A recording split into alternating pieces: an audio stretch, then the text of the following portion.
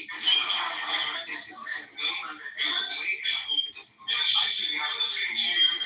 don't mean to be a conspiracy theorist, but you think it's an accident when Trump does stuff like change the name of the Department of Defense, the Department of War willy-nilly? I mean, he is throwing everything against the wall to see it will stick to distract.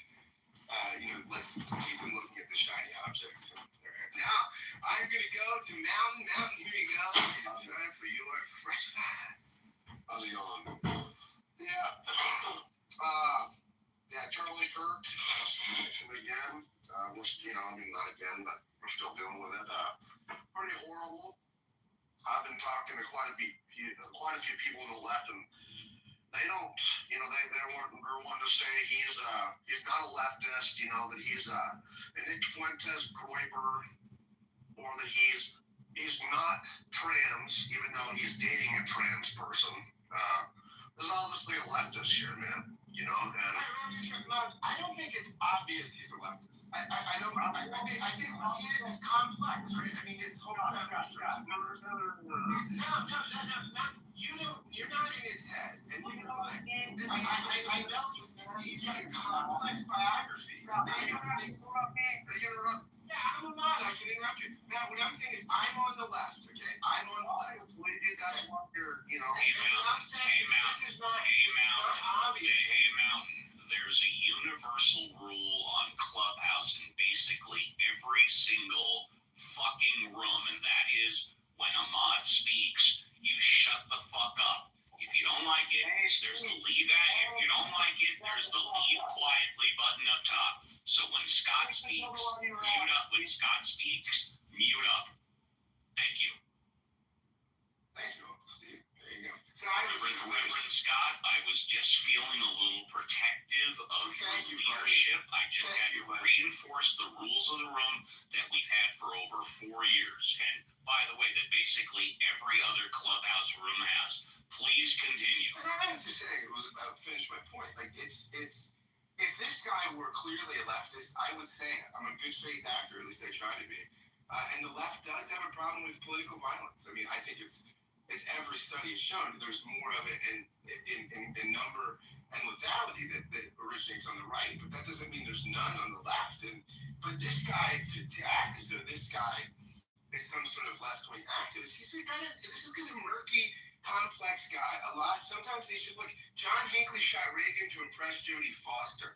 I mean, we don't always know, and I think our rush to sort of saying this was this side or this was that side, I think is that we don't know, and the story's still unfolding, and everything I've read, and I followed the story, is that this guy is murky, right? That I don't know that his identity is all that clear. So that's all I was saying. Right? If I could just echo what you're saying, there's this idea that if someone's gay, they're left, right? Like, it's something that they perpetuate amongst themselves, and yet when you look at like some of the news that's come out, Larry Craig from 20, 30 years ago going to totally advocated against the LGBTQ, and then he's busted in a sting in an airport bathroom trying to pick up someone who's gay. And Grindr crashed twice during the last RNC convention. Nobody wants to talk about that, but the idea is that, if you're gay, if you're this, or if you're in any way what they consider non-normal, you have to be on the left. I will say it's wrong to cut people into left and right. It's like everybody isn't left or right. People are more complex. Scott is right. Scott is correct. People are way more complicated than left and right. And I think as long as we continue dividing people into left and right, we're making the wrong, not that we need any divisions, but we're making the wrong division. Yeah, absolutely. I could not agree more. It's just, and again,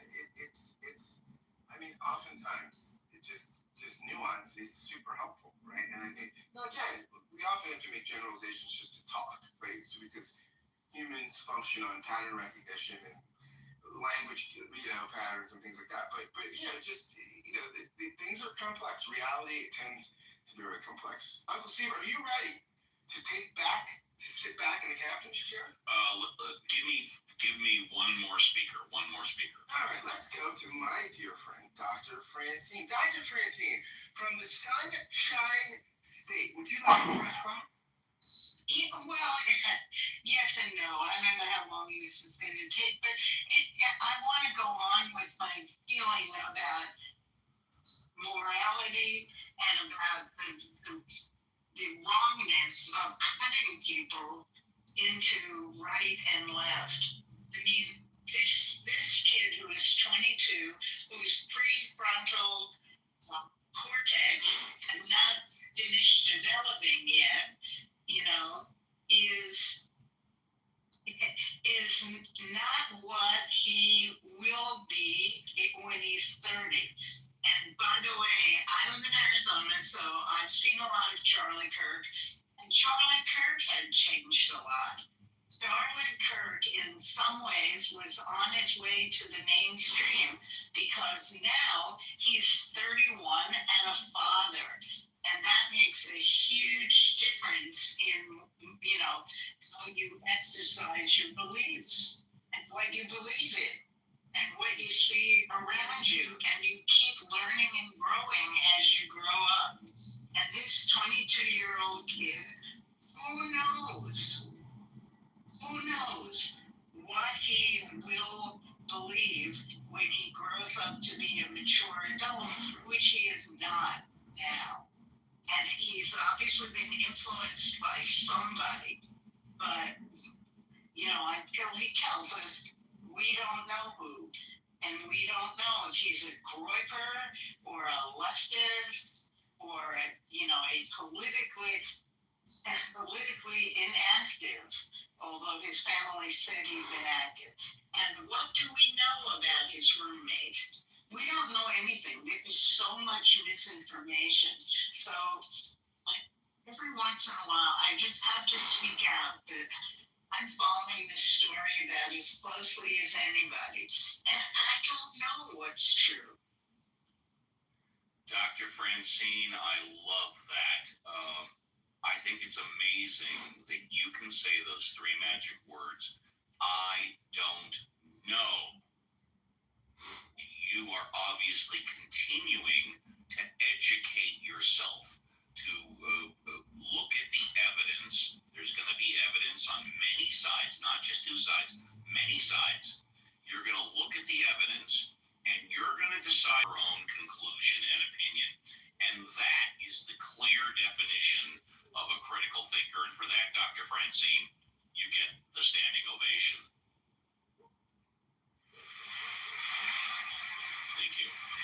And for that being said, also trying to segue, standing ovation for Reverend Scott. Thank you, Reverend Scott, for giving me the half-hour break. It's a pleasure. Yeah, it's great. This is a great show, baby. If you're in the audience, and by the way, I don't think Honey Badger has spoken, so he's going to be next within 60 seconds. If you're in the audience, this is now the time to be bold, brave, courageous. Raise your hand and come on up, because as we get closer to the top of the hour, it's going to become more difficult, if not impossible, to come on up and give your opinion. Let's go to Honey Badger. Honey Badger, welcome back to Ask the Atheist with the Mod Squad. What would you like to talk about? Honey Badger, yeah. Do I have audio? Can you hear me? Yes. Okay. Can you hear me? Yeah. There's an alarm going on. You are loud and clear. You get a fresh five. Okay. Perfect. Yeah, I don't need five. I just think it's interesting that the divisiveness and rhetoric and all this extreme talk that is just so easily played out in the media is freaking scary. And the President of the United States is a divisive, violent man who came to the table very shortly after one of his great friends was murdered on TV and said that the Dems and the libs and the left are radical and dangerous, and that this is hate speech, dude. And this is the if I may say, okay, I thought I had 5. Okay, no. I gotta get going pretty soon because I was pulling over to talk, but I was just going to say the first thing he advocated for was the death penalty, but I will go on mute. Yeah, no, I agree. Sorry, I just had a couple minutes. So the thing I want to point out is I find it ironic that all these people are claiming, like, let's just say this guy had a trans housemate, right? Let's just say this guy was gay, right? And he had a trans housemate. Okay, so a kid who came from a predominantly white Christian/Mormon society with money at a university that's predominantly white and probably Mormon, and came from a family that basically taught him to worship guns as a child, right? This guy with a strong Christian MAGA upbringing family is that easily swayed by trans stuff? Wow, sounds like this religious freaking gun-toting stuff doesn't work. I guess it doesn't have any power. I guess it's just pretty weak and flimsy and is easily just dismissed by someone who's so strongly embraced by that kind of environment. It's really strange listening to the fucking double speak in here. It's crazy. And Honey Badger, I'm going to give you a standing ovation, not for what you said, but the fact that you pulled over to say it. Thank you very much. Appreciate that. We love people. I know you've been in the room since pretty much start a couple hours.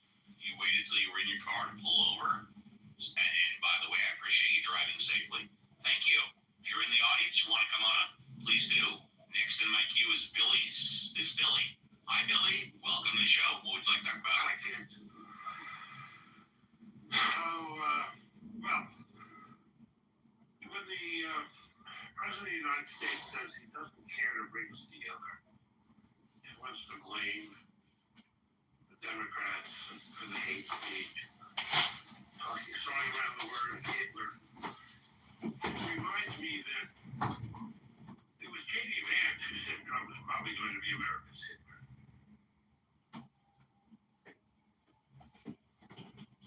Right. Is there anything else you wanted to say? Yeah. We're lost. We're lost, and having a gun makes you... Tell me why you are lost. Well, I no longer have my radio show. I was fired. I was silenced by the right wing. So I no longer have the voice I've had for the last 20 years. I did not get to say goodbye to my audience. And, most people that are fired on radio do not get sick. I know, Steve, I know. I think that when you own a gun, you want to use it. And that's a crazy place to find yourself. Well, it's interesting that you say that because over 99% of gun owners never shoot a person, never kill anybody, and arguably are responsible. If you want the stats, and by the way, I looked them up, in 2023, there were less than 50,000 gun deaths in America, like about 46 or 47,000. It's documented that there are over 100 million gun owners. There are over 400 million guns in circulation in America. There are over 100 million gun owners. Therefore, based on the numbers, 1% is a million. And clearly, Steve, it's just not enough. The only reason I bring it up is because when you make the statement, if you have a gun, you want to use it. I just wanted to bring out those facts. Go ahead. A few years ago, I'm still in reaction to shortly after they were talking about how the Dems stole the election. Yeah. And some guy gets up at one of their meetings and says, "When do we get to use our guns?" And I just find that in America today, we are willing to let people people kill children and rape children, and we're just not going to do anything about it. And that's Well, I don't agree with that one either. Look at the pushback that Trump's getting on Epstein. He's getting pushback from I both haven't heard the sides. word Epstein ever since Kirk got shot. Maybe that was why he arranged for Kirk to get shot. So it's your opinion that Trump manufactured this? No, it's not. It's my opinion. I can't put it past him, however. Fair enough. That's fine. I'm not going to argue with your opinion. Well, it's a fact that you can't put it past him. Not my opinion. No, it's an opinion. You think it's not a fact that Trump has the lowest character of any president we've experienced, and that he would do anything? Okay. Well, now, just to be clear, now you're moving the goalposts, and I am happy to discuss that narrative with you. So we're moving on to another topic. Go ahead. Make the question or statement again. I'd be happy to respond.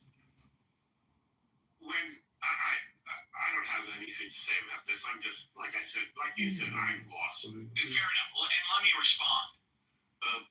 If you're alluding to that Trump is a master deflector, I completely agree. Trump is the greatest deflector president I've ever seen in my life. Ronald Reagan had the Teflon shield. Anything negatively sort of bounced right off him. But Trump is a master deflector. But I don't think we can attribute to the lack of conversation about Epstein for the past 72 hours on Trump. I think that has to do with the media, and it has to do with the population, because this is clearly the number one story. We're all searching for information. We're all, let's say, searching out our ground where we want to stand.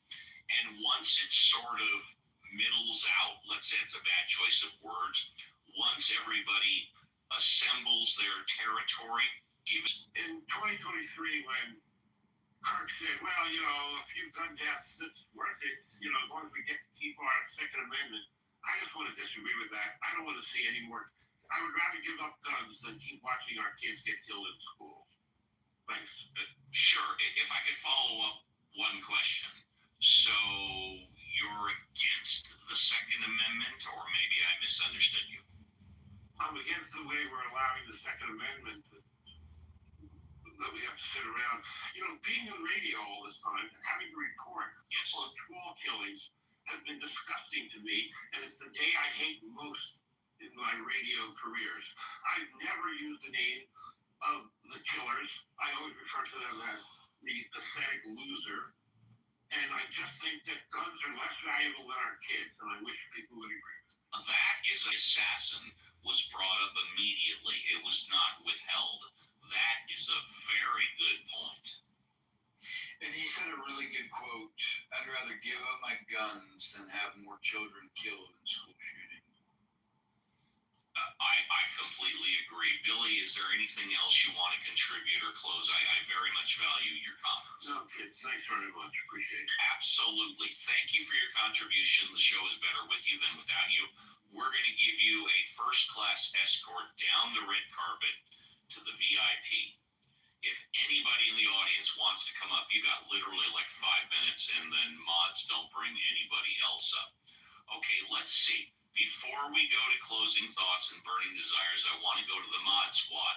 Anybody on the mod squad want to respond to anything that we've heard in the past 43 minutes?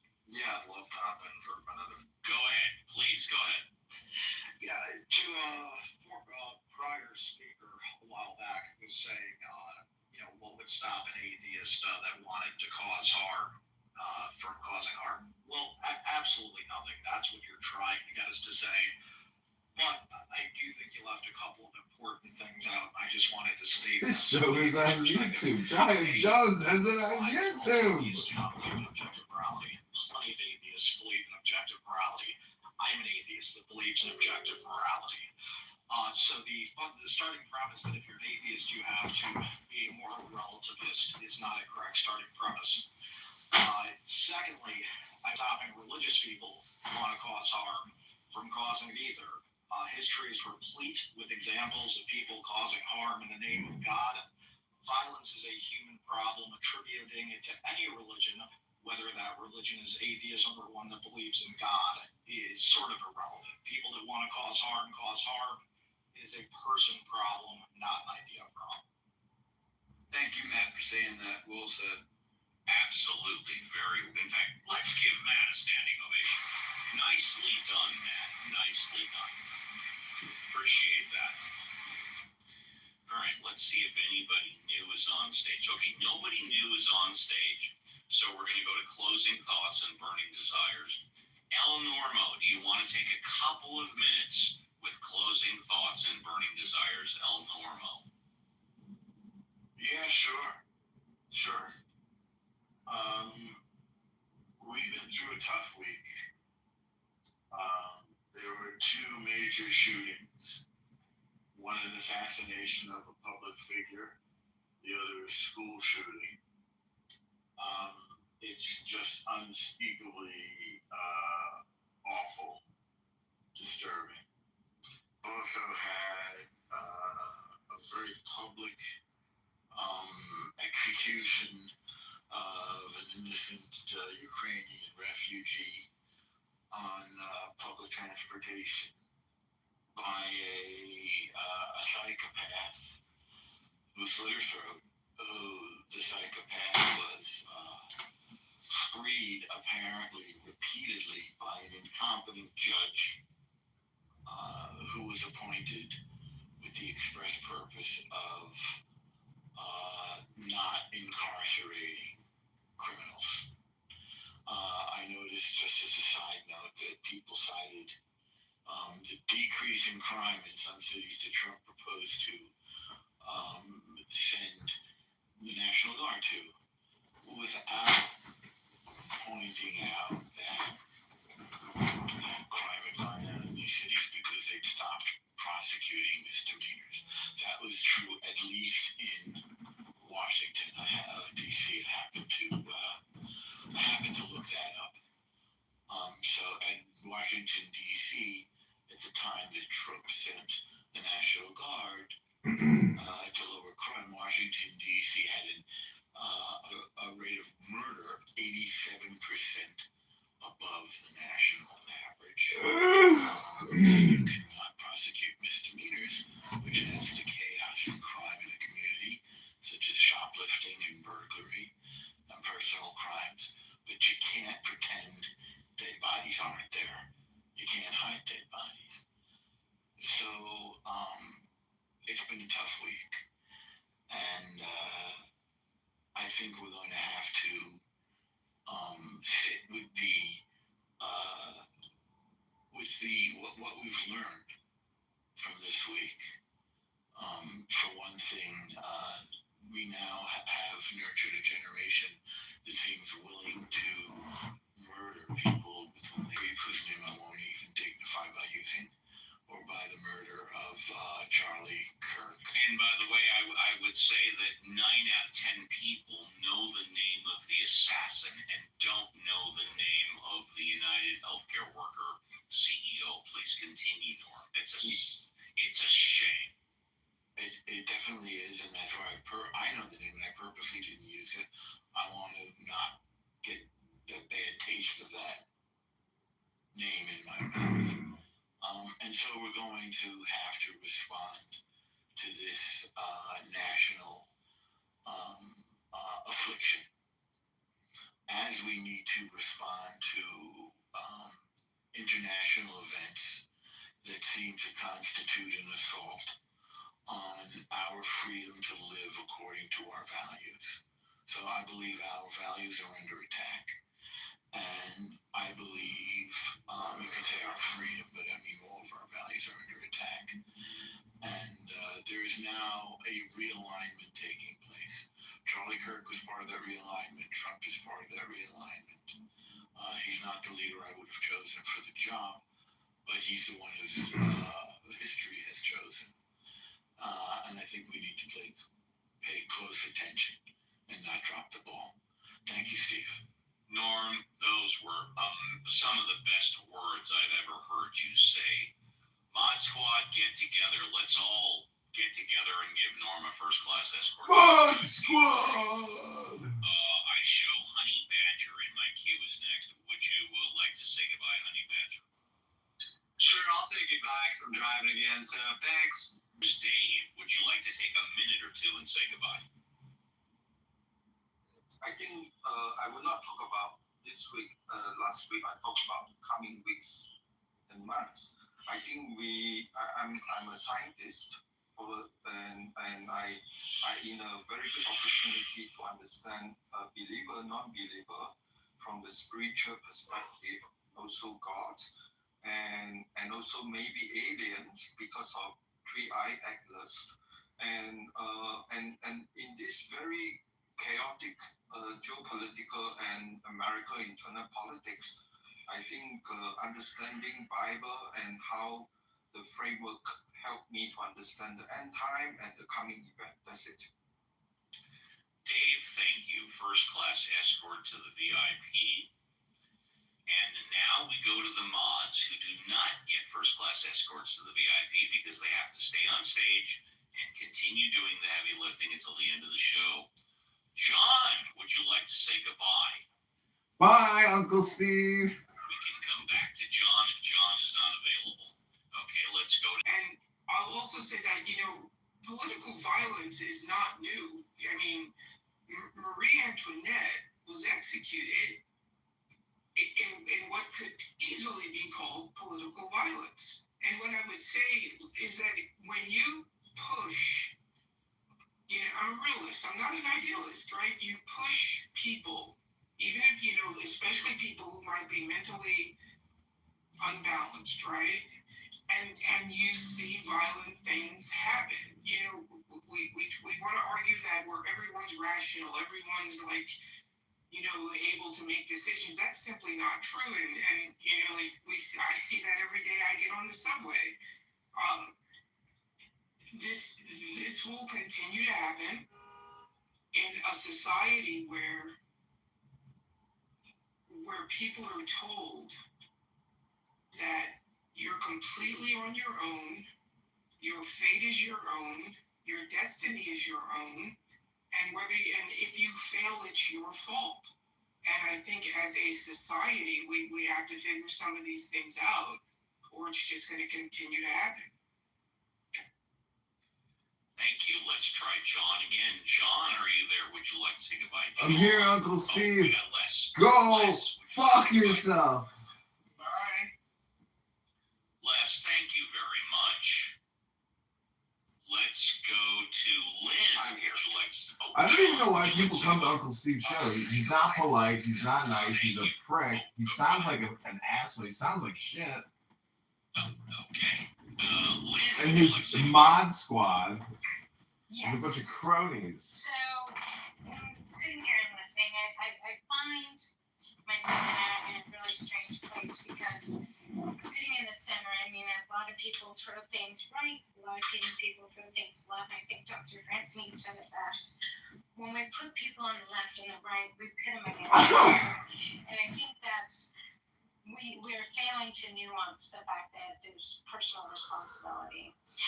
People want to blame the conservative parents of this possible alleged murder of Charlie Kirk, but they're not mentioning the fact that these people, well, this father anyway, is the one that turned him in, so clearly he believes in personal responsibility. And that's, I think, where we need to start is where is the personal responsibility rather than the finger pointing. And so, I'd like to see a little bit more of that and a little bit less of this person's fault or this family's fault or this ideology's fault.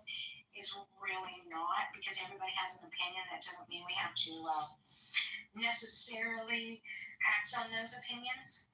And when we act on it, that is a choice we have then made. So I'd like to see a little bit more of that and a little less, it's, this is fault or trans fault or whatever. that we're going to blame on it. And so I do want to say that if he is the killer, I'm really happy that his father turned him in and did not make it seem like, oh, we need to cover this up and be all cutesy and sweet parents that love our children into their own, stupidity. So anyway, that's what I had to say, and thank you. Goodbye, everybody. Oh, hopefully I'll see some of you at Ask Young Elvis right after this. There you go. A little shameless plug. Love that. Matt, would you like to say goodbye? Yeah, to everybody listening, hope you have a great rest of the weekend, good work week. And I would part with the thought that in debate, one of the things you're supposed to do as a debater is to argue against the best interpretation of the other person's argument. You're supposed to be charitable and assume the strongest version, because arguing against that will allow you to provide your strongest. I believe that's known as a steelman argument. Steelmanning is something you can do if you're trying to make the argument for them. But I would say that's slightly separate. What I would say is we've become so fixated on winning debates that we are not fixated on the quality of our arguments when we do so, and it has made us weaker on both sides. I would encourage everybody to have the most charity for the people you disagree with possible, not because it benefits them, but because it benefits you. And if you can, try to see them as the most human you possibly can. Again, your disagreements with them will be more valid. Try to see Republican conservatives as human as humanly possible. Because you're a good person. Everybody that was doing it because they're a good person is already doing it. Do it because it makes you liberal superiority. It is 100% factual that the best debaters can argue either side successfully. Let's say goodbye to Wow, Richard. profound, Steve. Richard, would you like to say goodbye? Goodbye, everybody. Thank you for a great show, Steve. Thank you. Let's say goodbye to Violet. Violet, would you like to say goodbye? Great to have you back, Steve. And I wanted to say my personal opinion of the Mod Squad popcorn song is that it's awesome. I love that. I think it's perfect for the segment. And yeah, I hope everybody has a great week, safe journeys, and I'll see everybody soon. Bye. Thank you. And Alfonso is on the phone, so let's go to Reverend Scott. Reverend, would you like to say goodbye? Uncle Steve, they say the pain of parting is nothing to the joy of meeting again. So that's from Dickens. So while it's sorrowful that the show has to come to an end. Yes. It's because it's so amazing. But it goes on again and again every weekend, Uncle Steve. We're here. Right. It's a thrill to be here for our public, and I'm looking forward to just Fucking thrilled. high energy, action packed show. Weekend shows with my uncles. Today's show was amazing. Thank you, Mod Squad. Thank you, nieces and nephews. Hey, do I get to say Oh, where are you? Wait, where are I'm you? at the top You're at the top left. Hey, buddy. I humbly apologize. I got forgotten in the introduction of the Mod Squad, and now I'm getting forgotten for the goodbye to the Mod Squad. However, that does not affect Nobody likes to me. talk the slime. So I'm going to use this opportunity to say, once again, a great room, great conversations. And it was brought up about, atheist worldview. Atheism is not a worldview. It's also not a belief system. Atheism is an absence of belief in a God of gods. Many atheists do not consider morality a divine decree, but a human endeavor. We must understand that and not mislabel what atheism is. Atheism is not a threat to your It's beliefs. nothing. It's literally nothing. These outdated fears, and let's recognize that a person's lack of beliefs in a God does not equate to a lack of morals or a lack of purpose or a lack of humanity. Atheists are neighbors, friends, family members. Hi, neighbor! AKA Artists and leaders. They contribute to our society, not strengthen it. Not by believing in differently, but by living well. So people, there is a left wing and a right wing, and that bird flies. So we must cooperate, whether you're left or right. We got to stay in the middle to keep this bird flying. Folks. Wow, JCC, what a motivating speech! That was amazing. Unbelievable, JCC! Founder in the Atheism House, Alfonso. Would you like to say goodbye, Alfonso? Alfonso going once, Alfonso going twice. Well, on behalf of Alfonso, our fearless founder, we say goodbye. And that'll wrap it. Oh, wow, the fearless founder. Thank you, Steve has truly taken over the fearless founders show. And we'll be back next Saturday with Ask Uncle Steve with the Mod Squad. Next Sunday, Ask the Atheist with the Mod Squad. And I hope from the bottom of my heart, on behalf of the Mod Squad. Steve, you don't have a heart. We back up in that politically correct show, everybody. I can't, any other studio, any other producer, they would have said, absolutely, we're going to make sure Star gets the accommodation she needs. Like, but y'all, 3 black people didn't want to get this black woman some. And you know they won't gonna reimburse her? Because that's the part that just sounds crazy to me. I mean, I can see somebody saying, all right, look, go ahead and pay for yourself up front, and then whatever, you pay for, just send it to us and, invoice us, and we'll pay you on the back end. Like, it wasn't part of the budget because it was, Punches was a very limited budget, and that was supposed to be their argument that no, we're not paying for nobody because it's not in the budget, and we weren't even expecting to get picked up. This is an independent film, and it gets picked up by Lionsgate or whatever. Okay. So and that's what I say too, but like, all right, y'all didn't, okay, so.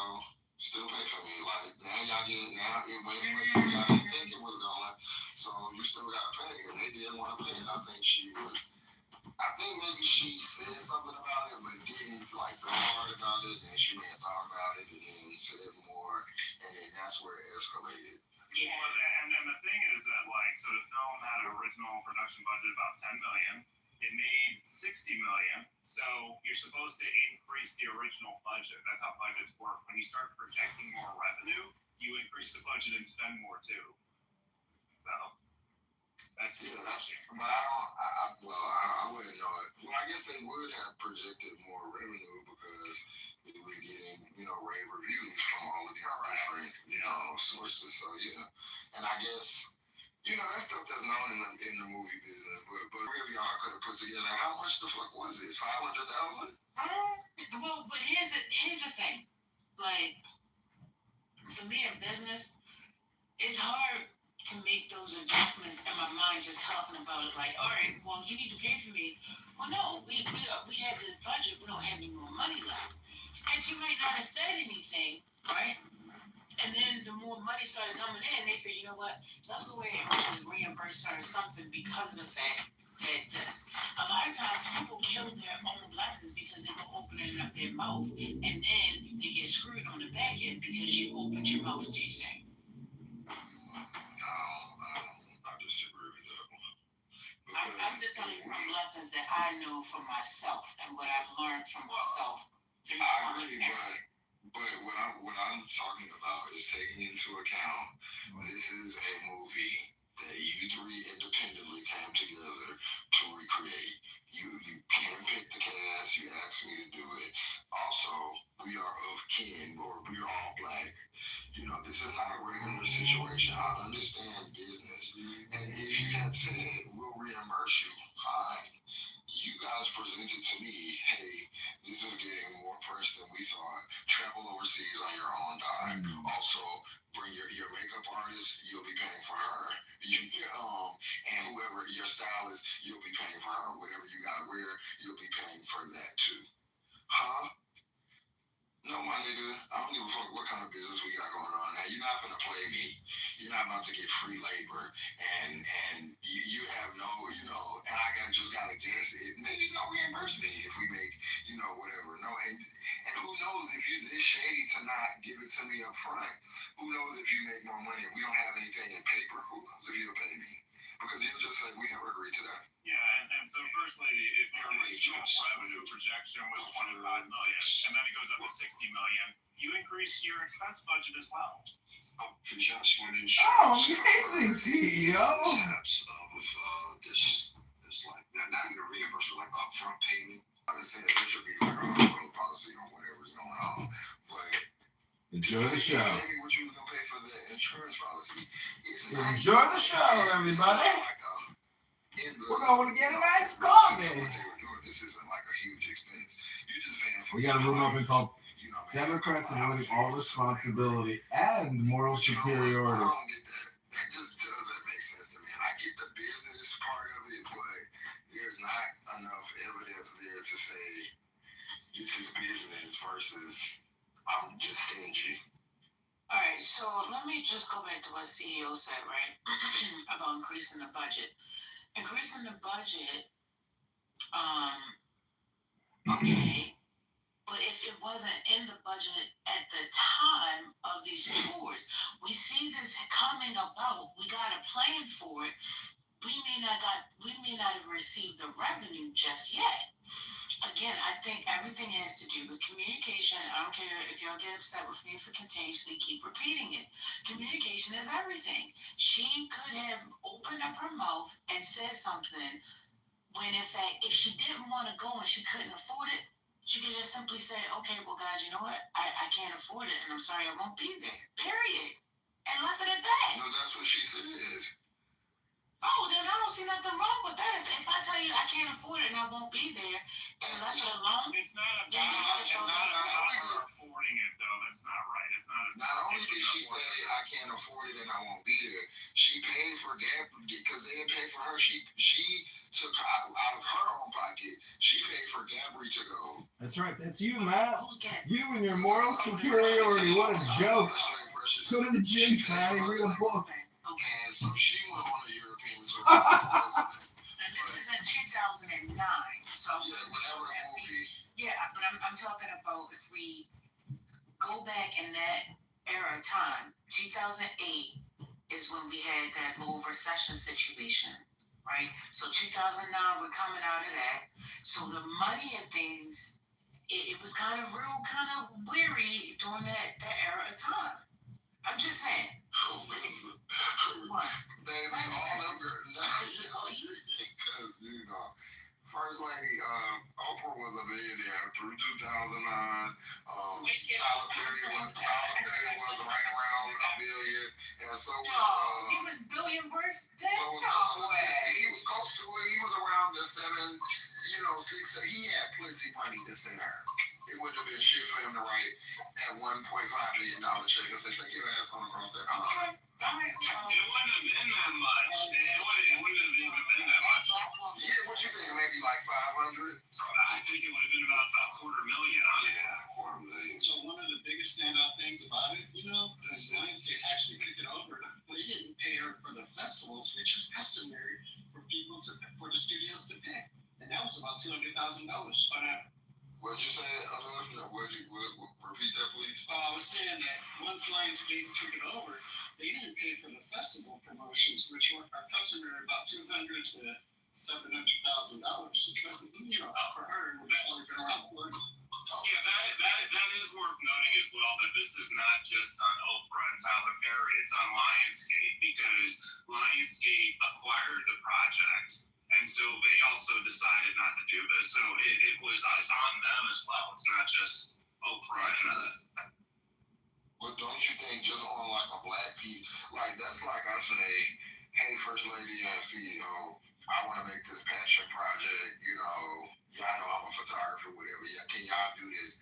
Just on the strength, like Black Power, what I'm saying? I pay y'all a little something, but I don't really have. I'm not, and then a motherfucking, let's say Bill Gates or whatever, like it's his new favorite thing and it gets crazy, attention and wow, what I'm saying? First Lady, your face is all over everywhere. connection or whatever, or I'm getting, and then you like, well, because of stuff, and I'm like, girl, we ain't saying nothing like that. This is business. Like, that's corny. Like, and I feel like, all right, I can't take you to court, so in these streets, I'm gonna wear your ass out. And I feel like that's her method, because she can't, like, they did it on the strength, like, I see you see me, sister, and now, but that don't work in court, so I gotta just get on and keep roasting y'all, because y'all fuck my shit up. So that's how I see her position. She was underpaid. She was undervalued to the tune of $5 million to $10 million.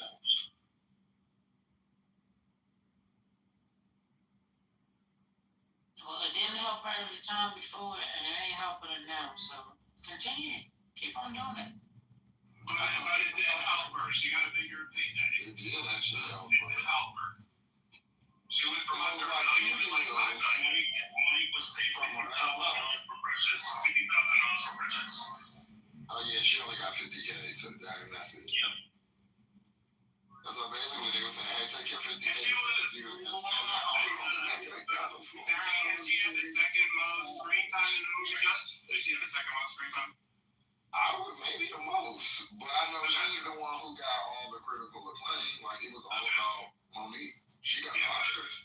Yeah, so look at it like this, right? So she got paid $50,000. The film made $60 million and had all these awards. I mean, that is completely sensible. What did they pay Mariah Carey? That's what I want to know.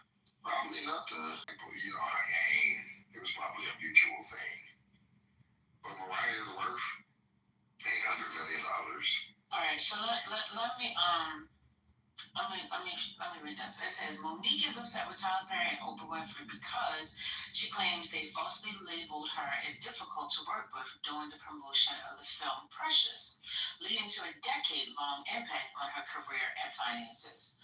Monique refused to participate in unpaid promotional duties, while Tyler Perry allegedly spread the difficult label, which she believes Oprah and Perry used to blackball her in Hollywood. Monique has been seeking accountability from both for the alleged damage to her career and livelihood. Now, Precious promotion in 2009, during the promotion of the film Precious, Monique starred in a film executive produced by Tyler Perry and Oprah Winfrey. Refusal of unpaid work. Monique declined to do unpaid promotional work, including traveling to the Cannes Film Festival, citing prior commitments and lack of contractual obligation for such work.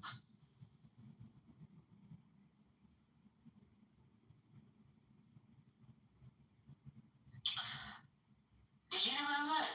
Citing she got prior commitments. Did you read? But hold on, go back up. Mm-hmm. Read. She wouldn't agree to what? Let me see what you're talking about. When she openly accused blackball her, Monique has been seeking accountability from both of the alleged damage to her career and livelihood. What are you talking about? Unpaid promotion. Okay, so yes, so that was the name of this section. It says refusal of unpaid work. Right. So that's what we're talking about. She refused to do it because it was unpaid. So Monique declined to do unpaid promotional work, including traveling to the Cannes Film Festival, citing, she's telling them, her reasoning that she's saying is because I had prior commitments and a lack of contractual obligation for such work, meaning that our contract does not require me to be there, nor do I, and on top of that, I already have prior commitments. That's the reason you're why. Not paying me. What do you have to go listen to her speak on it. I got you. So not only do I have prior commitments and I don't have a contract with you to do it, I'm not getting paid for it. Right? Or like... Right, but that when they asked about it, Lee Daniels and Oprah and them, they didn't say that. They said Monique is hard to work with. That's how the whole... I'm just trying to get the Right, I'm about to tell you, so according to per Monique, it went more like this. Oh, okay, cool. So how is that getting paid for? Oh, you gotta pay for it. Oh, okay, y'all can't pay for it. No, we can't. Oh, okay, well, I had something to do anyway, so I can't be bothered. If y'all not gonna pay for it, that's more of how, according per Monique. Yeah, so here's the biggest insult of it. So she was supposed to go to France, Canada, London, Dubai, and like 77 U.S. cities. That would have cost her more than the $50,000 she was paid to do the film. So that was basically her excuse because they said they're not gonna pay, even whatever. So she said, "Oh, I got other shit to do." And if I remember correctly, she didn't have nothing else to do. That's what she said. You have to go in. She goes into the whole speech about what happened, the conversation she had with both of them, and kind of suggesting, well, y'all can't pay for it. I don't think she ever outright asked, hey, can y'all just come out of y'all pocket? But she kind of suggested, and they was both like, nah, we good. Yeah.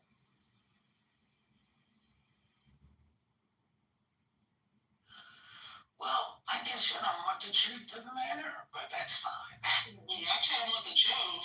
You can't handle the truth. What do you mean?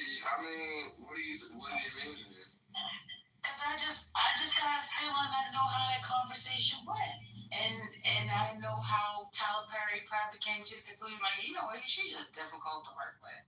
And getting in his little mood and saying it, but putting it out there, I honestly, and I could be wrong, but I don't think that he thought about what could possibly happen with him saying that. I feel like he was more frustrated with the fact that she would not be showing up. And that's therefore is why he said what he said. That might be true of Tyler Perry at the time, but did Oprah say the same thing, Jess? Did Oprah say that as well? Oprah knew First Lady. Oprah would know that.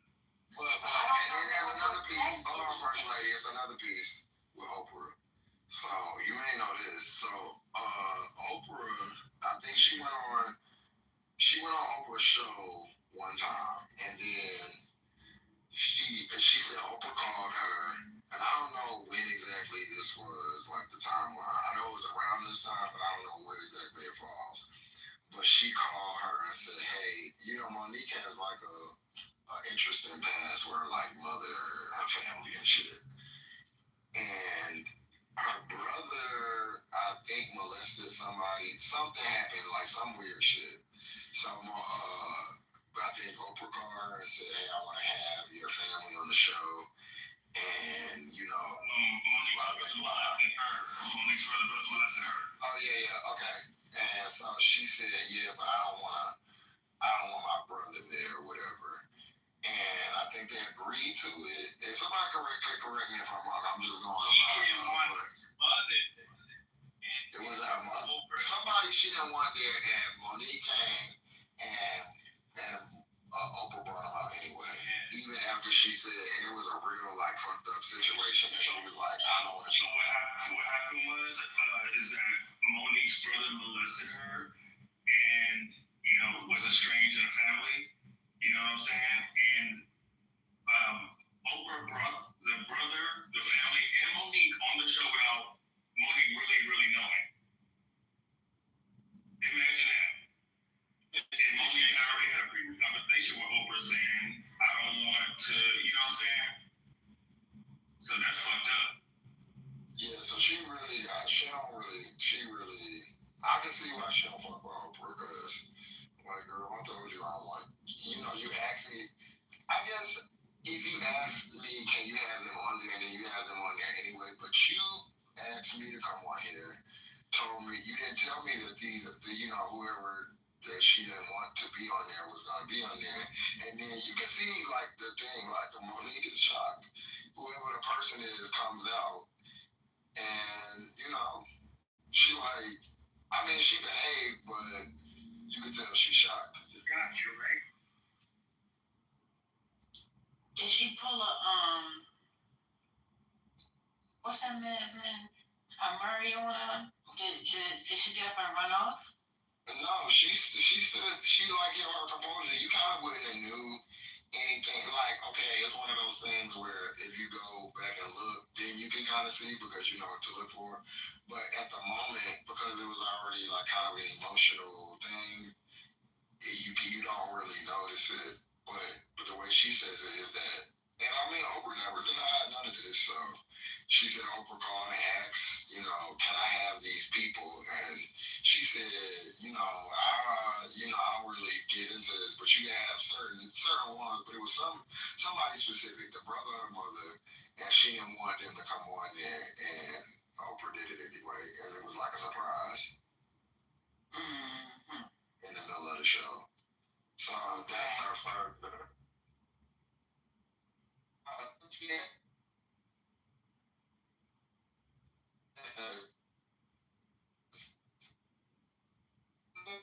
I forget his name.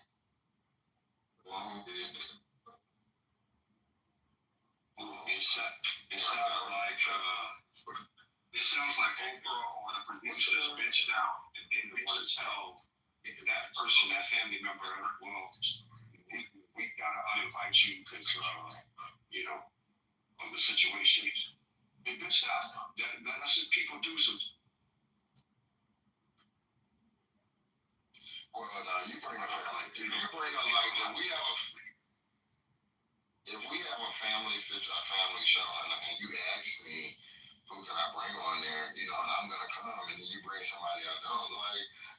I ain't bad, but when I leave that show, I'm never fucking with you again because you try to set me up. And that's what I'm saying. That's a fact, and that's what I'm saying. That was bad practice for the producer of the show or the host for not following the directives of the subject guest. It's just like, what are you doing? Over production? What are you doing, sir? I don't know. I know everybody like Oprah got too many bad. I don't care about no damn Oprah. I'm just trying to get to the business. So that happened before Precious, right?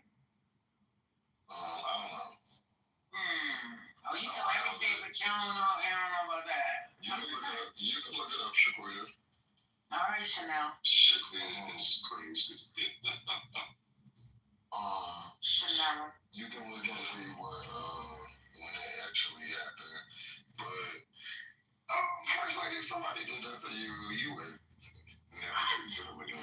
That's what I'm trying. That's the reason why I was asking.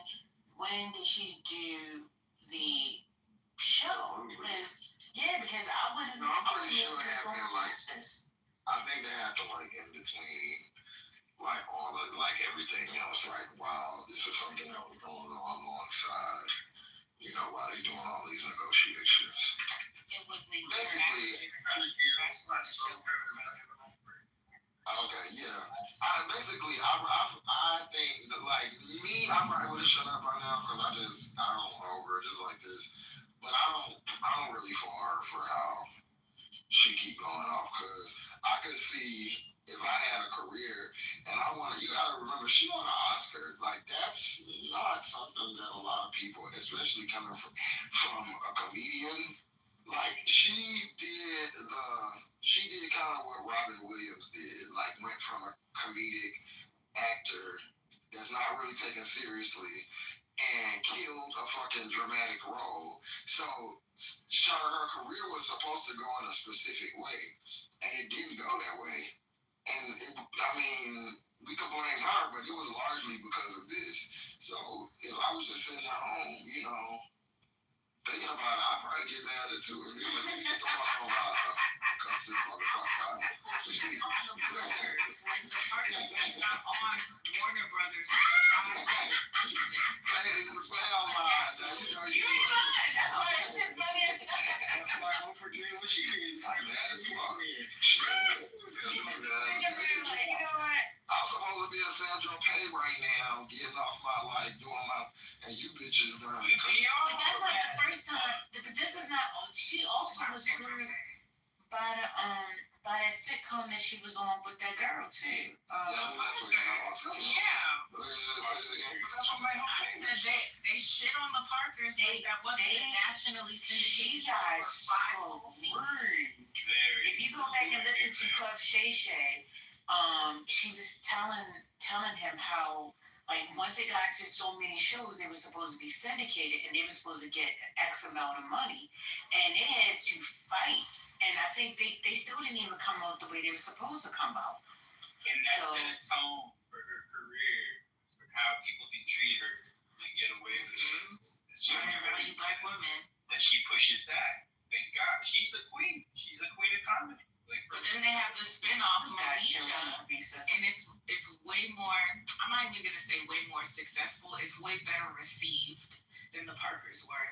And it's literally a spin-off of it literally was birthed from the success of the Parkers, was Moesha. Yeah. What? Yeah. Yeah. It's came from Moesha. You didn't realize that? Spin-off. No, I thought.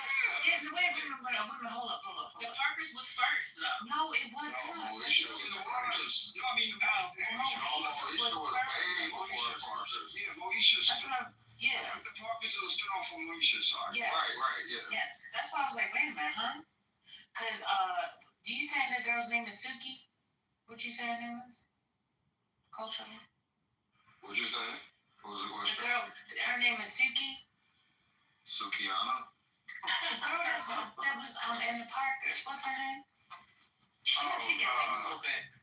Not Cinder's Bliss. Okay. What's my girl name? That's not her name. Countess Vaughn. Yes. I love me some Countess. He's silly as hell in the watch. She is so funny. But yeah, she was in Moesha because she was friends. Mom said yeah. Eat it up. I watched that episode today. What's that boy she was dating? That boy, the one with the bald head. Did he die? He did die. Wait, no. He didn't The die. one that kept coming in the house and taking their food, he died. Oh, no, you talking about... I'm pretty sure he died. Hakeem. Oh, Hakeem. That's not who I was talking about. But yeah. Hakeem. Who you talking about the dude from Sticky Fingers? Yeah. Yeah. Sticky Fingers ain't that? Yeah, that's who you said, boy, who? Wait, Hakeem died? Yeah, Hakeem was sick, wasn't he? Oh, my God. Hakeem been gone for forever. You know who you remember when Romeo from, Santana, you talking about Mr. Santana from, Yeah. From Steve Harvey. Yeah, when he died. Yeah, that was crazy. Took my man away. That was supposed to be, we were supposed to get married. Wait a minute. Was that the one he got picked up? No, that was still, I think that he got picked up where somebody was in a car or something, picked somebody up. I think he died, I forgot. I think he got killed, right? Yeah, he got shot in the car. Okay, he got shot in the car. Well, wasn't that around, didn't Bill Cosby's son get killed in a similar way? Yes. Yeah, I remember that. I forgot how he got killed. Yeah. I mean, but look, at the end of the day, you know, so they're doing nothing wrong with saying there was a robbery. Oh. Yeah, but about Monique telling the industry, that person's hard to work with. Fucking with their money. Like, nah, you gotta see a judge, homie. We going to court. Like, I'm not going for this. You're not gonna be telling people I'm hard to work with, knowing damn well that's gonna affect my income. Well, if it's a true statement, then okay, cool. If it's a true it's not statement, defamation. Right, but if it's a true statement, then what we're gonna do is we're gonna go to the lawyers and let's hash this out in front of the court, in legal standing. So if it's true, then we'll find that out. But you know, you go ahead and say it, then I gotta sue you. What the fuck?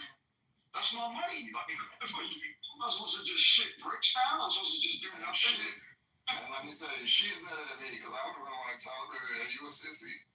And I'm about to tell the world how you did it. And you don't want nobody to know. Hold on, you said you supposed to be defending Tyler Perry. You said you was gonna go work for him. Okay. You remember? You was like, if Tyler Perry call me right now, I'm going to work. If he expect me to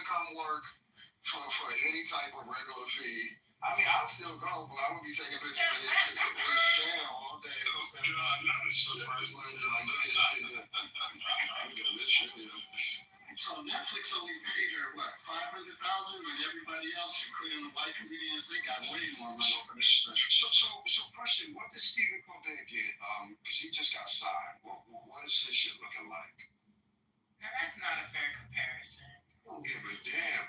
I'm talking about That is not a fair comparison.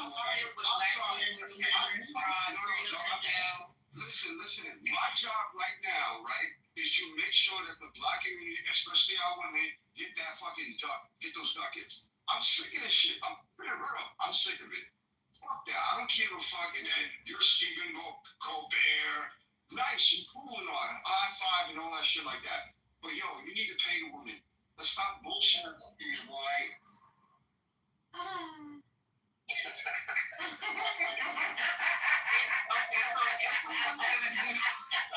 Because now we're doing that DEI stuff, and we should be comparing resumes that are similar. That's what I'm trying to say. That's all right. We should be comparing people with similar resumes. If we was gonna compare a black woman to Stephen Colbert, this is a rich, but I would say Wanda Sykes, because she had a nice show for a little while, and she had like 3 HBO specials. Wanda's like, I know what you heard. Yeah, those white men Woke up in the middle of the night and had 2 adopted white kids was at the end of her bed, and she said she started throwing shit at them because she thought they was ghosts. She said, I don't know why I got them 2 little motherfuckers. She said they all got blonde hair and ghost blue eyes. She said they show up behind you. She said it's a jump scare. She said she get the center table and they'll tap her on the shoulder. She like, ah. And she like, oh hey sweetie, how you doing? Hey, watch. What the hell was I gonna do right now? Peace and blessings in the room. Oh, I know what I got. peace and blessings to the room. Hello. Well, thanks for the non-human animals, asking for you to go vegan for justice, for your health, and for peace on earth.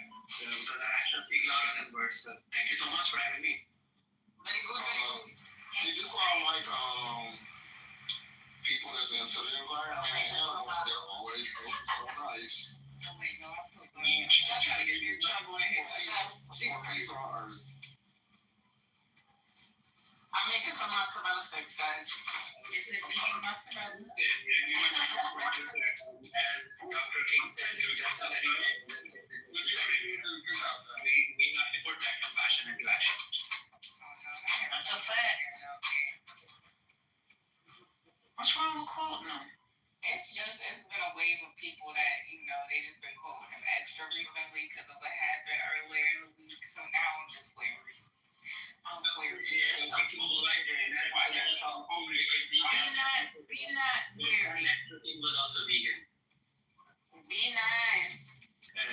Fight against injustice into action, as Dr. King said. So this is not a new thing. Whereas Dr. King and Dexter King were vegan. So thank you so much.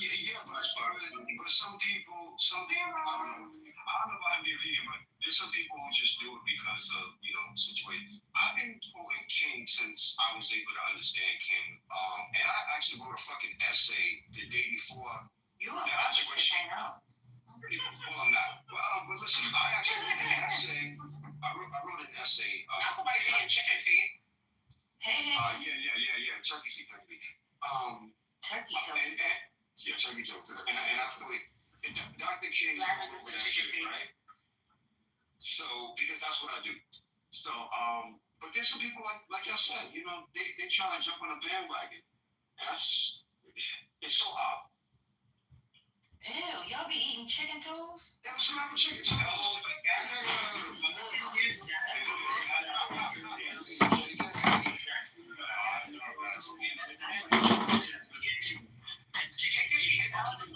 It's going to give you a How the fuck is a chicken for health? It is. Read up on it. They're gonna walk right out of your life. Y'all grow them little pterodactyl arms. I don't want to girls want to listen loud. Somebody just kicked them out. I hate shit when you grow up. You eat the whole chicken, but then you don't want to eat the chicken. Oh, you know, I was gonna say, Mel gonna have a talent on her baby time. She's gonna be clapping on this. No, I don't eat it. They just said it's healthy. I heard, but I never tried it. Yeah, I will eat wing and this.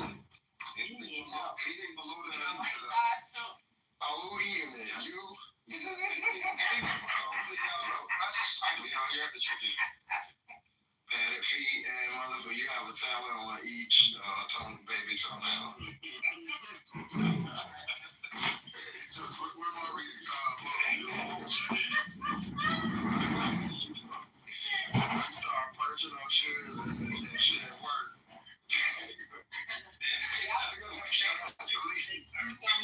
They use some because all right, we had enough of this nigga. I said y'all need to be careful because they use them to make bone broth. What you just said? They use it to make. Yeah, but $20 now. Ain't nobody using oxtails to make bone broth. What is that? Oh, that's it. They use the chicken feet to make bone broth. Absolutely. Baby, when I tell you I ain't never purchased nothing called broth. Where you sell that at?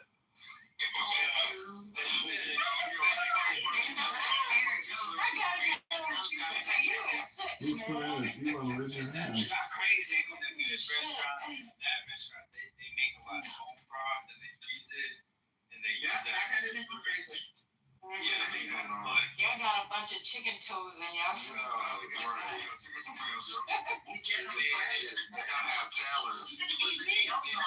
No, Lavender, don't make us numb, baby. It's okay. Y'all feet start getting this.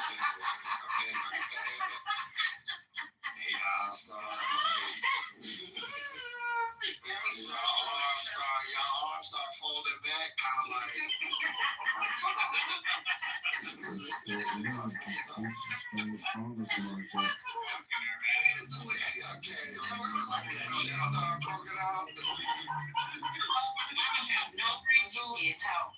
I don't have no wrinkles. My face is not falling. I'm doing good. But I'm eating the way I'm supposed to eat.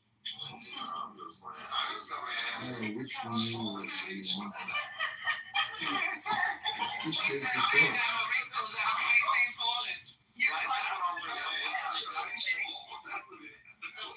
When your face hangs. You got no big man. I don't eat no big feet. I don't eat nothing. You need a facelift. I'm not eating the foot of nothing. I'm like, I eat a peel. I'll suck a people toe before I suck the peel. You don't eat big feet. Oh, come on, Ray. Hey, Ray. You make the class. Alvarado, I know.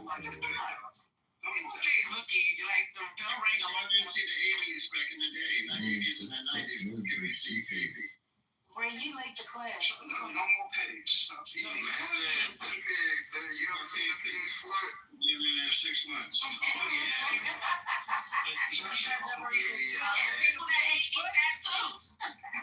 That shit. I mean, is that a slave food? Is that something that black people made out of?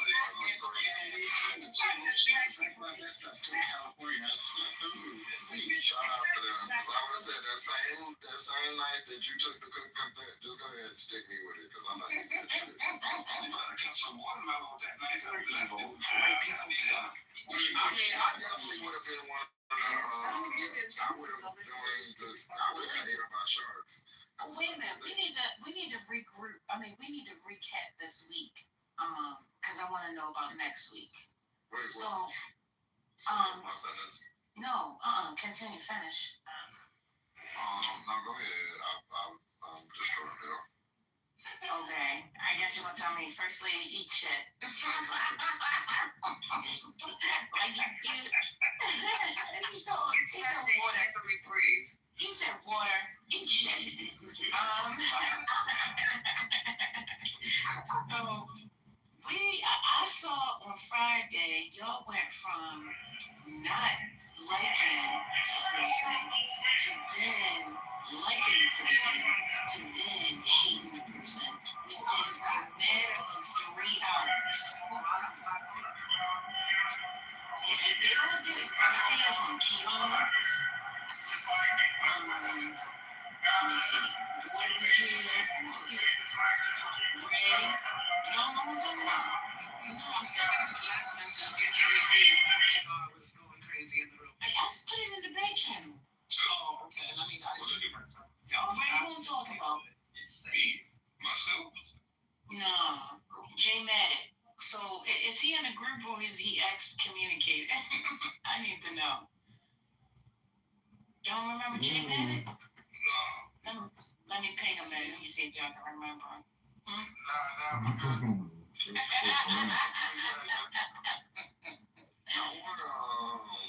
I would get some chicken foot bone broth, so back channel me.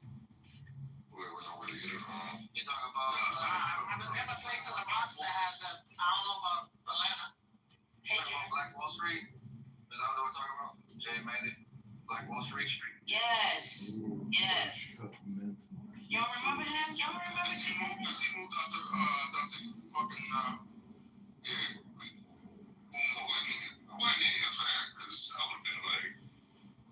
That's the dude that he's from Oklahoma and he kept asking about Lincoln. Y'all went from not liking him to liking him to not to hating the boy. I will say, Well, he didn't vote for Trump, he said, but he also was dumb. this week has brought Omar to my the very top of the worst MAGA list. Wait a minute. I Conversation on the show.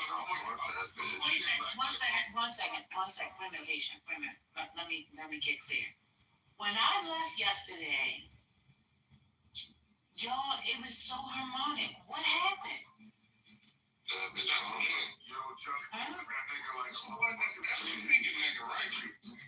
No, Omari.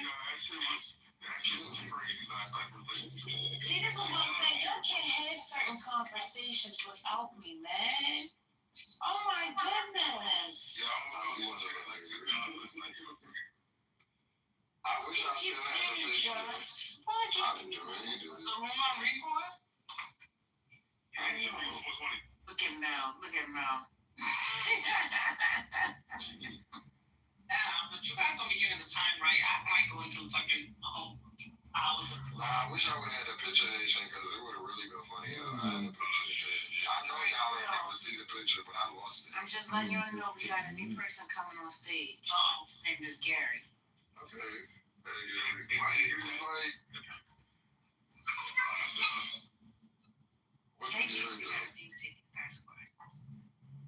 Hey Gary, how are you, Gary? Happy Sunday, Gary. Gary cool. He was I think this might be some other white man, but the other white man that looked like Gary was cool. Mr. Gary. Mr. Gary, you asked to be on stage. Mr. Gary, you asked to be on stage. I don't hear from you, Mr. Gary. What's going on? Okay, Mr. Gary. You got 10 seconds. Mr. Gary back in that bomb. Mr. Gary. Ooh. Touch for the very first time. Like a virgin.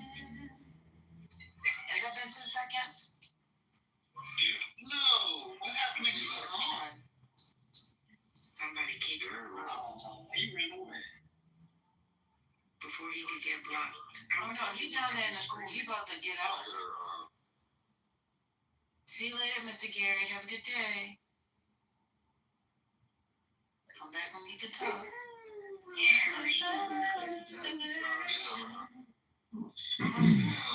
told you, I just kicked him out. He couldn't leave. He was in the audience.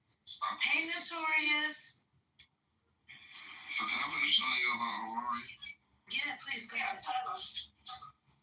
So do you remember the picture that Amari took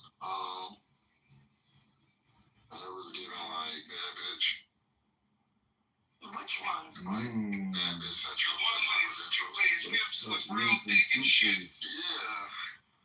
And I wish I still had it. You also got me looking at that man's hips like that. Yeah. Well, I mean, he had them pushed out. He had them on presentation. Wasn't nobody like, oh, my God. No, Fresh cut, Mr. Peaches.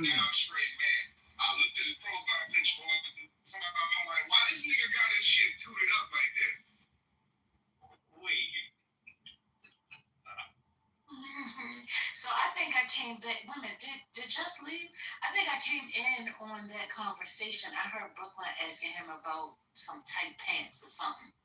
And he was like, so are you saying, he said, so should I wear baggy pants like back in the marketplace in 2020? That's the part of the conversation I heard.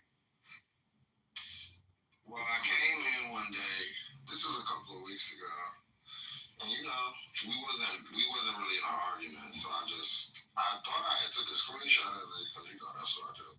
But I just wasn't taking mental note of it. But he kept the picture up, and it was like him.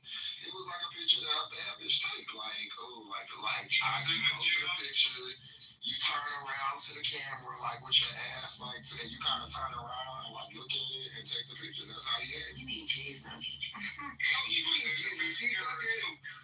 And I was like, oh, power to the people, straight man are out here living their best. So, you know, I didn't say nothing, too long. But then he wanted to try to roast last night. So I really wish I had the picture so y'all could see it. Because, okay, just like take a thermal shirt like you might have. And if you take it and pull it over your ass to make your ass like accentuate or whatever, that's how he had it.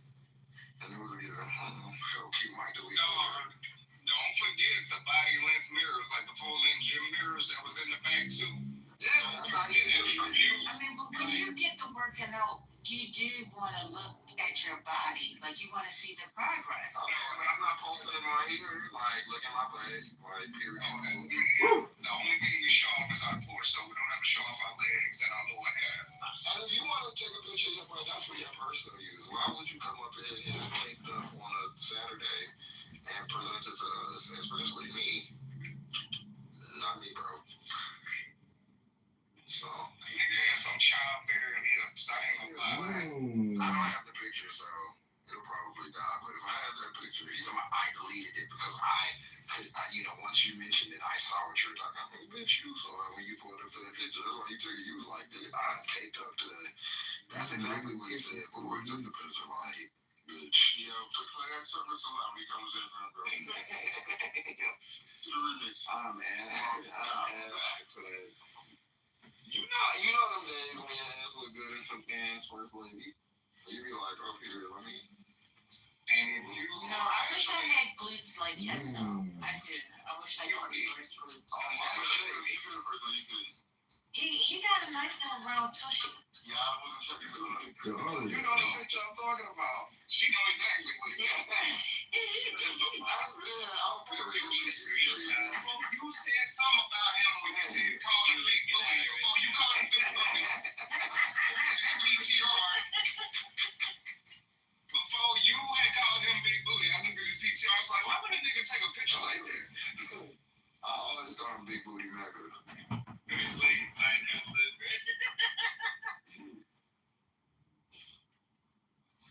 No, y'all not gonna be friends no more? Nobody was over his friend. I don't know. Person never interviewed me. What's setting up play date?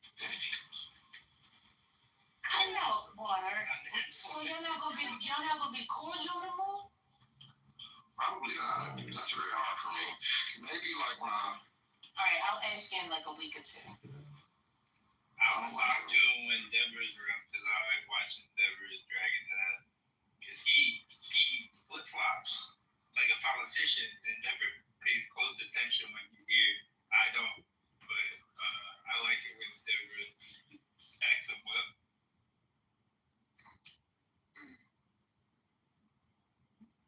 I really hate that. I felt like y'all were making headway yesterday. No, you were mad at him too because he kept trying to say that we were celebrating that man death. That's what really was pissing me off. Exactly. And I was like, why you keep saying that? And he was like, yes, because some people weren't. Yes, I'm saying he just kept repeating. It was like, bitch, that didn't happen. And now I feel like you're trying to imply something, bitch. But he's always just repeating MAGA talking points, like some people. I'm not gonna say things. I told them that I was the only one that was celebratory about it. Put it on me, not everybody else. But they didn't want to do that. Put the blame on me. Yeah, the people that said they was like that, they admitted it. I mean, so talk to them. Don't keep talking to me. But that's the reason why yesterday I kept trying to say, let's not talk about what's happening out there in the world. Let's talk about here. So then you could be specific, you know? But I don't know. It is what it is. But that's what made me piss me off, because it's like you trying to implicate. Like, wouldn't you keep saying it over and over again? It's like, are you trying to implicate? Like, is this a separate problem? Because I don't like how you keep doing it. If they keep saying it over and over again, it makes it true to them. So just like they keep saying that the shooter was a leftist, they're still saying it. So that's just what they do. But I was gonna tell you, our NAACP here canceled a political talk that was gonna be held at my church this week because of what happened. Yep. See, it's happening already. Damn. They're not coming out. This is not good. We cannot be dropping everything for this shit. This isn't good. This is not good. We don't drop it all for Gaza. What are we doing? Drop it like it's hot. Drop it like it's hot. What? This happened in America. Yeah. And these maggots are in America. My church has security just like Ashton, but they're not gonna just set people up to no. Sandra, I'm putting up a GoFundMe for Waters' ticket to Gaza, so he can go over there and tell them all. We're gonna make sure you get out there, and it's a one-way ticket. Yeah. On one way. Listen, everything. On a boat. It's one way. Turn trip, bro. Don't worry. I just want to say one right. I got some news. Hold on. Did y'all hear that there's a bill being proposed for your passport to be revoked if you speak out against Israel now? Yeah, that's what they're talking about. Driver's license.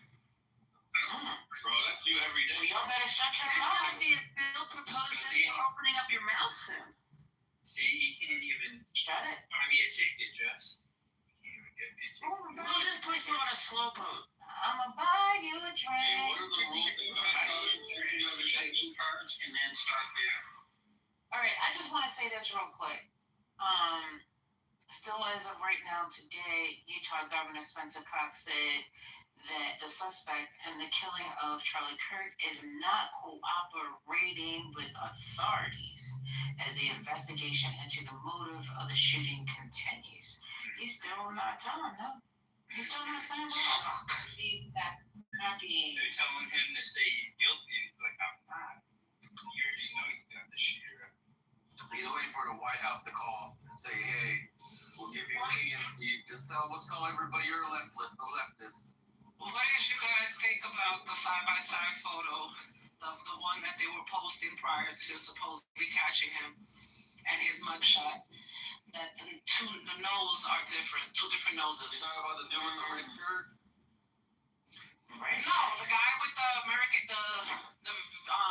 the veteran shirt that had the hat on with the glasses versus the person on the mugshot.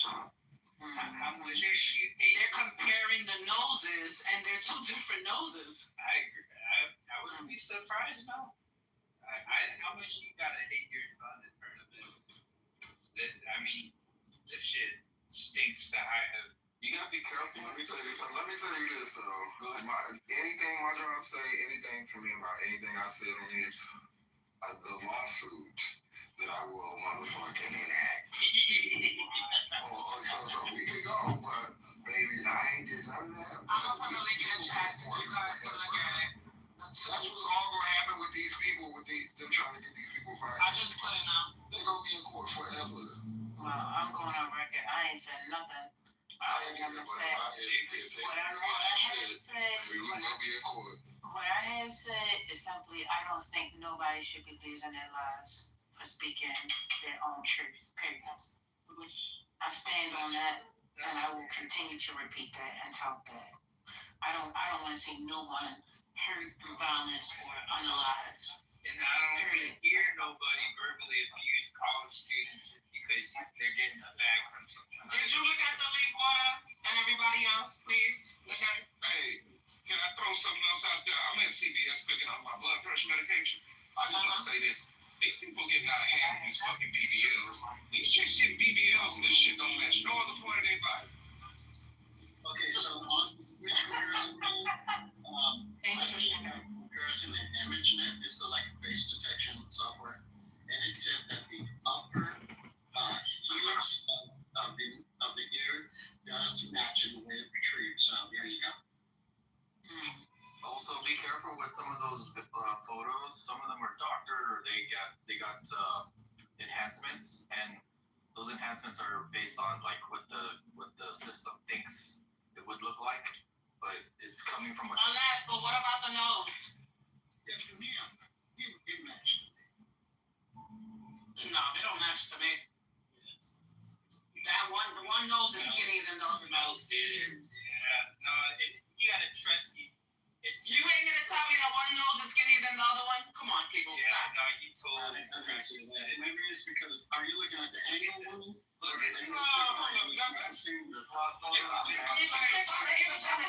minute, let's get away from the subject for a minute, please, y'all. I tried to talk about the BBLs. Yeah, well, that wasn't a good subject.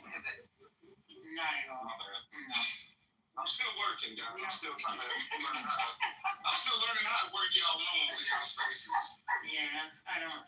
What do you want us to say about that? We don't have any visual. We don't understand. Anyway, so what's this thing about Biden's immigration plan? A federal judge is considering a challenge to a new Biden administration plan that would shield undocumented spouses of U.S. citizens from deportation. Huh?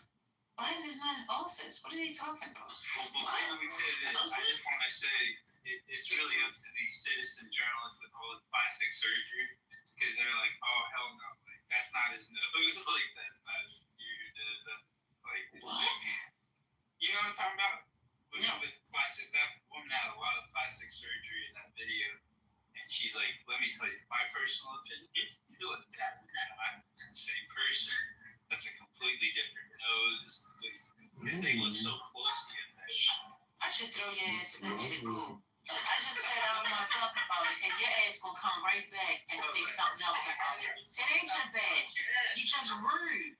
You just fucking rude. I don't care if you gotta get it off your chest. I feel better. First lady, can I ask you a question for real? Tread lightly. Tread lightly. No, Go ahead. I really wondered this past couple days. Are you like from the Baltimore area? No. Oh, okay. No, please don't ask that lady that. Next topic. Now, why the fuck would you ask me where the fuck I'm from? Fucking public of radio, huh? Fuck wrong with you? She said the area. I'm sorry. I probably don't be at me, and then when I say it again, don't be like, what are you doing? What are you eating on that? I'm very Canadian. What are you doing with this? Some fried chicken. Ew. You don't want chicken feet, but you want fried chicken, okay? You just ate a beef toe, and it's I ain't eat no damn toe of nobody's feet. No. Restaurant. Alright, so Intel's new investigation, the US government now owns a 10% stake in Intel, making it the company's largest shareholder. What? You don't talk about? No, this is last week. Why you sleeping? Whole lot of shit. Dang. Yeah, it's like South Korea pulling money out. Yep. Dang. They came and got their people. And their money. Just fuck y'all. And their money. Yeah. They're not the only country that pulled out investments. Qatar pulled out 1.5 trillion because America backed Israel for bombing Palestinian negotiators in Qatar. So they said, fuck that. 1.5 is me pulling that shit back. It's not. They probably asking for the plane back too. Fuck that. Get the plane back.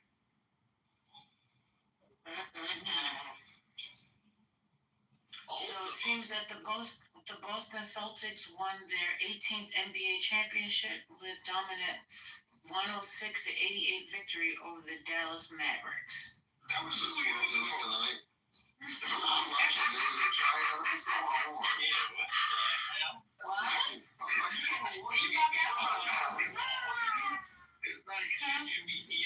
It's football season. What game you watching? Because they won 2 years ago. I'm confused. What about Crawford? You want to talk about that? Or? Indiana won this year. She picked the wrong iPhone 8 in the star region. The next breaking news she gonna have. Is the Indianapolis Colts selected Peyton Manning with the first pick in the NFL draft. Right now, Cowboys and Sixers. Look, right now the Giants and Cowboys. That's all that matters. That's all that matters. We not fighting. All right. NATO has Well, the Giants and the Celtics evidently have a scrimmage game coming up. NATO has announced plans to enhance its defensive posture on its eastern flank, bordering Russia, Belarus, and Ukraine. Can they do that accent again, please? I don't know which one. No, seriously.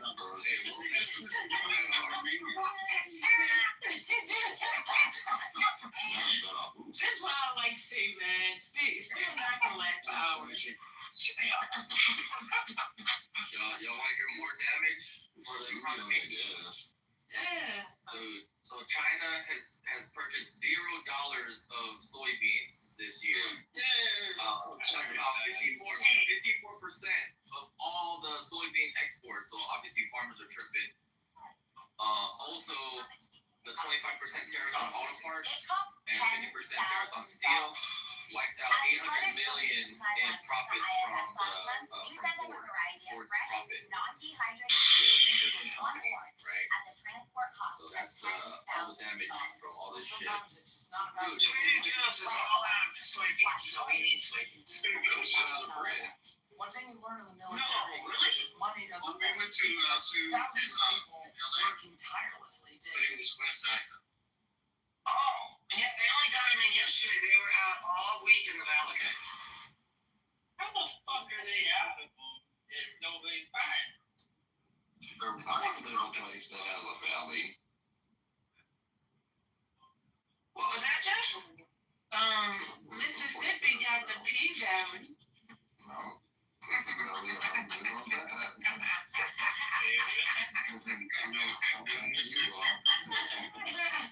Down in the valley where the girls get naked.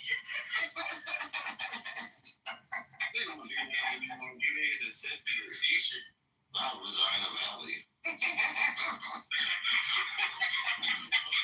That could be a good Tell one. us about it, Jess. Well, that's a retreat. I don't know if you're off to it. I should speed up past that exit. in Vagina Valley. The seafood. It shouldn't be so seafood. I thought that was a landlocked area. There should only be in. That came from Lavender.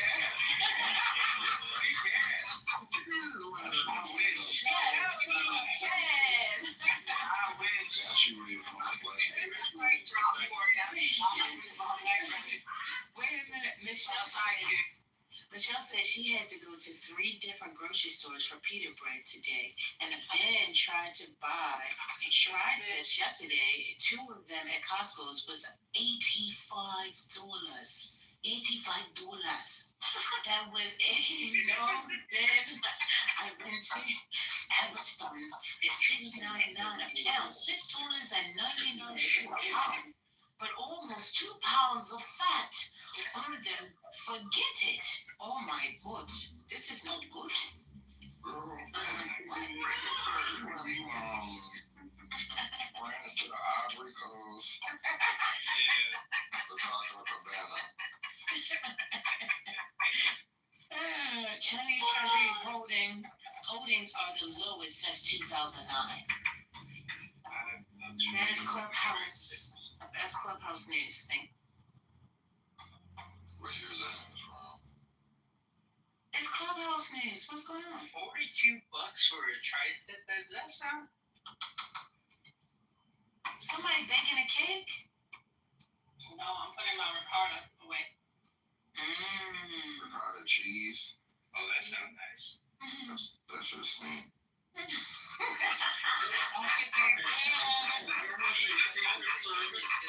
was a Secret Service employee. You asked him, he was like, ricotta cheese. Breaking news. Secret Service employee was fired for making negative comments about Charlie Kirk. I'll put the link in the chat. Who was fired? Secret Service employee. Shit, really? Y'all better And shut they up. never excited Cash Patel. What the fuck? That Secret Service is saying the truth that this shit was staged. Yeah, I agree, though. Is that what he said? Wait a minute, y'all. Stop it. Y'all start spreading rumors. I respect them too. She crazy. Wait a minute, I left. I'm not clicking on that link. What is it saying? As a matter of fact, you know what? Forget it. I don't know. Okay, it says Secret Service employee who celebrated Charlie Kirk's assassination put on immediate leave. Why was he celebrating? God. Why would he do that? How was he celebrating? Why? What's happening? Maybe some of the people are happy. Yeah, we gotta ask it. I have here an Egyptian spirit ring. Why you send fishing Social media. Everybody had one. Scarabs are generally carved from stone and glazed either blue or green. What is that? Oh my God, that goodness.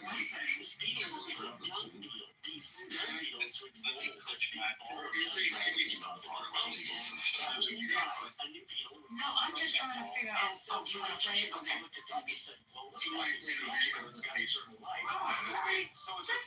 Right there is a son, since the 18th dynasty. Okay, welcome to the Correct Cinema. It looks 3,000 years old. Okay, so what do you prefer?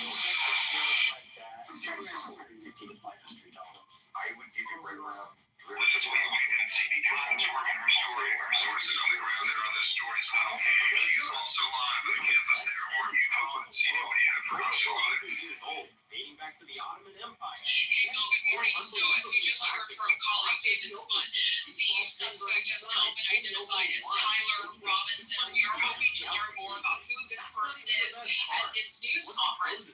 But we heard this morning President Trump seem to suggest that a person close to Tyler turned him in. What I'm hearing from one federal source, I just got a note from it, is that, am I playing the right thing? Alive. They talking about shit going on. That's attached to the article, but I haven't been able to get a video. Ain't that some shit?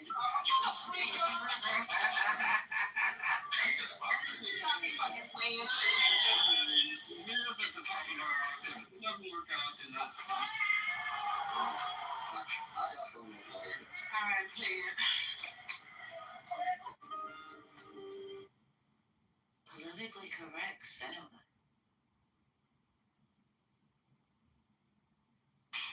Billions of dollars to build up the homeless population. A lot of them don't want to take the programs. A lot of them don't want to get the help that is necessary.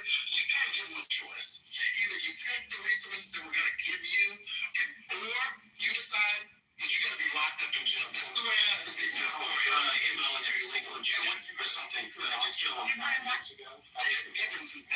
actually happened. We were together on Wednesday, Lawrence. We were discussing murder in Florida. So we're going to Charlotte, North Carolina. We had to stop these kinds of attacks by homeless, mentally ill assailants, including institutionalizing or jailing such people so they cannot attack again. Now, during that discussion, I wrongly said they should get lethal injections. I apologize for that. Let's remark the legacy of where an old mentally homeless people act as a perpetrator did in North Carolina. And so many homeless people deserve our empathy and compassion. Lawrence, back to you. It's worth a lot more. It could be. My bad. Back to you. Take care. I got 11 grand out of this. I'll go. 18, I'll take it. I'm not veteran said that homeless people should be legal in the veteran too. So my bad about that. My job is not in any type of danger. This discovery is a reminder that even clean-looking sand may hold unexpected He's surprises. suggesting people be murdered. Look, Did you know the greatest fraud science ever was recorded in just He should be in jail for that. Like, he shouldn't be fired. He should be fucking in prison for that. That was a call for genocide. The dominant narrative in America is white people Anybody are that you evil, see on the white street people go. suck. Like, We what should be the ashamed. fuck on a public news outlet? That's egregious.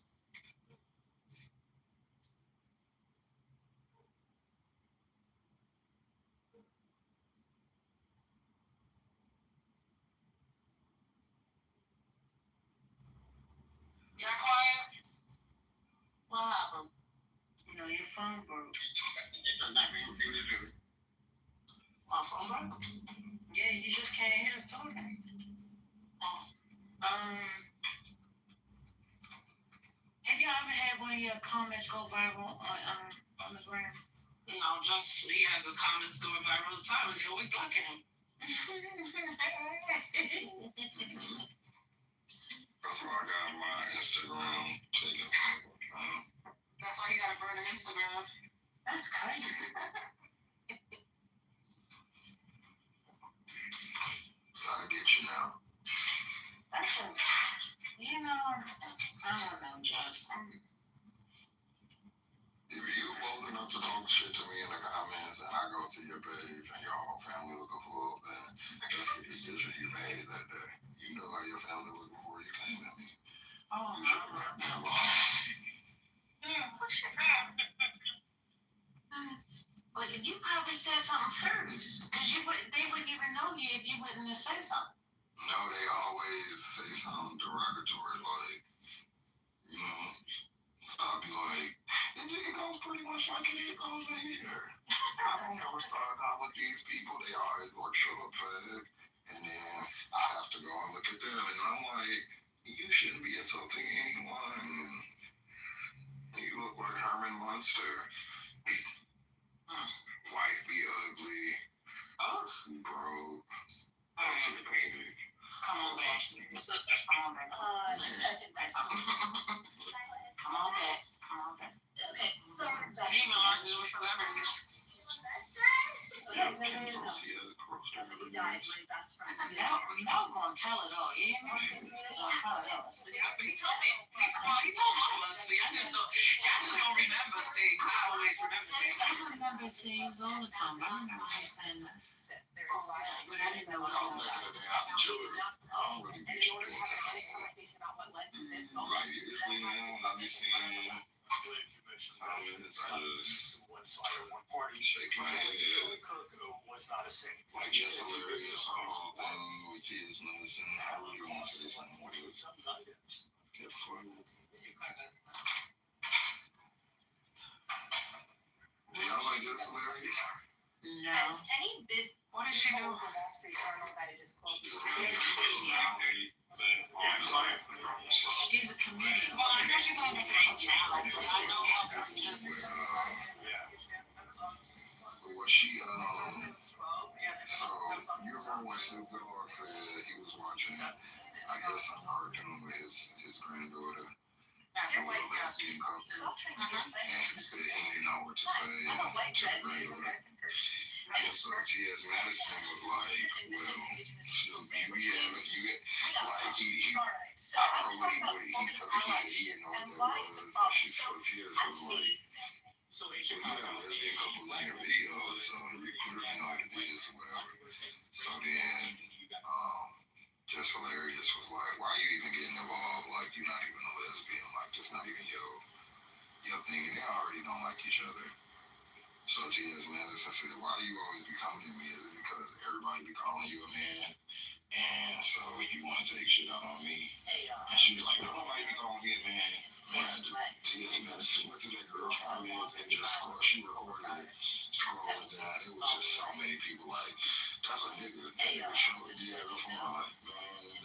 Y'all can't tell me that's a man enough for everybody.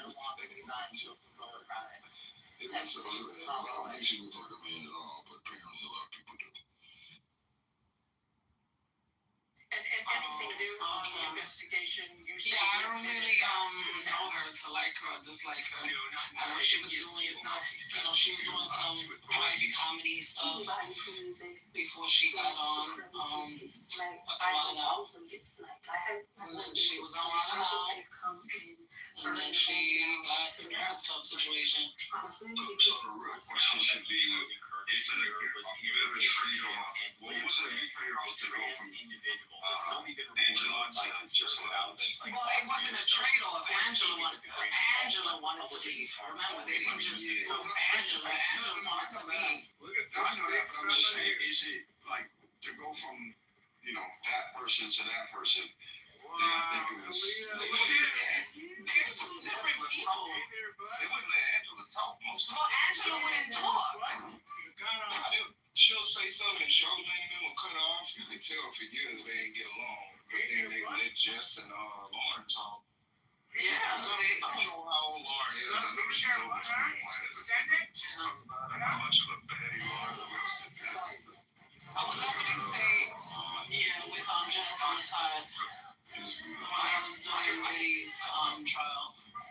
I want to start by addressing. I was gonna say, so Angela Yee and Jess Hilarious, they're just two different people. They're like night and day. Jess got more of a dominant personality.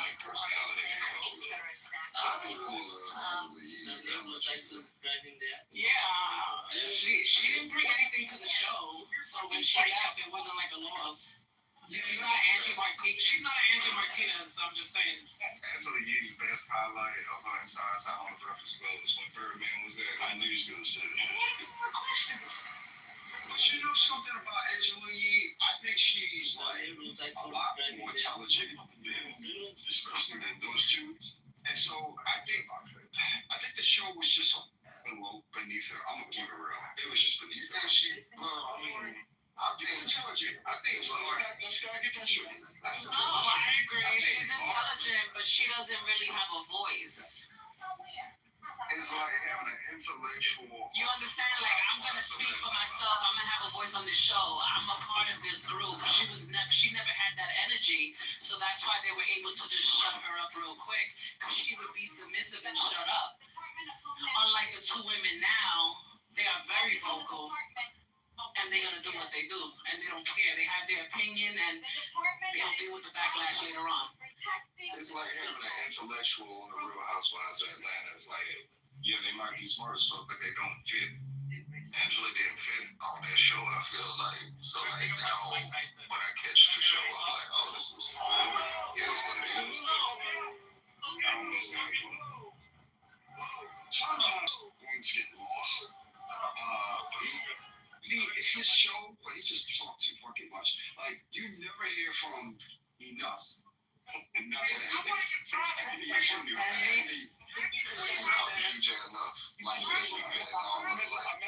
meant to say Envy, but yeah, it's not that. Because that's not his gift either. His gift is not speaking. He's a DJ.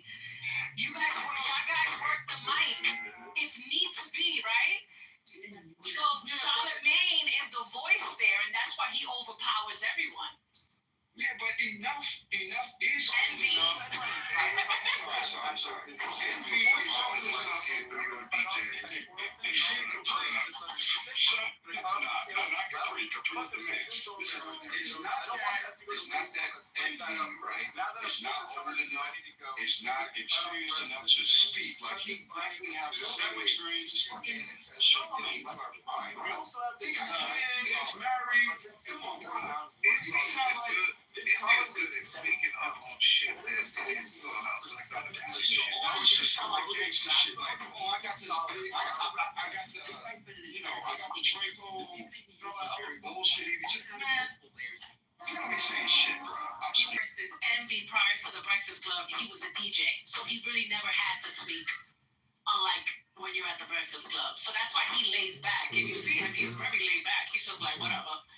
And Charlamagne does more of the talking. He'll throw a question here and there at the artist, but he barely speaks.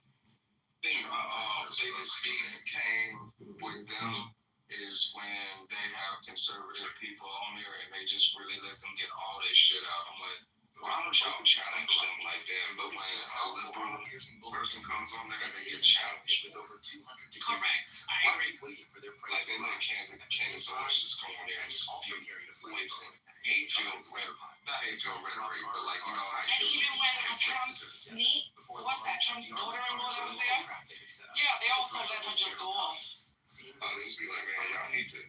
I need the Charlemagne that was on the Wayne Williams show. I need you to come back and challenge them. Like, y'all, they don't have nobody. One thing about conservative people is if you challenge them hard, like they challenge people, they won't deal with you. So, like, the people that would, like, really, like, front end the zones up, she won't come on the show. The robbers I feel like Charlemagne could do that. He just has this whole, and this is the whole thing about a lot of Democrats.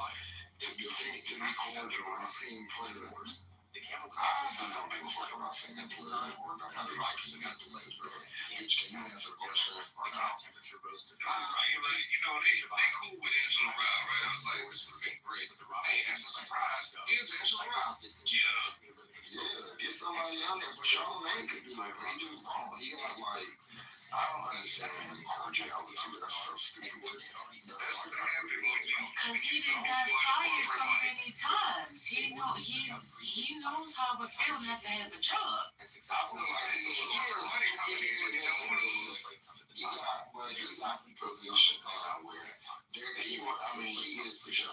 So, you know, personally, I love personally. That's like Raymond never have answers. Ray's like, he wants the whole Charlemagne back, but that Charlemagne ain't gonna work in 2025. There's gonna be a bunch of lawsuits and people complaining. They're already complaining about what he's doing now. Well, you remember that face, the rapper, the real big girl was like, yeah, combination, I'm so cool.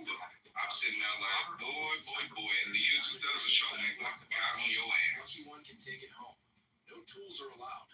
Literally, like, I just be sitting up there like, I feel like I'm a man without a country, because a lot of times I just be like, what is the world coming to? Their fingers and rub them on the ice. Many try but fail and give up. Charlemagne is just, I don't know. And then I really didn't like when he went on that dude who disrespected them black women. What's his name? The comedian, Andrew Schultz. Yeah. And then instead of him holding the people. You said brilliant. First lady. We don't know which way to go. 11 times you take the you were talking about funny idiots. And Charlemagne. Yeah, when he said that shit about black women, if you get into it with a black woman or a Puerto Rican woman, then they gonna punch you in your face and all this other stuff. And then that's not black. A whole bunch of black people was you shouldn't be disrespecting a black woman like that. And then Charlemagne bitch ass went on there and was like, when did we start holding comedians accountable? Like, I just never, he he's such a pussy to me. We just anonymous people. They don't know which way to go. Like, man, you disrespectful.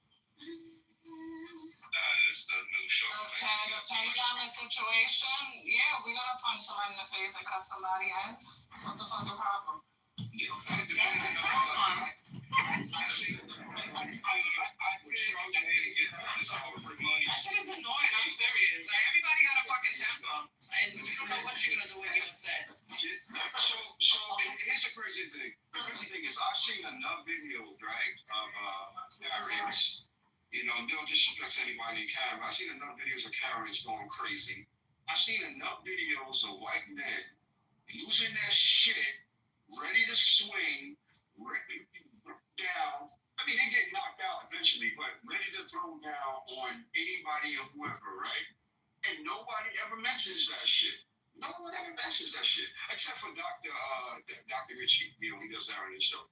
But nobody actually, for the most part, mentions that shit. And so him bringing up black women, like, why are you even bringing that up? Why are you making that statement? Trolling. Like, what the fuck are you doing, Schultz? Yeah, because they know when they talk about certain groups, that's gonna get clicks and get people upset, right? They have no joke. I get, but Talk about racist white men. Talk about racist white men before crazy. Talk about and then this Indian dude that went on there, and this was the nail in the coffin. If y'all never heard it, I'm gonna find it so I can play it for y'all.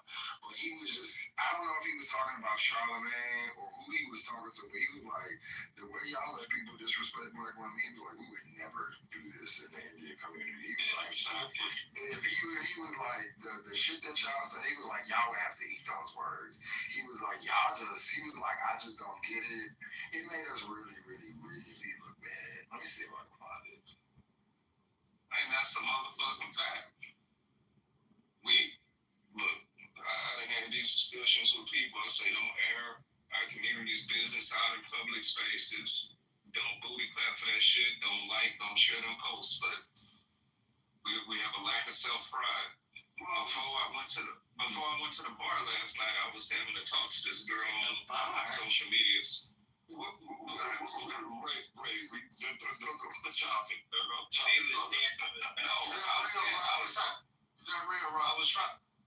trying to like. I was before you got to the strip club? No, I don't go to strip club. That's disgusting to me. I did go to a gay bar a couple of times. But the girl was like posting a trailer. Is this racist? And I was like, that wasn't necessarily racist, but how about this? I was like, I don't see why we don't have no pride in ourselves. Like, why? It's my whole point. We don't have a lot of pride in our community. We just like to air each other out all the time. We don't do that. I don't know about the airing out thing. I'm just saying that the disrespect is apparent, and like that shit needs to be stopped. Here's the thing. We don't need to bring up somebody airing out because that's the whataboutism shit. That's the, like negating the fact that we're talking about a white man talking about black women in a particular way. It has nothing to do with black men right now, okay, except for Charlemagne. We're talking about white men, right? White men disrespecting black women. That's what we're talking about right here. So that means somebody else tagging. Do you want to receive? One's tapping their shoulder, right? And then you're gonna ignore the fact that if you look at many, many videos, that's everywhere, you see white men do the same thing. Do the same thing that they're accusing black women of doing. Meanwhile, when black women might be doing that, they are justified because somebody did some bullshit. It just be white men coming up to random people and going crazy, like as if somebody hurt them. I've seen videos of this shit like just yesterday. This morning. That's every day. You see people protesting about one thing and some random guy talking about, walk up to them, oh, this and that. Wait, we're not even talking about that. What the fuck are you talking about? You're just making up shit right now, homie. Take your privileged ass home. This is not what we're protesting. You just jumping into business because you just want to be a fucking, whatever I'm now carrying. Disruptor.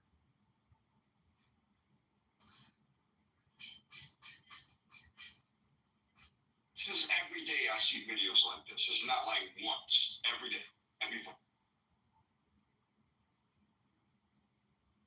It's gonna get worse because now after this Charlie Kirk business, their fragility has gone brittle. Her fragility.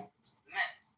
Well, that was the last one I saw this morning. It was they were protesting. I forgot what they were protesting.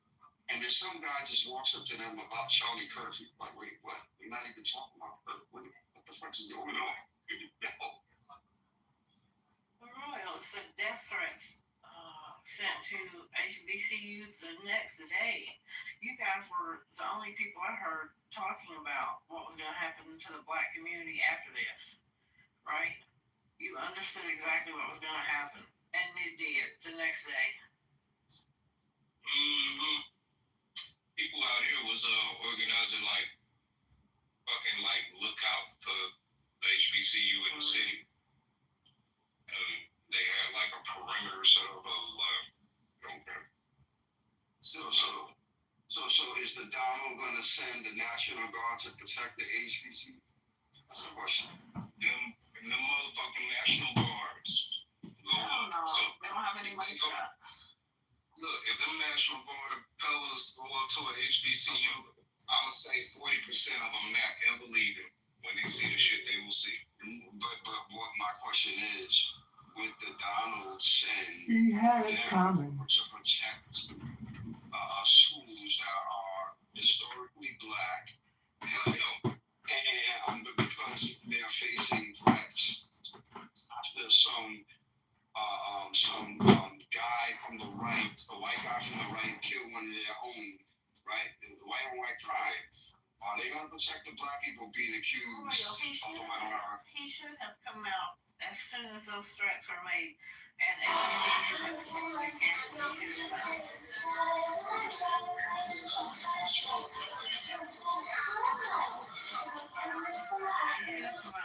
or try to pull the country together, because he doesn't want that. I found no clue that I want. Don't take your guns. I have what I find corny is my preference is not my women. Now, I thought it was I'm not dating my women. Because that's exclusively the feminist human being. Those women are on the stories. So if you're saying, What the fuck is this? That was a commercial in the middle of your video. and hey, what I find corny is my preference is not my women.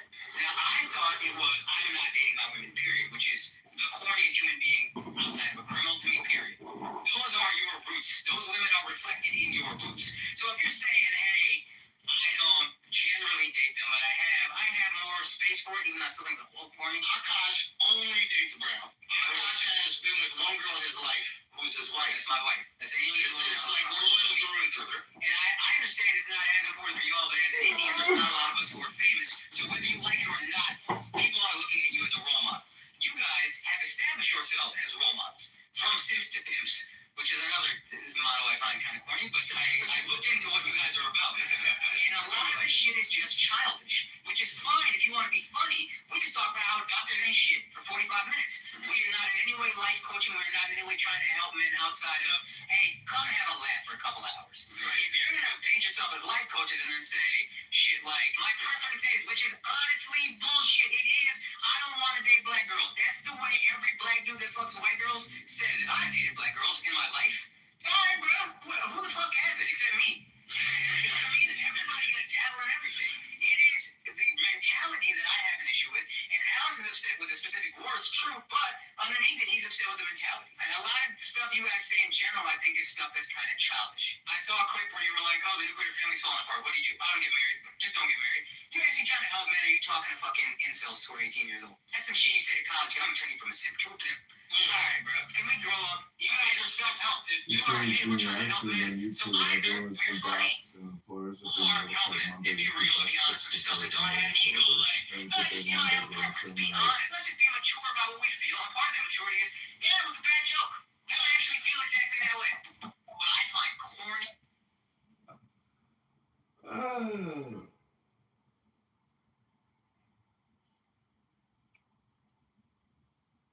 Imagine an Indian having to tell you to like your own people. This room is being live streamed on YouTube and everyone's inbox. And Twitter is being notified Monday with your best clips of hate and murder celebration. Have a good Monday. It's common in our community, though. Have a good Monday. I see on social media all day, every day. But that's because we tear each other down, though. I mean, that's what I was saying earlier. We call somebody on, they give me some preference. Black women exist. Black women exist. I'd be like, where are you finding your women at? Because mine ain't never been like that. Yeah, but I'm talking about like even just having the thought of not knowing how to protect. You have this gentleman who is not a Black American sitting there chastising them, and they don't even know it. Like they laughing and kicking, but he's really telling them and showing them the mirror. Like, why are you doing this kind of thing? Like, yeah, we can laugh about it, and okay, yeah, you come, you visit. We're not giving nobody life coaching advice or nothing like that. But then in the next voice, she can't be going off saying, you know, what do you say, something about some pimp? Like, what's, what's the name of it? I don't know nothing about this. Something about Sims to Pimps. Yeah, so I guess Pimps to Sims to Pimps is like the far extremes on both ends. You're simming, you're googly eyed all over women, and then Pimps is obviously you don't really care about women, you just use them for your gratification. So I guess what he's saying is there's an in between that these individuals are not following.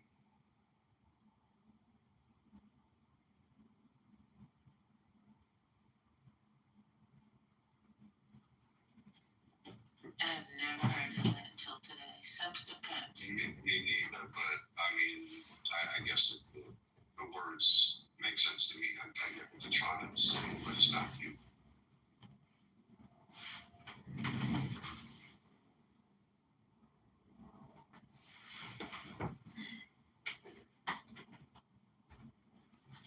I don't know.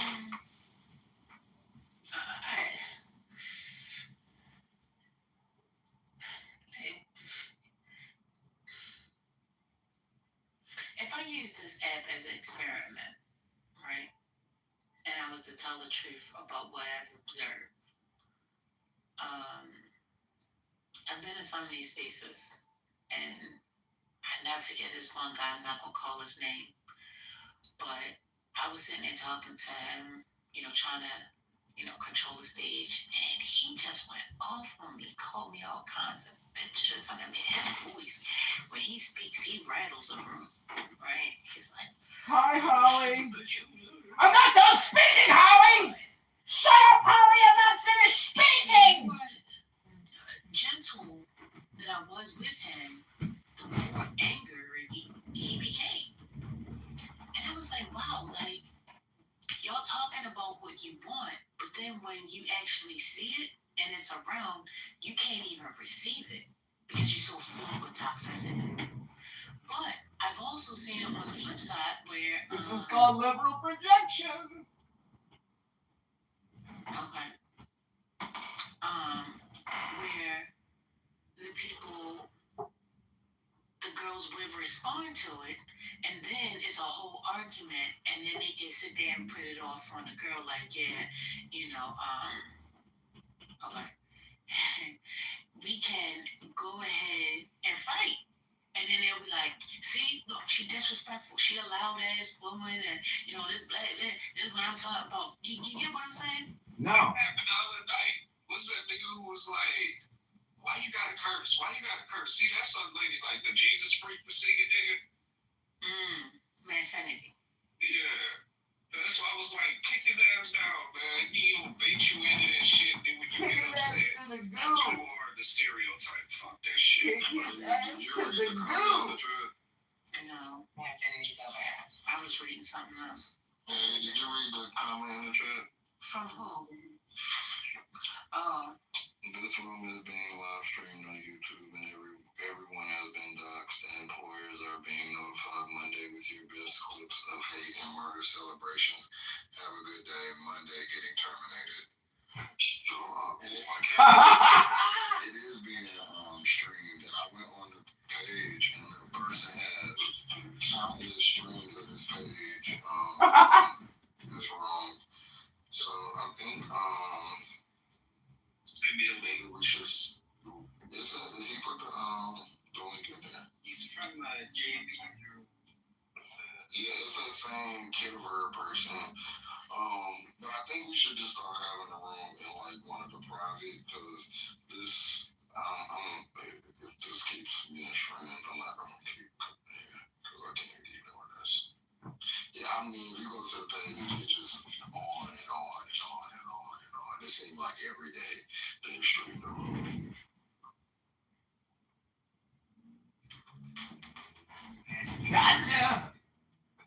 Gotcha ass. Motherfucker. This is some bullshit. Motherfucker, he been live streaming us. Contact your bot, or you gonna contact myself? Motherfucker. I hope everybody, go to the link. Motherfucker. YouTube page. You can file a privacy report. I advise everyone to do that. Motherfucker. He done recorded us talking our shit. Projecting our hate. Again, like I was saying about, Hi, Danny. It's just like one person does one thing, the next person has to go and outdo the next. And even in this situation, people are having conversation. Your employer Nobody's going out exactly what seeking these people to come in and have a you conversation. had a job. I know myself. You're gonna have to get unemployment. Maybe when you file that unemployment letter, you have to appeal and get that administrative judge. You can say, somebody was recording me on Clubhouse talking about shit. That is the sentiments of this space. It wasn't me. You can try that line. It might work. It wasn't me. That's not my voice. That's AI generated. That could be another little bullet point you put in If a there. person continually listened, there was some additional affirmation to that, so it wasn't necessarily a celebration. But please do not respond in any other additional way other than what I'm speaking on, because I'm coming from a place of let's keep the peace. Yeah, but you don't know what I was going to say. What I was going to say. I don't know. We also don't authorize John Kidmore to record us, our rooms, streaming it on YouTube for 24/7, 7 days a week. We do not authorize that either. Is it coming up as private for y'all now? Yeah, because he blocked you out of the room or he kicked you out of the YouTube live video. So the thing about it is people, they create things in their head. Like even reading this post, right? Like it's saying things that weren't saying. So it's like, what is this gonna make us? Everybody's stressing out Monday. Anyway. Well, make sure that you record this. I don't authorize YouTube or you to use any of my voice, any of my IP, or any of my speech freely without payment. And if you do, I will be seeking legal recourse. And that's clearly stated on this recording. So I'm going to make a report, and I will be putting the timestamp on which I made this statement. So Timestamp! I don't think y'all He owns it. It's his IP. It's not my IP, the filmmaker. It's not mine.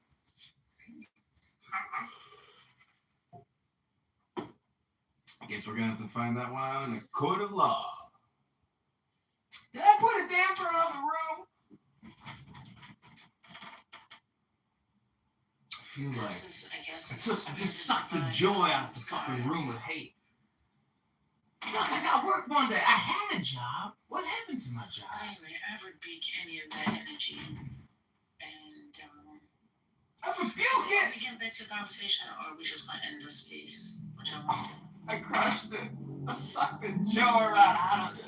I'm going up yonder. Going up yonder. Huh?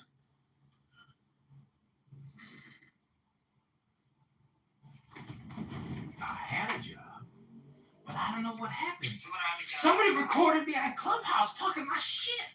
Oh, for the past hour or two, regular life. What's that boy name? Charlemagne the God, Monique. We had a long conversation about Monique. Oh, what's going on with her? She did something.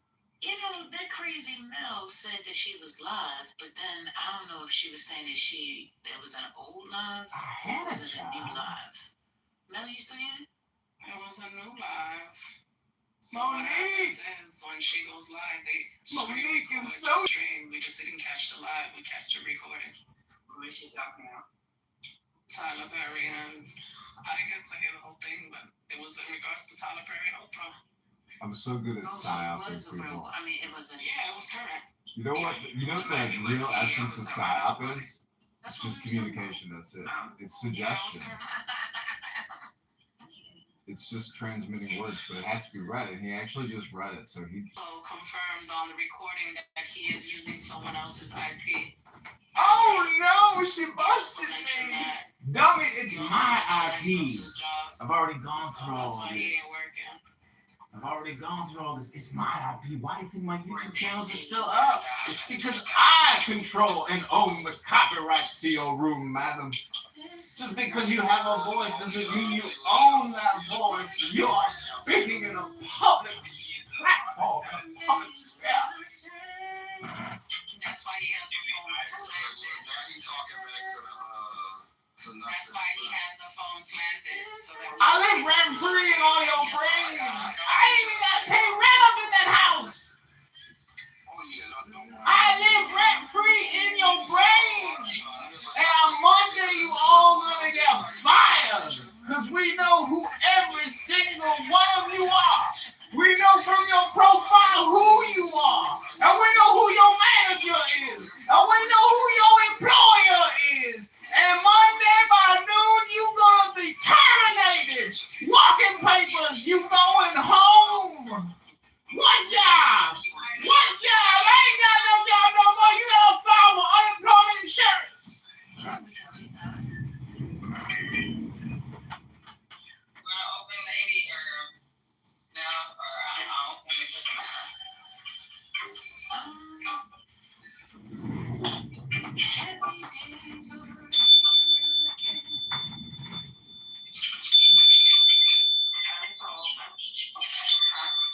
I said you can open. I'm trying to see something real quick.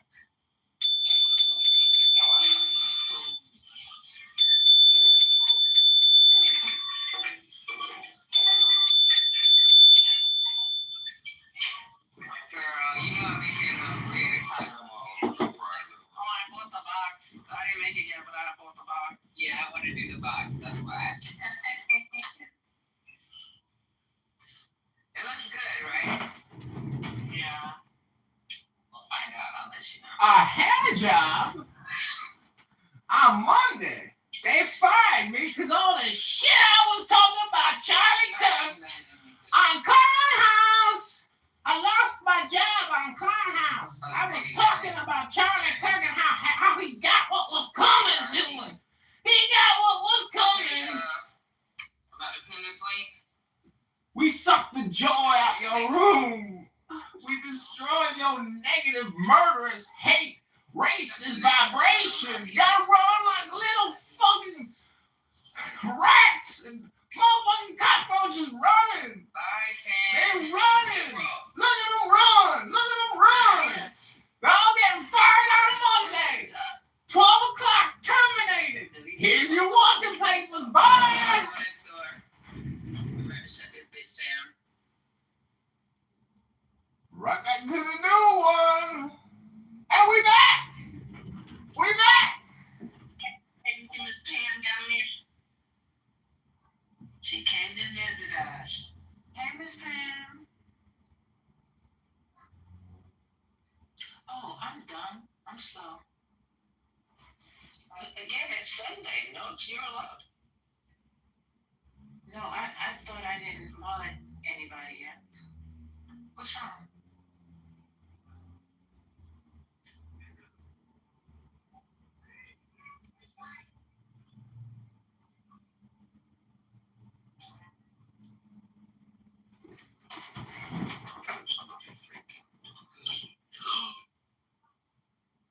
Okay. Start reading. I'm going to talk about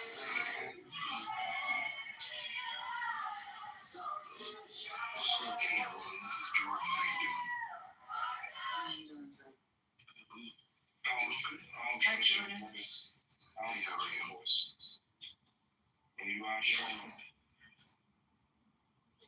Hello. Isn't me you're looking for?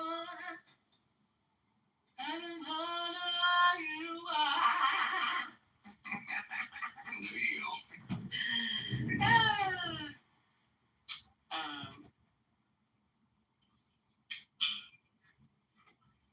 What's going on, Jordan? Not much. What about you? What's going on? Y'all okay? Like, what's happening? Yeah, no, I said, how are you?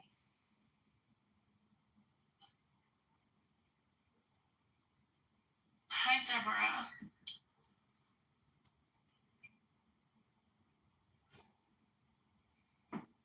Yeah, this is Jordan, by the way.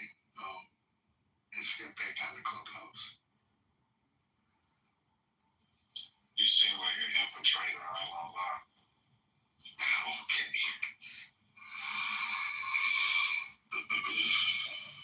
Okay, so what's an infiltrator? Because I'm confused. Like a spy. I don't know. Jordan has been in the gratitude spaces, so. Yes, I am. Yeah. Jordan may not be who y'all think Jordan is. No, I'm actually really nice compared to some of these people online here. What you mean, these people? Keep it up, okay? Leave it alone. It's not personal, it's business. And the business of America is business. If you're not prepared to be recorded in public social audience spaces, then just close your mouth or hit the leave quiet button in the upper right hand side. I mean, nobody should have ever gotten killed. It's a business. How are we going to pay off the national debt if we can't create any income to pay our taxes to pay down the debt? Duh! Medicare, Medicaid forever! What's your answer? Neither. How about that? How about that? I'm not a big politic person. Catch me outside! Neither was the correct How about that? You didn't answer. Neither. Okay.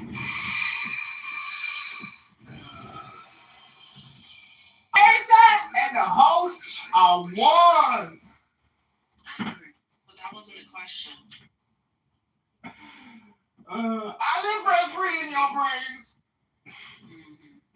We have thousands of recordings of your room.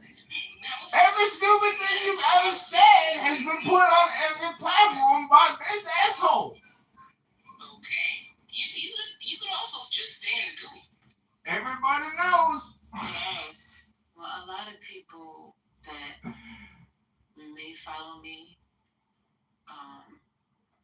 from the gratitude space. Hey, right now! They may think that that's where I still am. So they probably like, I know her and she's like this other person. So they didn't understand that this was. Also, don't forget, I'm running for the 16th district, research and psychological research and communication experimentation. And also, I hope you think it's comedy because, I mean, I know I'm not like the funniest guy in the world, but I think my voices are pretty funny. So. Worst for the country? Who's best for the country? Which one are you picking? Okay, this is another new episode of Politically Correct, starring Patty and First Lady, Sue, April, Deborah, Cultural, Jeremy, and Sin. But I don't favor either of them. What's the full question? No, it was just not overthinking. It was just you choose something when those two names pop up. That's it. This or that? Yeah. You can go with this and you can go with that.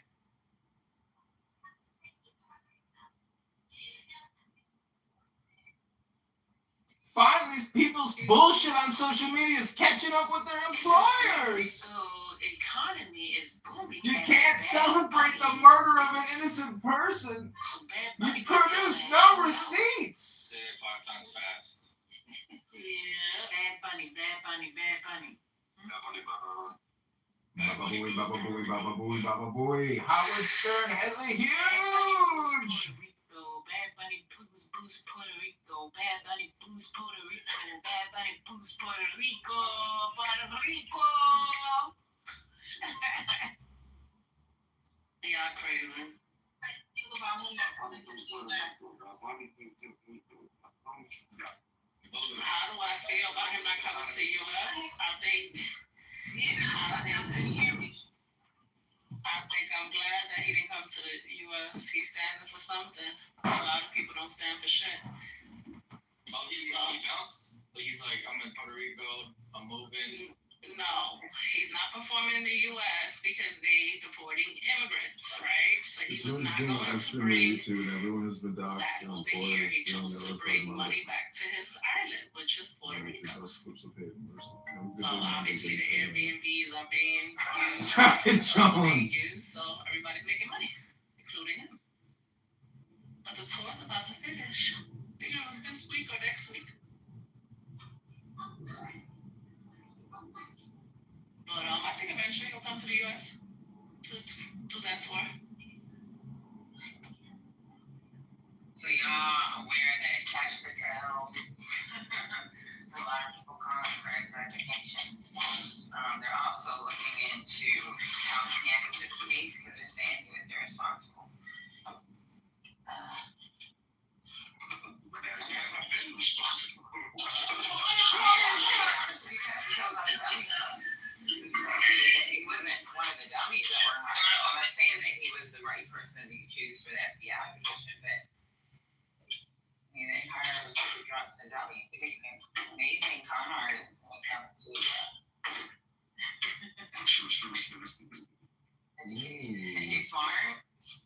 Yeah, I was at a family party watching the Canelo fight, and I'm around a bunch of both sides of the aisle folks, right? Like Republican, when they realize Republican folks and hardcore Democrat folks. On any other additional way other than what I'm speaking on, because I'm coming from a place of let's keep the peace.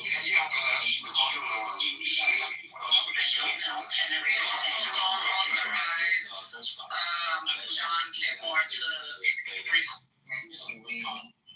and even if he did catch him, he should have waited. Yeah. So, this is one of I think the president wanted to be involved in this. That's why I said. Yeah, it just sounds very ambitious for an FBI representative, not just so baseline just police system, just reading the facts, what your friend or wife resign. I mean, amongst other things, but definitely for looking like. On any other additional way other than what I'm speaking on. Whatever the fuck his name is. Y'all want to talk to him? That's why he's here? Not y'all gonna be quiet. That's crazy. I'm sorry. I asked the question and then my phone rang. Bring nobody up here. Just we got Kid Moore here. Yeah, we got let's see if he'll talk. Oh, okay. That's good. Let's go with you. I didn't bring him up either, but I was just gonna say, I don't bring people up. Okay, I'm making these burritos with this mix now. I'll let you know how it is. All right. Y'all were talking about it. Y'all check the back channel. Y'all were talking about it. Are we saying that this dude that's the picture of the dude that streams the... Yeah, that's the little King of Studio.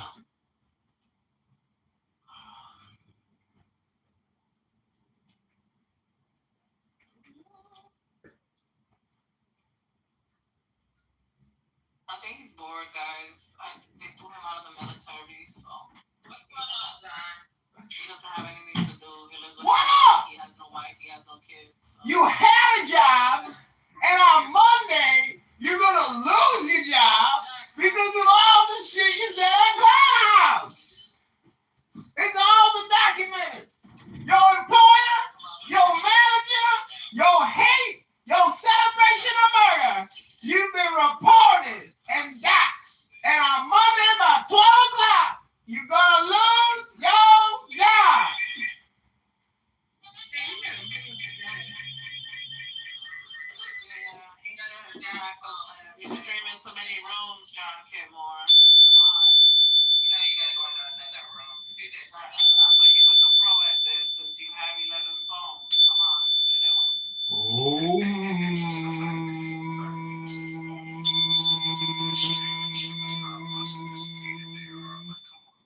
Om. That's how you do the Om mantra. You take the deepest breath of the day.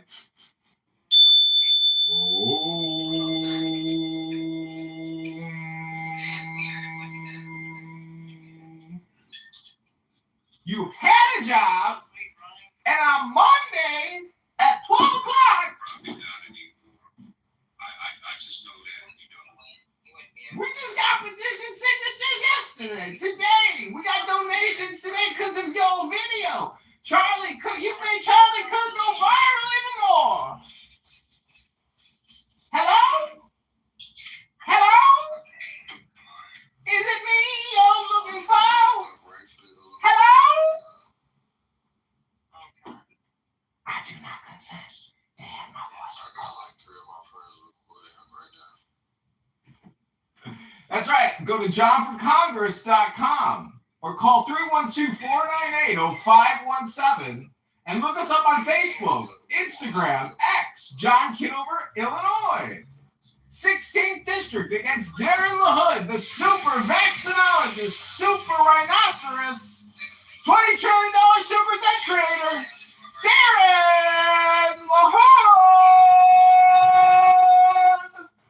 That's right, go to johnforcongress.com. That's with the number 4, not F-O-R, but 4. Foe.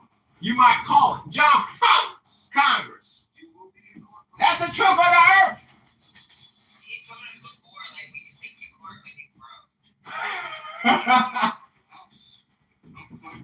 Oh, you want to come take my house now? You don't like my freedom of speech. You don't like the way I communicate. You don't like the way I use my cell phone. You want a cell phone police me? All right. You use your cell phone the way you want to use your cell phone. I'm going to use my cell phone the way I want to use my cell phone. Is that okay with you?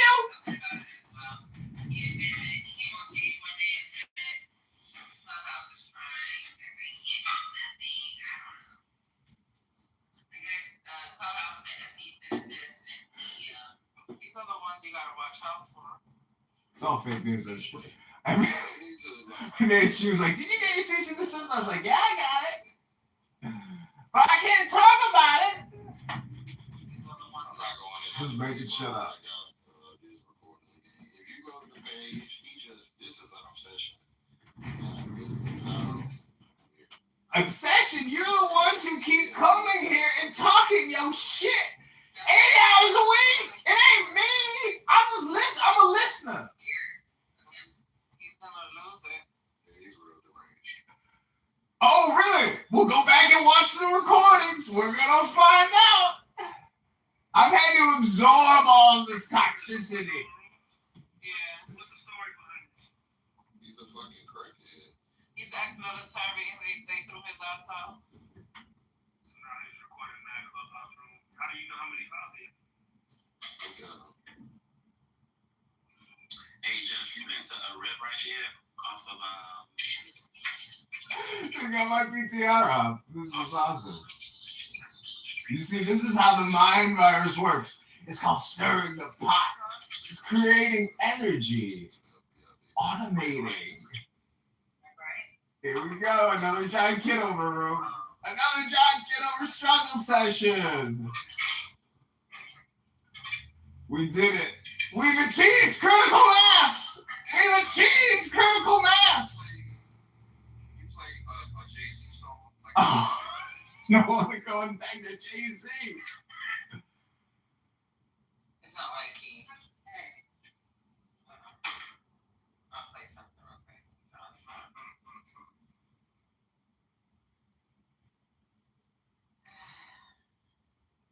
That Justin Timberlake. Hold on. He's obsessed. Oh my Yeah, god. it's a crackhead. It's actually sad. I got something on standby right now. Go for it.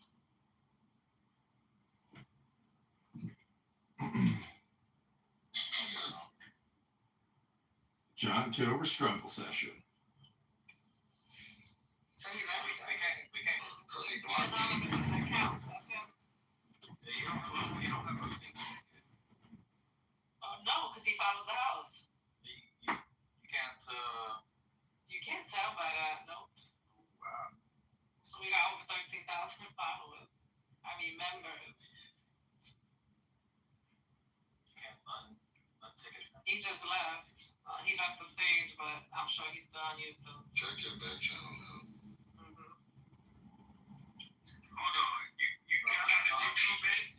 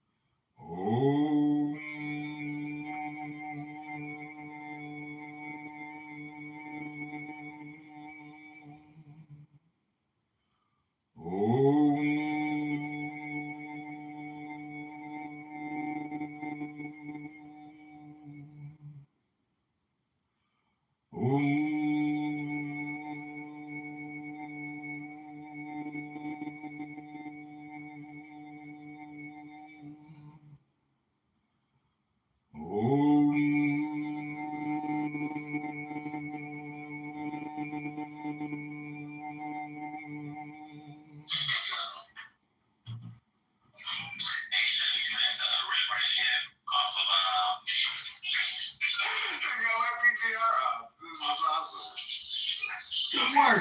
Thanks, team. Get back to work. It's called stirring the pot. It's creating energy. Automating. Here we go. Another John Kitover room. Another John Kitover struggle session.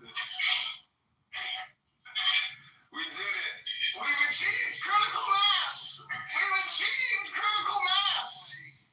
You know, like Jay-Z's song. Like, I want to go and thank the Jay-Z. Keep blaming him. It's not like he, hey, I'll play something real quick. No, it's not.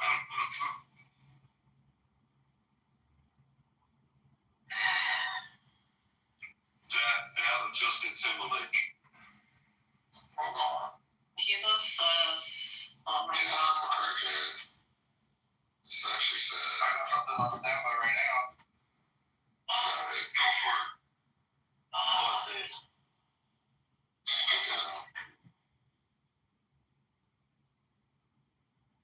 See? You don't like the way I communicate. You don't like the way I use my cell phone. You want a cell phone? Police me? All right. You use your cell phone the way you want to use your cell phone. I'm going to use my cell phone the way I want to use my cell phone. Is that okay with you?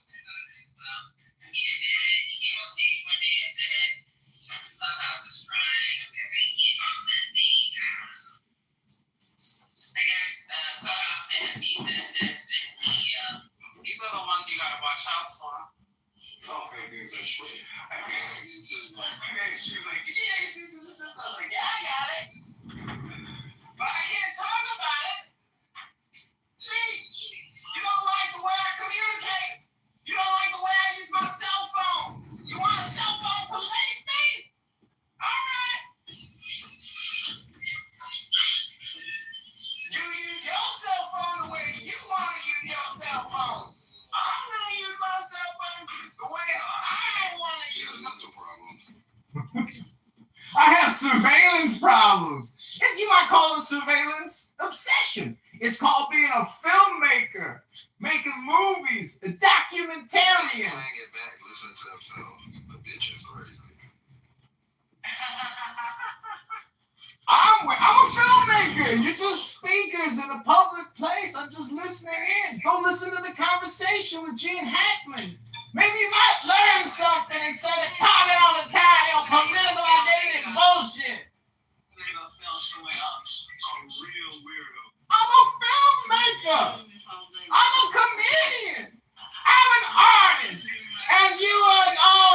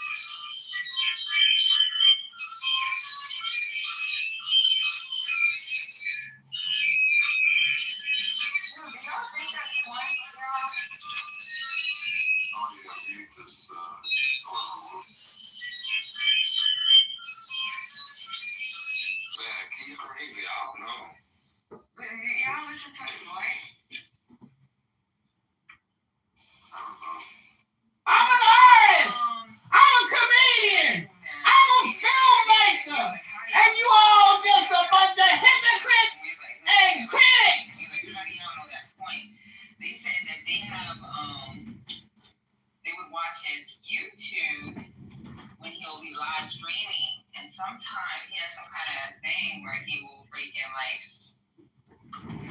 change his voice. Yeah, he got like a big ass thing, like a pad with him. Let me close up. This is an in-process John Kitover struggle session. We're going to see what creative things they come up with here. Point two, right? Because I had blocked him for like a week. And this motherfucker started coming back to her. He forgot to change his, he forgot to change his PTR before he came back in at his point. You're all just thinking because I'm on television, you big stupid dummies. Like, I'm a famous celebrity and a beautiful model. And you're all just jealous because I'm a big, you're all just a bunch of big stupid dummies wasting all your time talking about nothing that you don't know anything about. You're all just hating because I'm on television, you big stupid dummies. He's recording himself. He's recording the screen.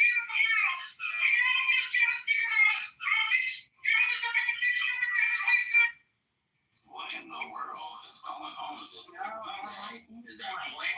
That's the point. I don't think so. If it was point, he would have been showing his face.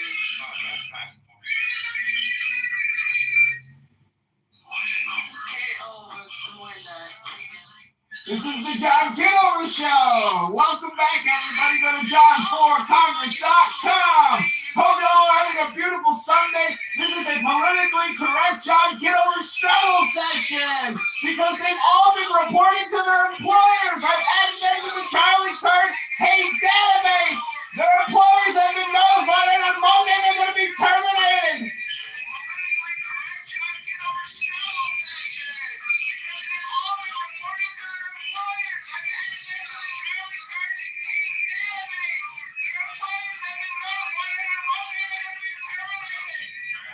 Monday's going to be your last day at work because you are celebrating death, murder, chaos, and anarchy. Your employers have been notified and you've been doxxed. Bullshit. If he really knew my job, he knew that I can't get terminated. It's stupid. It's crazy. These megabots are really gonna end. Yes, I said megabots. Oh, we got you really good, Win Stefani. You definitely terminated Monday. Oh, you said the worst. When it first happened. Yeah, when it first happened. The other thing is, And the police are speechless. This is insane. the other thing is that it seems like that individual doesn't understand Now he's how talking about jobs work. He's stupid. He doesn't understand how jobs work because, so like human resources, they do what is called investigations. They don't just like fire people on Monday, right? So that doesn't make any sense. Somebody brought up. A lot of people have already gotten. Even Secret Service, right? He just got put on leave. He wasn't fired right away. Right, Secret Service is different though. But even he wasn't just put on leave. The person that was Right. Because a lot of these agencies, when it comes to, they have regulations for these agencies. I'm gonna be honest with you. Like, I don't even know of anybody, even though they say on the news they're being fired. No, they're not. They just put on a desk job. That's it. And if you work in healthcare, if you violate HIPAA, they're going to investigate that. But if they determine that you didn't violate HIPAA. Yeah. So this is the question that came up with the officers. This has been a bunch of senior officers that made comments, but it wasn't in a negative light. They pretty much said they don't. I guess they don't. They said something like they don't agree with the murder and killing of this man. He has a right to. This is an in-process John Kitover struggle session. We're going to see what creative things they come up with here. Stuff like that, right? So, some of those people that got supposedly relieved, what has happened is they have brought up when and where in the regulation is it that military people cannot comment on Like they're trying to. I wouldn't want my position back if I was in. Like you don't want to be in that position, not during this administration, not at this time. If you feel like you got to constantly go back and forth to trial defense services. In process, John Kitover struggle session. We're gonna see what creative things they come up with here. Point two, right? But I have lots of for like a week. And this motherfucker started coming back to her. Remember the changes DTR before you came back in at this point? You don't just think because I'm on television, you big stupid dummies. I'm a famous celebrity and a beautiful model. And you're all just jealous because I'm a bitch. You're all just a bunch of big stupid dummies wasting all your time talking about nothing that you don't know anything about. You're all just jealous because I'm on television, you big stupid dummies. Coordinates,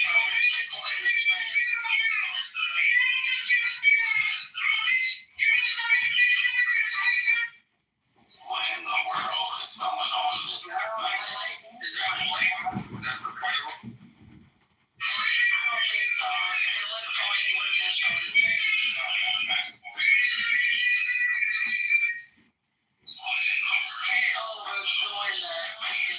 This is the John Kitover Show. Welcome back, everybody, to the John4Congress.com.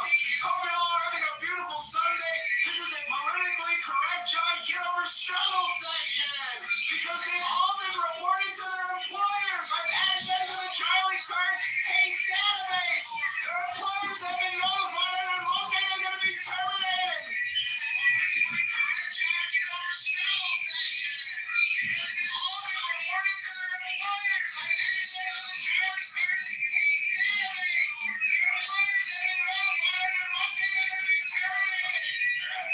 Monday's gonna be your last day at work because you are celebrating death, murder, chaos, and anarchy.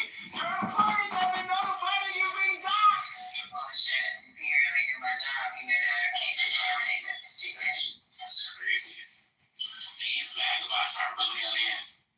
Yes, I said megabots. Oh, we got you really good, Gwen Stefani. You definitely terminated Monday. Oh, you said the worst toxic shit I ever heard, Gwen Stefani. You done. You terminated. Fired. Get in your box and get out. When it first happened. The other thing is, The police are speech ever since the therapists is insane. the other thing is that it seems like that individual doesn't understand how jobs work. He doesn't understand how jobs work because, so like human resources, they do what is called investigations. They don't just like fire people on Monday, right? So that's what it is. Yes. This is an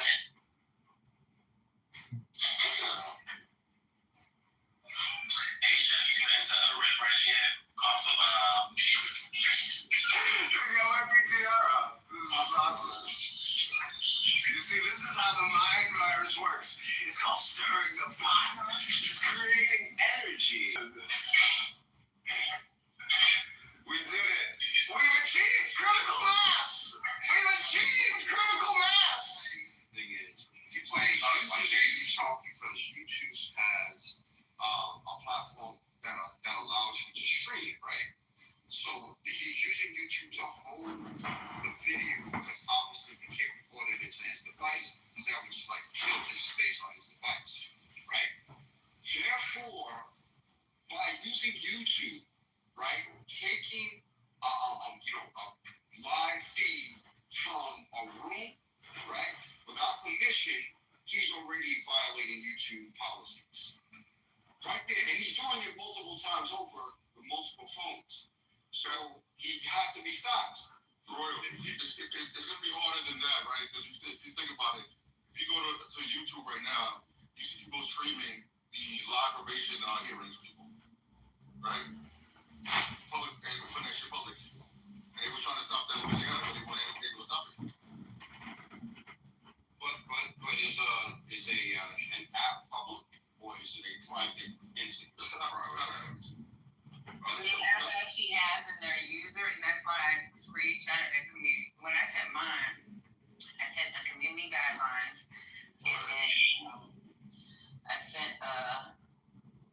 recording of his YouTube channel because he is violating the community guidelines. Lincoln Clubhouse does not want. You're breaking the law. I'm enforcing the law. Yeah, they're recording, but that's for in case something happens on this app that they can end up being liable for. What the fuck is going on? He's recording us. He's still recording us. Oh, YouTube Live? In his basement. His mother's basement? Yeah, I'm looking stupid. Yeah, no, I think no viewers. Taking pictures of the screen and just looking overall ugly and depressed. Who cut your hair, bro? That shit. I got no hair, motherfucker. Who cut your hair? Ray clips, bro. Look, he talking back on her. Look, she crazy. Something happens on this app that they can end up being liable for. He's recording us. He's still recording us. Look, she crazy. His basement. Mother's basement. Yeah, no, I think so. No viewers. Taking pictures of Kind of surveillance. He running kind of Intel Pro. Fuck it. We gonna run kind of Intel Pro.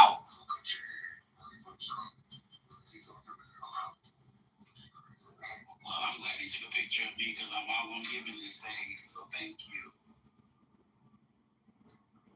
I'm trying to get. Look, she's screaming.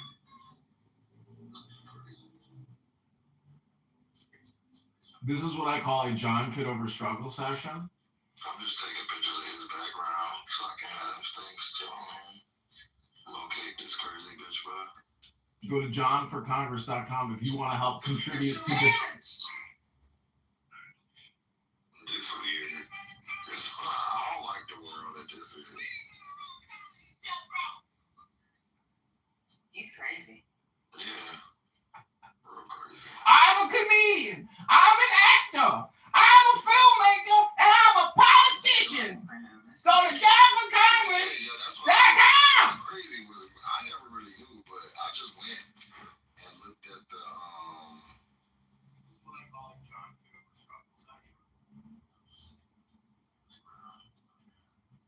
Is that somebody else's room?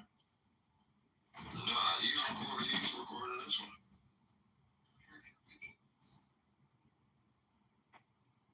This is wild. He's recording us, listening to him record like this. Bro, you gotta get a life. I'm telling you, mental health is fine. And that's the thing. A lot of these motherfuckers that be shooting and killing people, they be doing this shit before they shoot somebody. And nobody says anything, nobody catches them. After they do some shit. And we're in a see something, say something era, and we're seeing something and saying something. I'm a filmmaker. All you gotta do is go to my YouTube channel and listen to them talking about celebrating the death and murder of Charlie Kirk. Everything they say is a projection. He needs to go hang out with his MAGA friends. The MAGA friends like that he records. They have red flag laws in the room. Well, no, you gotta remember, you got MAGA, and you got MAGA extremism. I don't know, but I know that they let him in his room. They make rooms with his name on it, so I think they like him. No, they don't. They really don't. They really don't. Because the reason why what's his name came in here one day is because he was like, hey, he's recording our room and Brad was like, y'all gotta keep going down y'all room. And I was like, Yeah, but And then one of the guys said, "Oh, I'm gonna call him so I could get that food, so he could give me that clip." So they definitely buddy with him. Somebody over there. no, it's Hold on, I want to see something. phone numbers on one of the phone number. I'm just trying to say something. That's what I'm saying.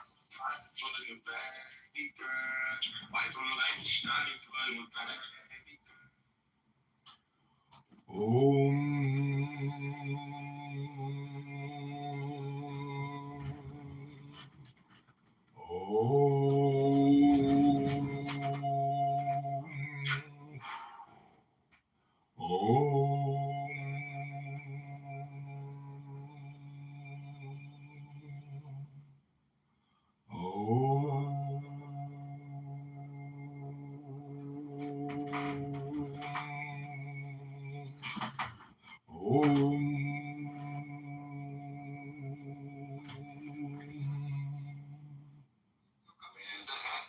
they're part of the house.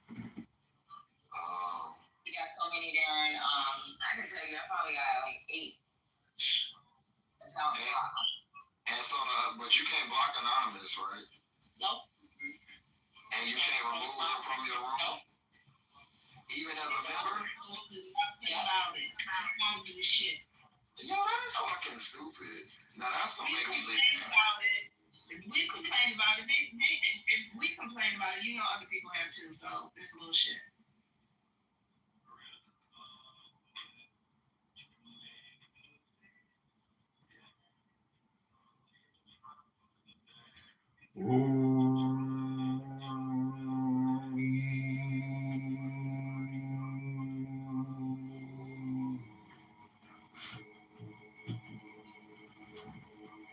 Oh yeah, he gotta try to alter it because when we play music, yeah, so that's the, because I'm watching him blow over right now.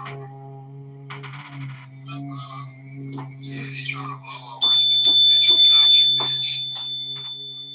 I love that face. You look salty. We got your ass. We got your ass, motherfucker. We got your ass. We got you. We got you. We got you. We got you. We got you. We got you. We got you. We got you. Got you. I see We you got blowing over it like you blowing on a dick. We got your ass. You bum bitch. Oh. Hey, niggas like you. Yo, I want to ask what's they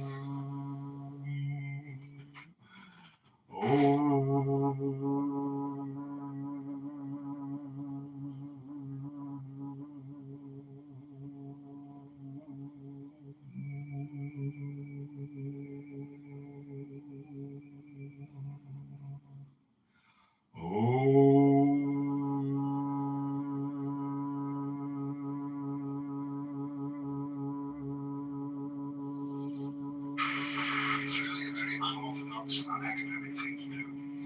Stop. Well, now, really, when we go back then to falling in love and say it's crazy. Falling. You see, we don't say rising into love. Hope you like the show. It's just a show. Don't take it so seriously. Goes back, as a matter of fact, to extremely fundamental. I'm an entertainer. I'm in show business. There is always a curious tie at some point. I'm also a politician and an actor and an artist and a filmmaker. Taking this ghastly risk.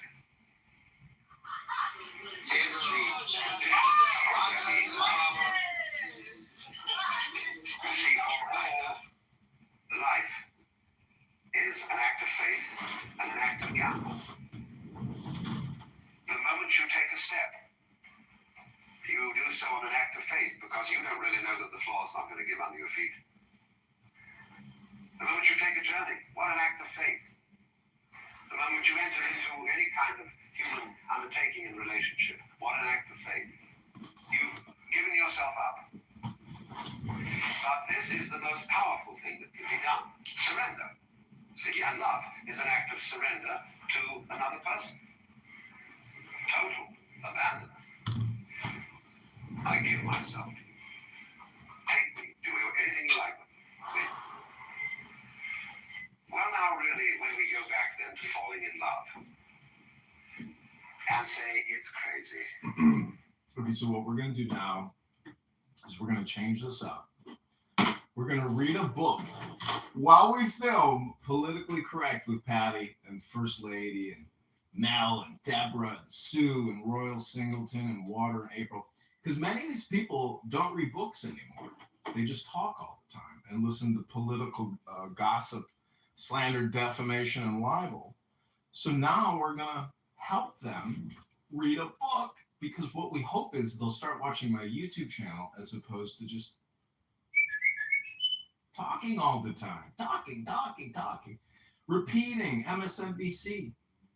This local Democrat senator told me, if I was running for Congress, I'd be on MSNBC. And I still signed her petition because, you know what? She knocked on my door once. I know how hard it is to get petition signatures. So, you know, what is one signature for one person? It's worth $1.50. So I gave her a $1.50 tip for her campaign. That's it. I signed her petition. You know what? I did voucher programs, not to voucher board. We know that it's part of our a lot of states are able to do. Can you come up in? Because you know more about these voucher programs than you are. Perfect. They moved down to the voucher programs. All right, we can read what's called a book now. I'm going to show for you I'm going to show everybody here right now live how to read a book on a Sunday afternoon. This is called education, everybody. I hope you didn't forget. Did anybody go to college? Anybody? Anybody here? Hello? All right, we're going to read from a book called A Star in the West by J.F.C. Fuller. Okay, we are going to just go to this back page. It's number 30, page 306. The Star in the West. But by a fierce and loathly word, the abomination must be told. The holy work must twist its spell. From hemp of madness grown in hell. Others again do not possess the stability of mind, the natural health and strength so necessary in this severe mental struggle, and as Rabat says, it is all confined to an alienation, in the etymological sense, of certain states of consciousness which the ego does not consider as its own, but which it objectivates, and finally, by placing it outside itself, ends by attributing an actual existence independent of its own. Others attain but a glimpse. Maimonides long ago noticed.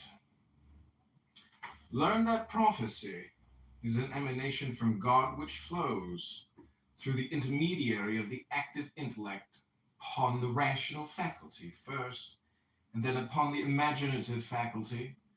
It is the highest degree of a man, and the term of perfection to which the species may aspire. And this state is the highest perfection of the imaginative faculty. If the emanation flows into the imaginative faculty only, and if the rational faculty remains behind, either on account of original structure or from disuse, then is constituted the class of men called men of the state, diviners. There come to men of this class, even when they are awake, wonderful visions, similar to prophetic visions. They delight much in them, believing they have acquired all sciences without study.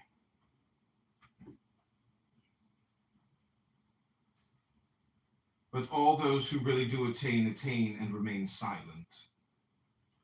The Hindu practice, says Mysticus in time, bears out Western speculation whether we take the shadowy idealism of Berkeley or the self-refuted monism of Haeckel. All these men got our results and interpreted them in the partial light of the varied intellect, their diverse surroundings and education. But the result is the same physiological phenomenon from Plato and Christ to Spinoza and Kankaracharya.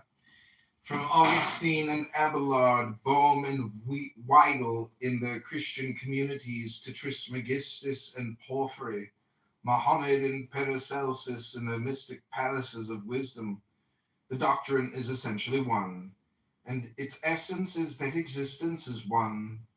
But to my experience, it is certain that in jhana, the ego is rejected.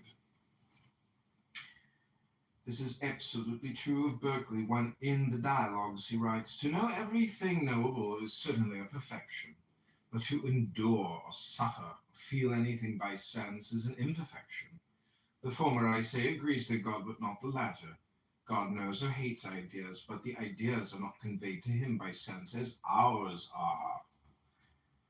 God to him is a Mahayogi. It is absolutely true of Hume, but Hume studiously avoided the word God, could find no helpmeet to fill his place. For my part, when I enter most intimately into what I call myself, I always stumble on some particular perception or other of heat or cold, light or shade, love or hatred, pain or pleasure. I never can catch myself at any time without a perception, never can observe anything but the perception. We only feel the event, namely the existence of an idea, consequent to the command of the will. But the manner in which this operation is performed, the power by which it is produced, is entirely beyond our comprehension. Okay, I'm just going to pause it there. Again, this is Star in the West, a critical essay upon the works of Aleister Crowley by J.F.C. Fuller. It's a good book. Hope you've enjoyed this little brief interlude. We're returning back to Politically Correct.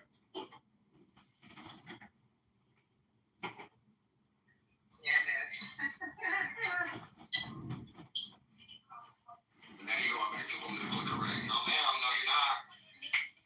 What's up, bad word? Cause I want you, and I need you, and I'm down for you always. Yeah. All right, well, we will just continue reading. We're going to move on to scripture now. This is called Bible flashcards, everybody. Don't forget, this is your politically correct re-education training seminar you've all been looking for. You've been mandated here by your HR department because, unfortunately, you've been spewing toxic hate and vitriol instead of spreading peace. Now, Patty, your first lady, likes to say, I come from a position and a place of peace. But I would say the evidence does not hold up. If you want to see the receipts, just go back and watch the live streams. You can see it over the last 72 hours.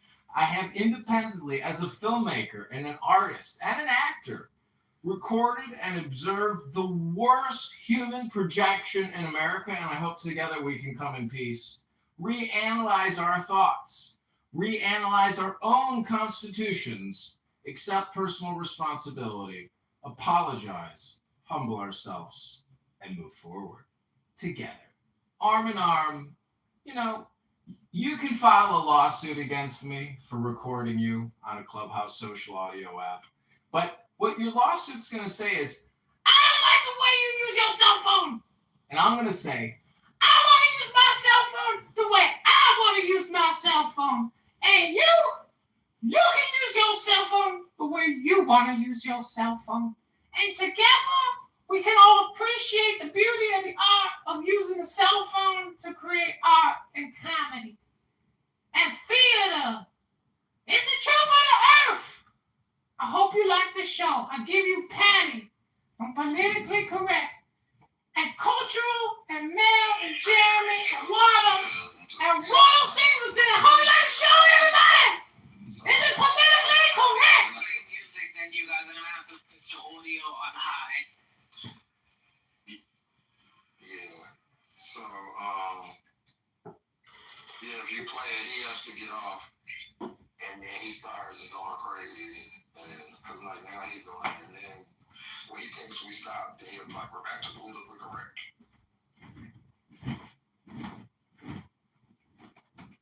Oh, you can add in the music later. I thought you guys were going to start playing some music. Yeah, he seemed like so. You guys want to see some yoga? This is called stretching and breathing. This is a good one. I can teach you how to stretch and breathe again. This is called yoga. Watch this. And I'm addicted to the free one.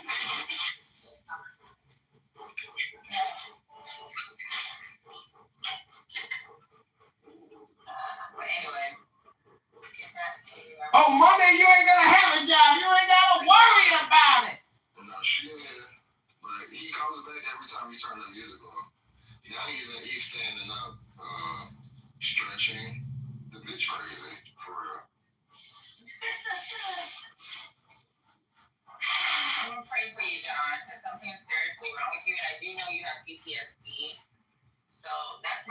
the earth. You ain't gotta be waiting on me! You ain't gonna have a job on Monday!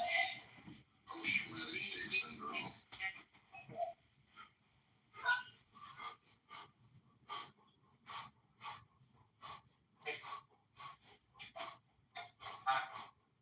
He talking about you ain't gotta worry about him. We ain't gonna have a job on Monday.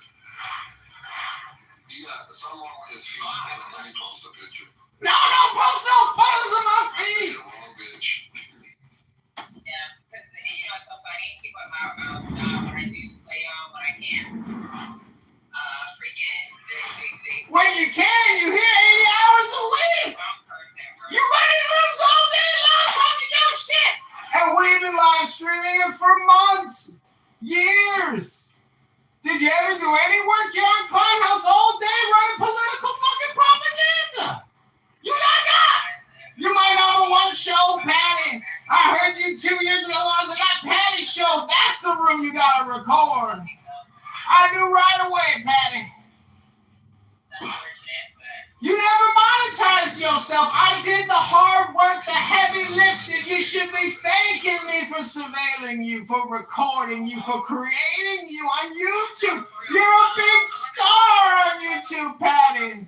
I've got more Patty rooms than your employer's gonna know what to do with. Think about the timestamps.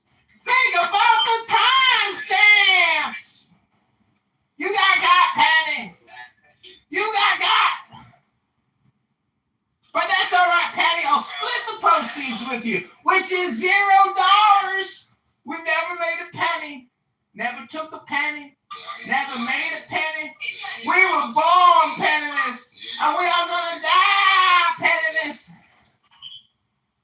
You need to go in police because he keeps saying you got Patty, you got. This shit is weird. I'm part of the show. let them know that. I ain't even on stage and I'm still there. I'm living rent free in your heads. Calling you by name, that's your name on your profile, Patty. I don't think the police are gonna like your videos, sir. When they go back and they look at the live stream and they listen to all the shit you guys said, oh my God, you ain't gonna have a job on Monday. You ain't gonna have a job on Monday, 12 o'clock. Get your box and get the fuck out. We saw what you said on Clubhouse. We saw what you said about Charlie Kirk. It's all on John Kitover's YouTube Live. He recorded you for the past 72 hours. You got. You got. But that's okay. If YouTube ever pays us, I'll send you a royalty check, but you probably won't get unemployment insurance.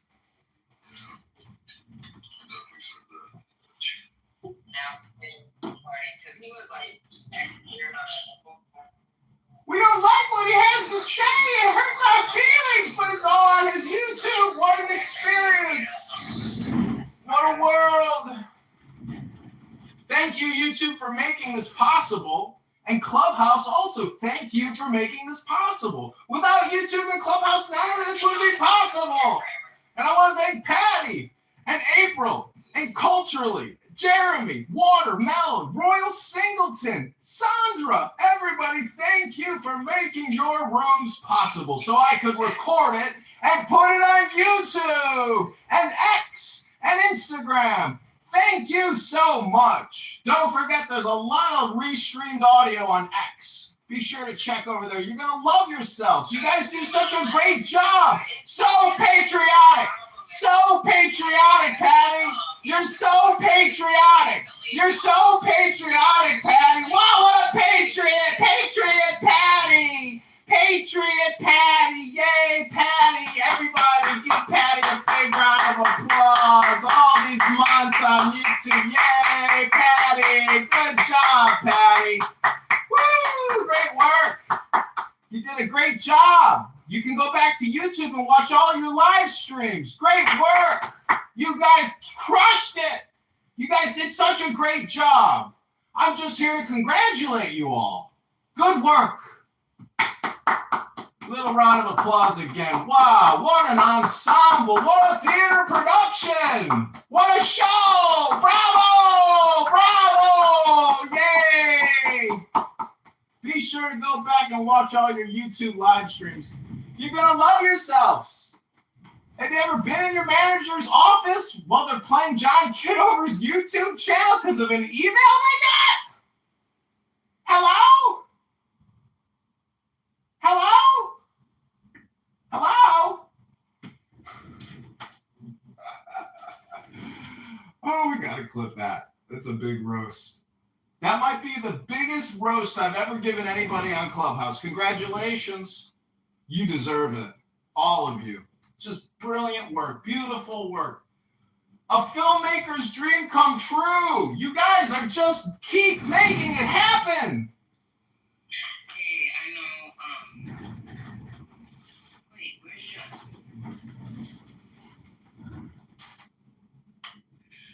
So here are the things that I have noticed on social media. People are getting fired left and right from American Airlines and Delta Airlines for their comments regarding Charlie Kirk's death. So y'all gotta be careful what y'all posting on social media because they are firing folks. Hey, Pat, you back? Yep, I'm back. Patty says she can't get fired from her position. Dummy! Dummy! Really good neighborhood. These like, I don't know. It's like they're like, oh, y'all need to get, y'all would have internet.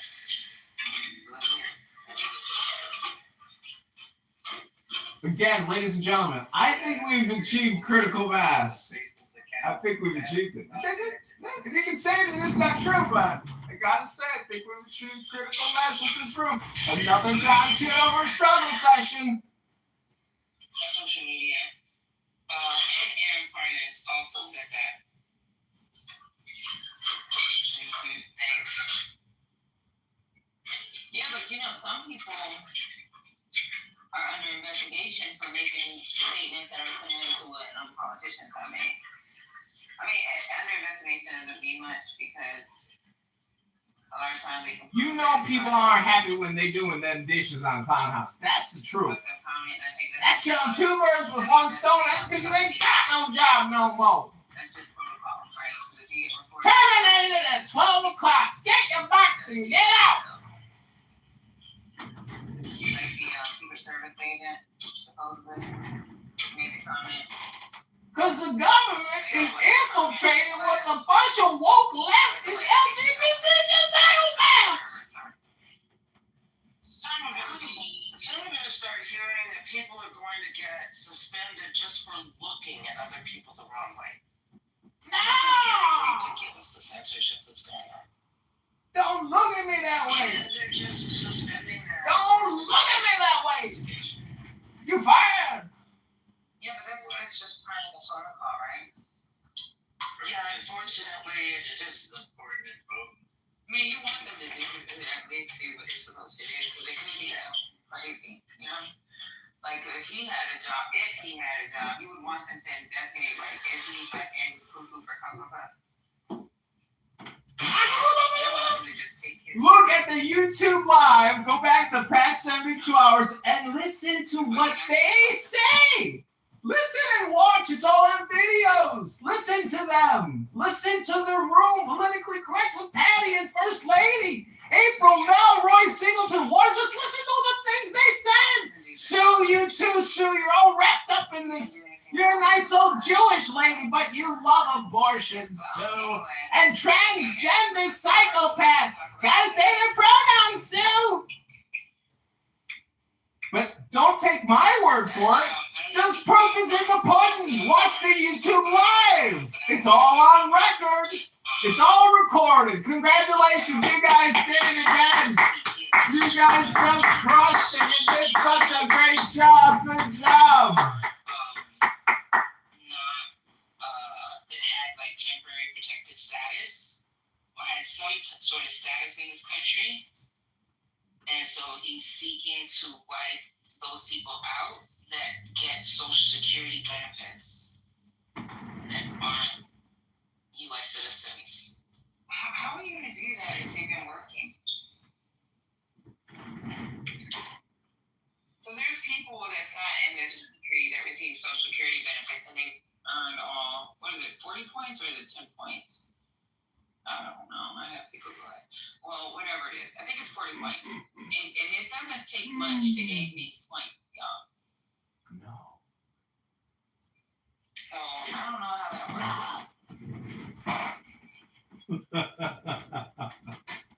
Let me see if I can find that. Yeah, people, seniors, that rely on Social Security income, that's not something that I would be behind going after. Personally, I mean, I don't know.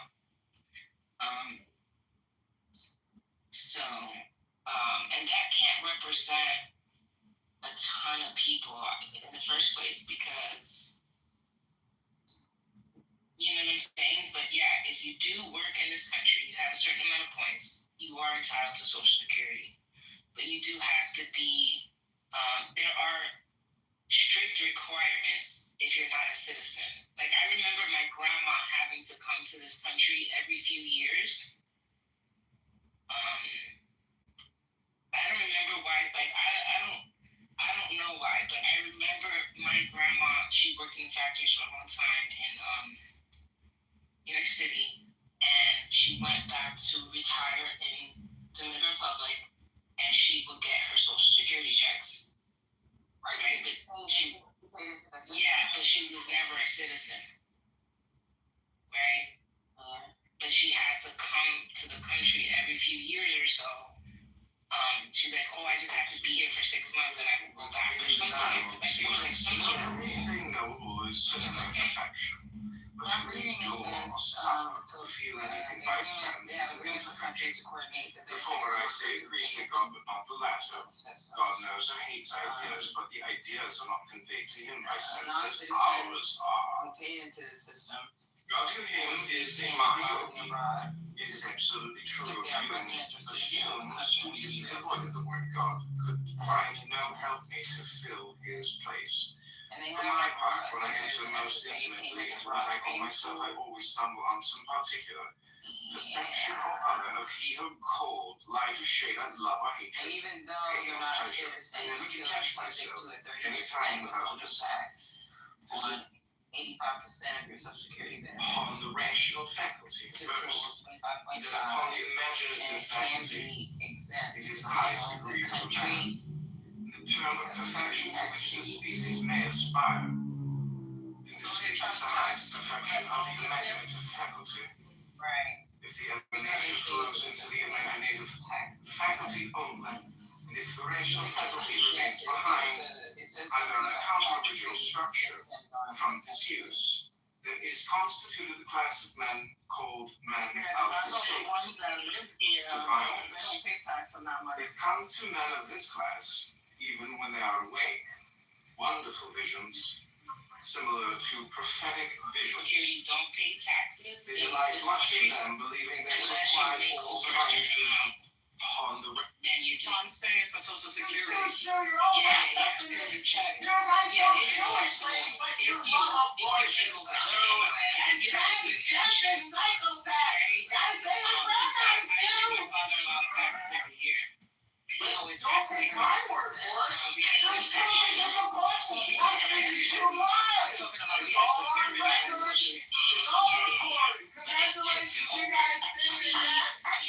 You guys just crushed it. It's such a great. So how would that work if you end up, say, let's say Haitians retired, right? And there's a possibility, like if you got a certain code, depending on how you got out, let's say he did, Haitian ends up doing, I don't know how many years he did, and his may be combat related. So, like, say I get out in the next so many years, and then I retire with combat related, and I do the med board and all that. I wouldn't have to pay taxes on my retirement and on my such a great job. Good job. So that counts towards, that doesn't count, right? Listen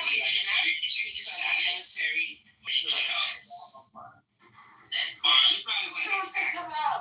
Listen to the room politically correct with Patty and First Lady.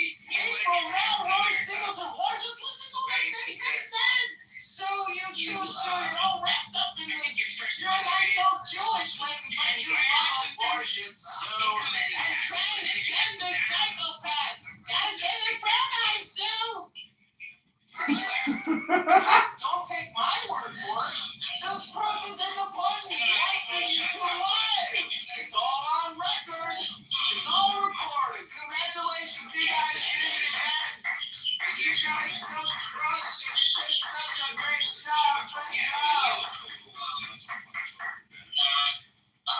It had like temporary protected status. You all. Good work.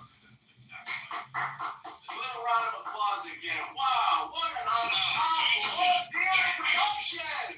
What a show. Bravo. Bravo. Yay. Be sure to go back and watch all your YouTube live streams. You're going to love yourselves. Have you ever been in your manager's office while they're playing John Kitover's YouTube channel because of an email they got? Yeah, my in-laws are not citizens either. And they get Social Security. Hello? Hello? Oh, we gotta click that. That might be the biggest roast I've ever given anybody on Clubhouse. Congratulations. You deserve it. If you have a visa or you Good have work. a 10 or something like Little round of applause again. Wow, what an ensemble. What a theater production. What a show. Bravo. Bravo. Yay. Be sure to go back and watch all your YouTube live streams. You're going to love yourself. Some people Have you ever been in your manager's office while they're playing John Kitover's YouTube channel because of an email they got? My mother-in-law never worked. Hello? In the United States. But my father-in-law Hello? worked. But since she's married to him, she gets half of his check. And he gets the full check. He's worked here for 3 years. That's a big But roast. he's still did not sit That might be the biggest roast I've ever given anybody on Clubhouse. Congratulations. You deserve it. Thank you all.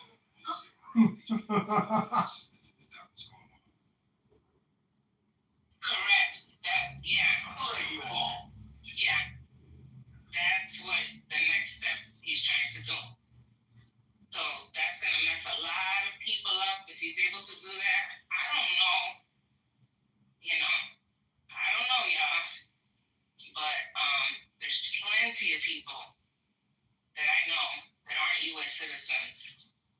I don't know if there's ever been a requirement to get to be a U.S. citizen and collect Social Security, right? Because certain times, you know, there's been areas where we need workers, and we've even encouraged people to come here and we work as, you know, these study right?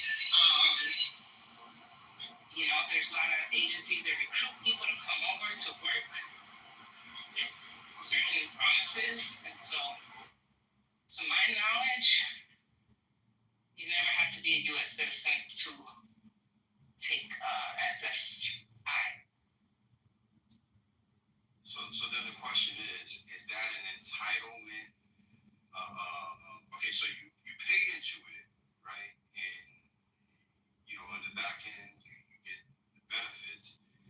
Is that who regulates that entitlement at that point? Like, when you're, who regulates that part? That's what I'm trying to figure out. Well, then it'd be Social Security then.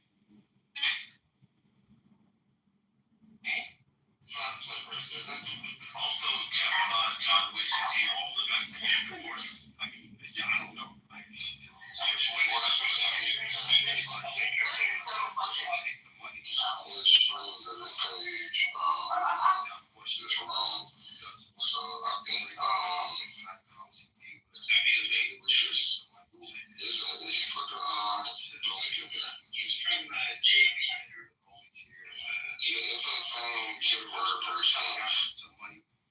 But I decided I'm not giving it to you after all.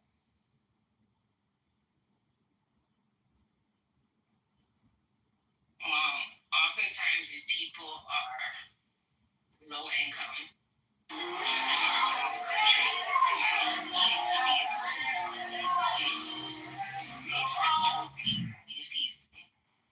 So it will certainly be difficult unless like ACLU or something. Billions and billions and billions and billions and billions and billions and billions and billions and billions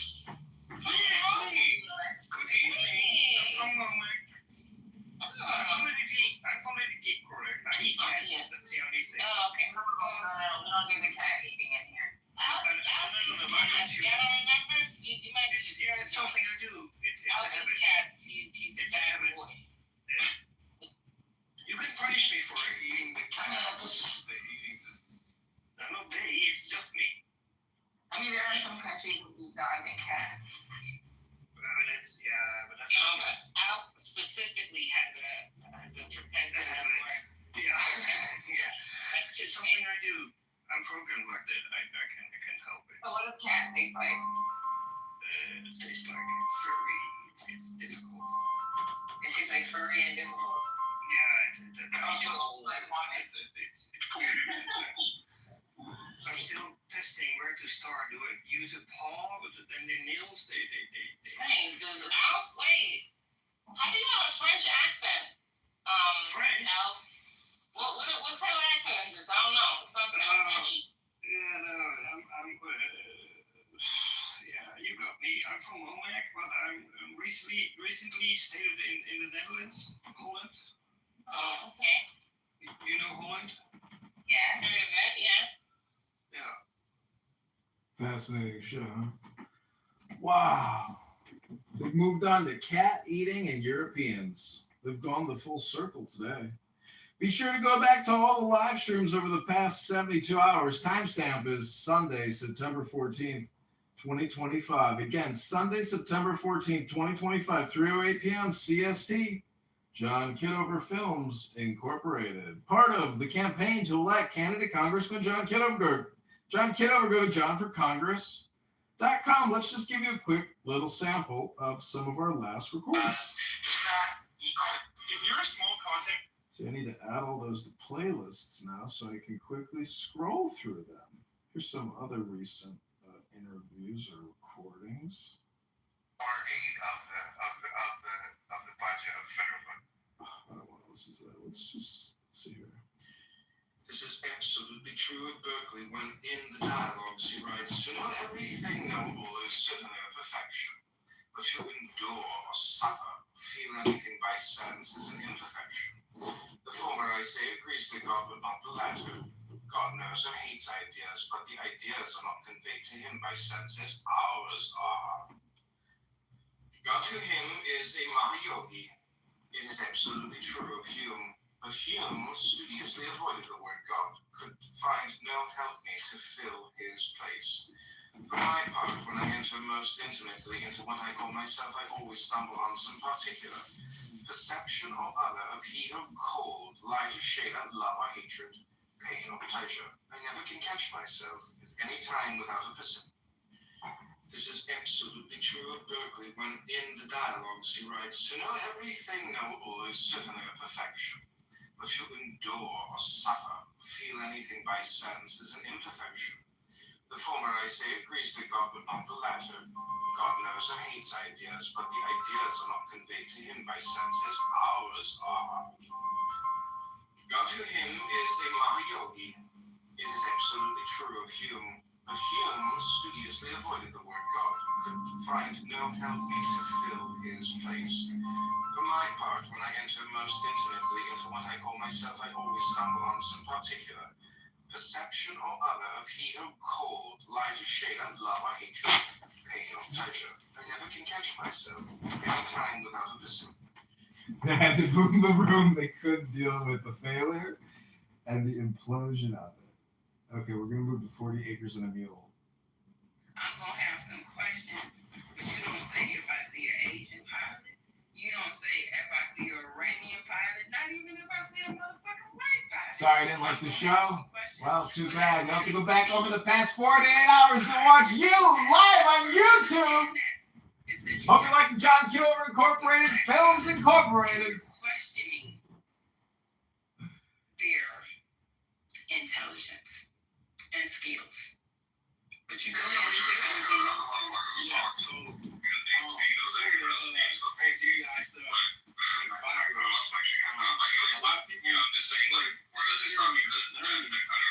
didn't know that were receiving those benefits. So the main issue.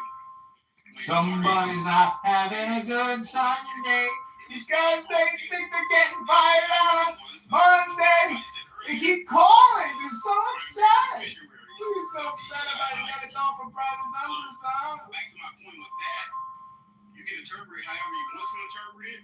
Please don't cut me out. Let me finish this point. It can be interpreted however you want to interpret it. But me personally, as a human being, I some token black person just because they're a DEI hire. That's me personally. If you can't see that, then that's on you. And that's all I'm gonna say. So what determines, wait a minute, so color determines whether or not you're qualified or not, right? I know. All right. Maybe your emotions are high to me. I said it doesn't matter what color you are. Wait a minute, I thought you said you was done. I said it doesn't matter what color you are. Don't misquote me like y'all doing Charlie. Don't misquote me like y'all are doing Charlie. Don't get emotional, sir. Because y'all are misquoting me like y'all are doing Charlie. Are you okay? Because you misquoting me right now. You can't misquote me. You cannot misquote Go me. on mute for a minute, sir. I know sometimes it's embarrassing, but it's okay. It's quite all right now. You asked me not Call to all day long. Call for the next 10 years. I don't care. It's called mute. I agree. If you're not qualified to be in the job, you probably shouldn't. You should just go back and watch your YouTube analysis and think about the things you're saying and write it down and write an essay about what you wrote down and what you said. Listen to yourselves. Listen. Would you listen to yourselves? It's called analysis. I did the heavy lifting for you. I recorded all your public speaking. Get an experience for you. All right, the floor is open. Nah, because that's the thing. Like, because Charlie specifically said if I see a black pilot. He didn't say if I see a pilot of any other race. But the 24 said it doesn't matter what race. So obviously you don't agree with him on that. Instead of just saying I don't agree with if I see a black pilot, I'm going to look at him like higher. Just to say, yeah, I don't agree with his opinion on that. That would be a whole situation. You know what I'm saying? And like I said, his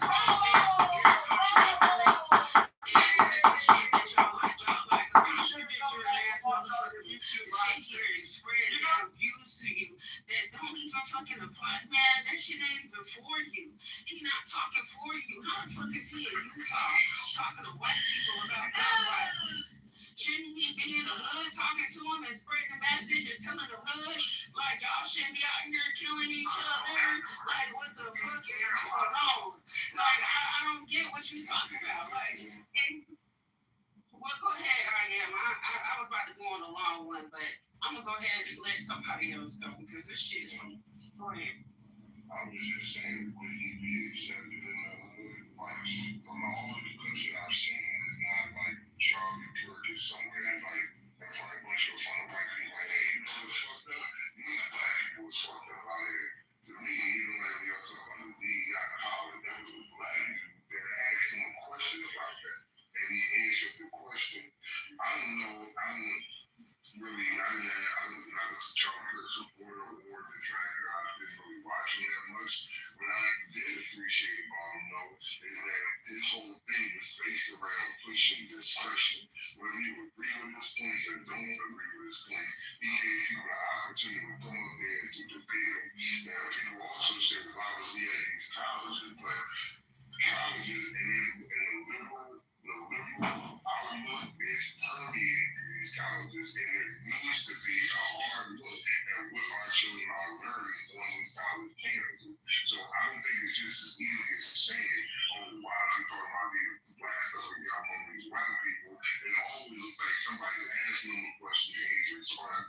And we wouldn't allow him. Like somebody in the chat said, oh, Charlie's never been at an HBCU. But if Charlie Kirk said, yo, I'm going to an HBCU, do you think the people there are going to want him to come here and debate with them?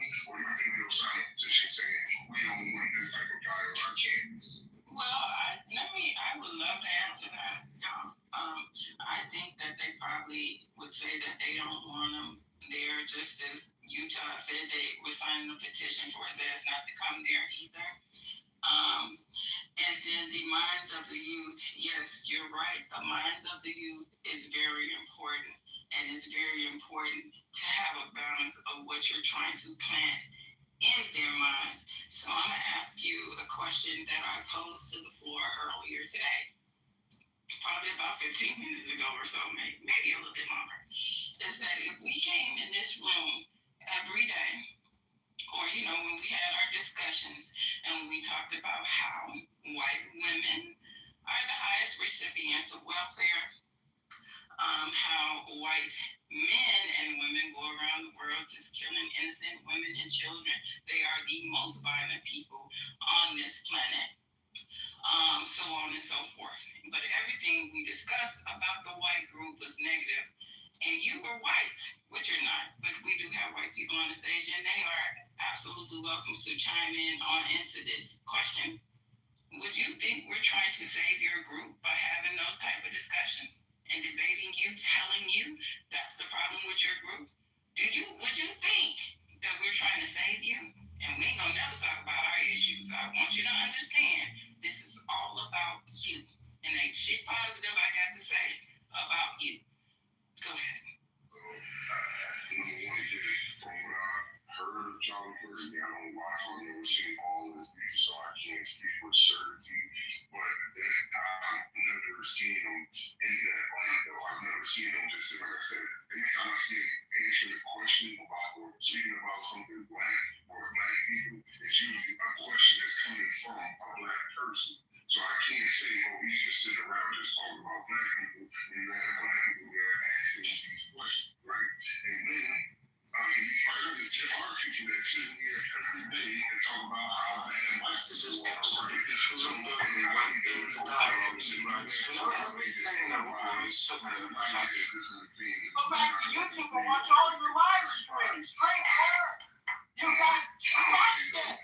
You guys did such a great job. I'm just here to congratulate you all. Good work. Little round of applause again. Wow, what an ensemble. What a theater production. What a show. Bravo. Bravo. Young black conservative thing that they put on all the time for young black people.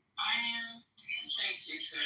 But you definitely answer my question. My question, you really have to answer the question that I just asked you. I don't know, maybe I didn't know. I didn't answer the question. Every time I say it, I can't say that you're trying to help or hurt. You're saying, like, you made that question when you posed it. It's like Charlie Kirk is sitting around a bunch of black people. Or anybody just sitting around a bunch of white people talking shit about black people. What I'm saying to you is every time that I've seen them talking about black people, it's always a question coming from black people. So I can't say he just sitting around just talking shit about black people. It's a blessing. He's not anymore because the white extremists started. Don't y'all start doing that because I want that. This is so. Listen, before we gloss over the question I just asked, let me make this clear. You do not have to know, have ever listened to or heard anything that came out of Charlie Kirk's mouth to answer this question honestly. Please, people. Okay, I know we were just talking about him, and maybe I should have made it clear. You do not have to know him or have heard anything that he said to answer this question honestly. I don't want you to go pull nothing from the past conversations in this room because this room is mostly predominantly melanated people in the room, and every now and again we get out the sisters and brothers that come in here and participate in the conversation with us. So please answer the question without Charlie Kirk in mind. Thank you. What? I was just gonna make a demand or something. It was gonna be hilarious. You never had heard Charlie Kirk? You never seen Charlie Kirk? You don't know anything about him. To answer this one simple question: was he a racist? Yes or no? That was not the question. Do I need to restate? Please restate the question. Okay, but I'm about to share something about white women. Who is that? Because I don't want you to share it, okay? We're trying to get a question asked. If you don't mind, can you hold your question so we can put this one down? Or your information. Peace and blessings to the room.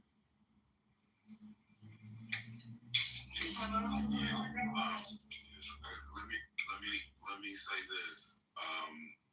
Just before he got shot, he brought. No. Please don't go into that. Listen, do not answer the question on the floor. If y'all need me to restate the question, I will.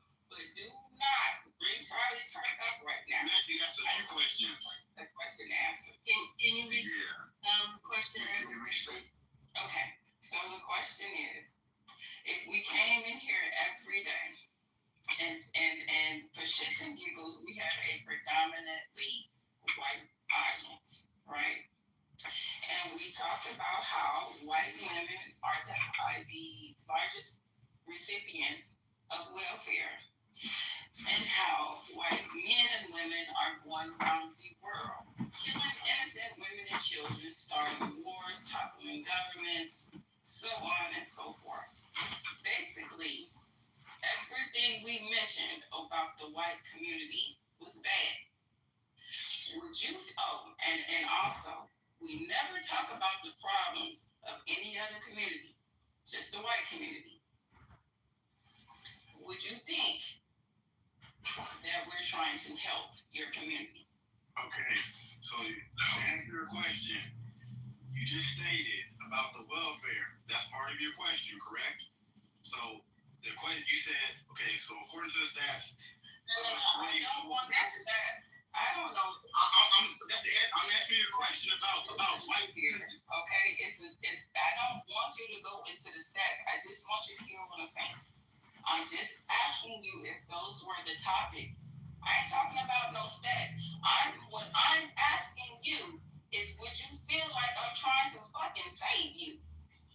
If I'm telling you how bad you are when I come to talk to you, or anybody else for that matter, would you feel like I'm trying to save your goddamn community? So you bring up stats, but I can't do what you're trying to target, okay? No. All right, that's an easy question. All right, now we can move on, y'all, because now my patience just got real thin with me. But thank y'all for participating. Thank you. All right. Thank you. And I'd like to say, you said what? I wouldn't be surprised if this guy, Charlie Kirk, was not paid off by Donald Trump or the far right or some special interest group has paid this guy to go around to stir up these matters, you see, and it puts it in their favor whenever they put us in a with like all the. Well, I think your boy Trump has been deporting a lot of people who don't believe in it. So I guess that's part of it. I don't know. Like who? He's kicking out immigrants who are not legal in the country. Let me answer that question. Like who? What do you mean? Like people that are here illegally? No. You said that he's supporting people who don't agree with him, right? No, I was asking him. I was not making a statement. I was asking. Like all this apologetic conservatism. It's like, motherfucker. All right, fine. Like, you guys want to celebrate the death of somebody that stands for a lot of what America? I mean, I don't agree with everything. Away from my neighborhood, it's peaceful here. You're not supposed to agree with everything that another human being thinks or says. It's like Billy Smith on the fucking This isn't America. We all have the right to speak our minds without getting fucking killed. Right, yeah, no, absolutely. That's my thing. That like you're gonna kill somebody or advocate for them to get killed because you're too weak to handle a difference of opinion. Either that, like it doesn't even matter if you can handle it or not. It's the law. We can say whatever the fuck we want to say as long as it's not inciting violence. Yeah, that's true. She's right. So if they want to do it, kill the whole fucking Constitution then. Yep. That's exactly my point. Like, what they want to do. Like, they want to get rid of the Constitution. They want to, like, change what America is. So, as far as I'm concerned, this group of radical, liberal fucktards are literally becoming invaders of the country. Okay, if you want to be an invader and try to change America, get the fuck out. Like, it's really to that point. Like, I'm not one of these apologetic. Charlie Kirk is not going to stop the movement. We're still going. That's fine, but if I'm just saying, I'm a guy on Clubhouse watching football, but it's like, if there's a fight, like, let's fucking do it. Like, let's fight. One side has guns, one side doesn't. That would not end very well for the liberals. Like, look at it. They made the conservative movement even more powerful. They act like they're not about the gun. They really are. No, they're not. Chase, that's a part of that movie is Civil War, and we don't want that. We all know what would happen if the Republicans fought the Democrats. Right, but we don't want that. Like, that would be really. I mean, shit, dude. I mean, I don't want it either, but at the same time, it's like, bro, you guys are being. But the thing is, you can't go to war with your family. I got, people in my family that are spellbound by this liberal shit. Like, you can't, like, what the fuck are we talking about? Like,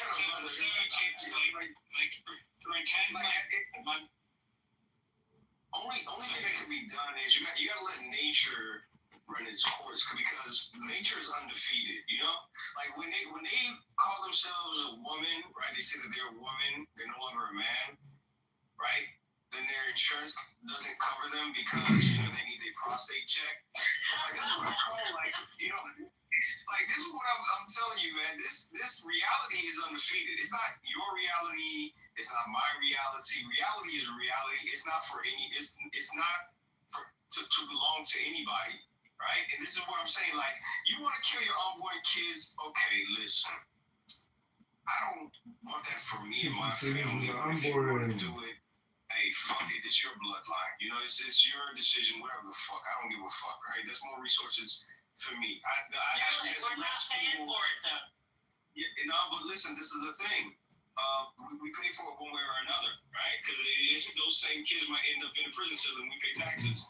So I'm just saying, man. Listen, like, at the end of the day, man, it's just like, just let these folks do whatever the fuck they want. Yeah, I mean, for sure. But if it's to the point where someone's publicly assassinated, and then you have a bunch of people that don't like his opinion because they're all liberals, and he's conservative, and he has his own opinions. If you feel he's racist, okay, he's racist. I don't think he's racist, but if you think so, it's not like he's not okay with. It doesn't take a lot to be racist in this country. Yeah, it's like, okay, fine, you think he's racist, cool, whatever, that's your opinion. Like, I don't think he is, but there are some people who do. Okay, fine, you don't have to watch it. The fact that you get so triggered by him to where if the man is killed and assassinated, you're happy. Yeah, bro. Those people should be like, just get the fuck out of here. I'm watching him get fired. That joy is funny. You can see it really doesn't have to be like a speak. I wanted to say I had a bad shorty.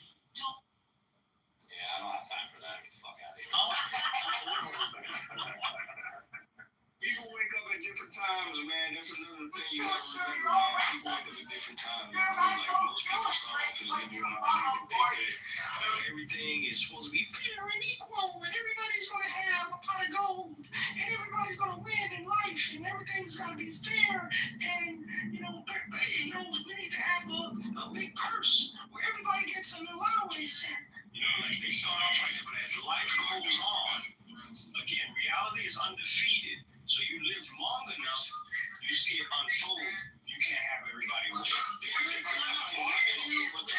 you're gonna argue gun violence, and then when it happens, like you say, you want to argue gun control, and then it happens and you celebrate it. What are you talking about? Yeah, that's true. Okay. Yeah. So the same people that are saying, "Oh, we need gun control," and then this happens, and then you want to celebrate it?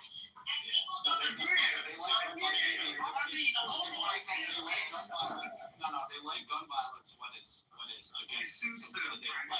Listen. If you look at these videos on social media, these people celebrating Charlie Kirk's death. Look at them. They're either like alien body looking people. They're like colored like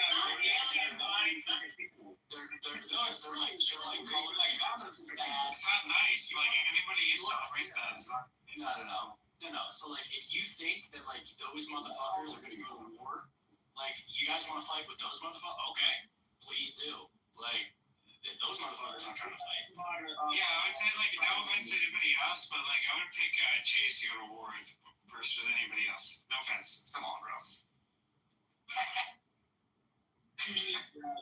Very like delicate looking people. They don't look like they work out. They don't look like they have much discipline to them. They have the same fucking hairdo. Like, it's purple. It's with white streaks. It's the same fucking hairdo nonstop, bro. Did you guys see that that incident at the Phillies game? Was that the Phillies game with the baseball? The lady Karen came over and she bullied the guy into giving her the home run ball. Yeah. And she had the head. She had the same fucking. I'm done with this. Like, just take the ball. Yeah, exactly. But it's the same fucking hairdo. It's the same fucking hairstyle. I'm telling you, it's the same demonic spirit. Pay attention to the hair. It's pink. It's blue. It's purple. No, I'm telling you the truth. I'm not. It's their uniform. It's literally the liberal uniform of like the demons. You know, like the demons. Yeah, like it's demonic attire. You know, like demonic attire, right? Yeah, no, I'm telling you, man, it's just like some people when you get in their presence, and I couldn't notice this before, right? But over time, like they all have the same demeanor, the same disposition, the same unease, right? They're shaking, their hands are shaking, their hair is purple. You know, like pay attention next time you guys get around like people who are like die hard with these very weird beliefs. You'll come to find that it's consistent pattern. They dress a certain type of way, right? They may have a lot of piercings on their faces, this is like indicative of mutilation, like self-mutilation, right? Self-mutilation. Well, it's just a consistent thing that I noticed. They might be heavy on the mascara, you know? Yeah, black lipstick, you know? Like, you know, it's...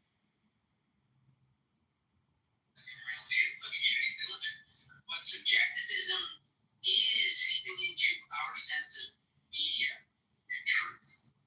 Right? My facts matter more than yours because I react to them and I haven't heard yours. Literally. It's a real thing and it's crazy. It's tough because they're using the race. That's what it is. They're using the race to push everything to say, oh, he was a racist white guy. The same spin they were trying to push on Trump, they did to him. But the thing about it, he was a presidential candidate. Then he became president. So he had people on his back locking him down. This guy was an average person. This guy was a YouTuber, not really a YouTuber, but he went to school and did all this. And he was known, but at that, he wasn't an actual, president that had this protection or would have, say, the glass, say, like the Ponce path or the road. Yeah, you've heard liberals and you've heard people on social media talking about we gotta take control, we gotta okay. I mean you're pushing it. Be very careful, because it's really getting to that point where it's very hostile between the two sides. And I don't think that you actually want to do that. I don't think that they actually want to have that fight. So be careful what you wish for because you might get it and it won't be good. Yeah, Chase, when I was reading the Wall Street Journal and the New York Post and the New York Times, there's only one callback that New York Times did. They said it was a shooting and not an assassination. They called it back. But all these liberal papers, also the Washington Post, you have these papers basically saying to the American people, this person was important, this person had influence, this person was a political icon. It's not just Fox News doing a thing about Charlie Kirk. There's the front page of the New York Times, front page of the New York Post, front page of the Wall Street Journal, front page of the Washington Post. So obviously this person was very important, and that's why I was having a lunch with a liberal friend of mine, and he said why is this important? I was I don't know. I know Charlie Kirk. To be honest with you, I never really listened to him, but apparently he's a very important person. Charlie Kirk built a brand, built on conservatism because that's what he believes. His whole thing is he literally speaks what he believes. It's not like he doesn't have reasons behind what he believes. He was willing to discuss it openly in public at universities to try to offset the dog shit liberal education system that a lot of universities have. Absolutely. And that's what he did. And then his brand exploded because he's well spoken, he's good, he's smart. And then People enjoyed, some people resonated listening to him, some people got triggered. Whatever the case may be, he blew up and he became a big influence, and then he got assassinated. And now people who were triggered, I mean, that's what happened. He's not necessarily like a crazy, yeah, he's not like, he wasn't like a crazy thing. He's just a guy who built his brand, he spoke what he believed, whether you agree with him or not, and then he openly discussed it with people. That's what he did. So, I mean, if you know, you're celebrating the guy's death, I don't see liberals doing that. Where the fuck are the liberals who do that? Where are they? So he's going to be the recipient. That's a good question. Where the fuck are they? Where the fuck are the liberals that openly discuss their ideas and arguments? Well, I just want to say this, that he's going to be receiving the Presidential Medal of Freedom posthumously. Really? Yes. Thought he was gonna receive it like 72 hours ago. Mother Teresa, right? Martin Luther King, Jr., right? These are the people, Rosa Parks, these are the people who have, Maya Angelou, these are the people who have received this in the past. It's a very high fucking honor. Okay? Like He's a high honor you can have. That's no big person to hide. Yeah, exactly. Like, that's the utmost. So when they talk about he's not iconic, like, what the fuck is really? Like, you guys don't even have a fucking trophy for the honor. I don't know how the fucking they don't get it fucking killed them. How is it you know list, man? Well, you talking about motherfuckers who ain't even made the Dean's list, and they're shitting on somebody who's getting a fucking freedom. So yeah, I mean, people living in their minds. Weird ass trolls, man. In their minds, they've convinced themselves they're behind the screen, and they're telling themselves that Charlie Kirk didn't do shit with his life, and they're living out of their mom's basement, paying her $50 for the light bill. What the fuck? You know, like this shit is crazy. Like, how do you guys try to diminish the honor, the legacy of somebody who you didn't even do half of what the fuck they did at 50? What the fuck? He's 31. He got 1,200 fucking sites, chapters throughout the U.S. What the fuck are we talking about? Bro, it's like say somebody just went through Look what they put in the chat. Piece of metal. That motherfucker has never gotten no type of recognition in their life. The person that said, it's just a piece of metal. Bro, I hate to say it. What are we talking about? I mean, it kind of is just a piece of metal, but it is. No, it's the Hall of Fame, bro. Yeah, I agree with you. Listen, I have a big ego, so this hurts to say this, but Charlie Kirk has probably acquired more. He's probably accomplished more than everybody in this room combined. Like, collectively. I mean, and I don't even like to say that because I have a big ego, but yeah, hey, bro, I got don't speak for me. I'm the case. I got 500, bro. I'm almost there though. No, I'm just joking. I mean, it's like I don't want to like be a guy who's like coming up here and like promoting violence and stuff, but if it means getting these liberals that are wishing on a man's death out of here, shit, dude, like get them out of the country, get them out of here, man. Well, I'll tell you one thing, Chase. Like I've seen so many posts of people being outed for saying heinous things, like in public, like there's people like in different places in government who are being fired because they said 100%. It's not cool to say like he deserved it or something, anything like that.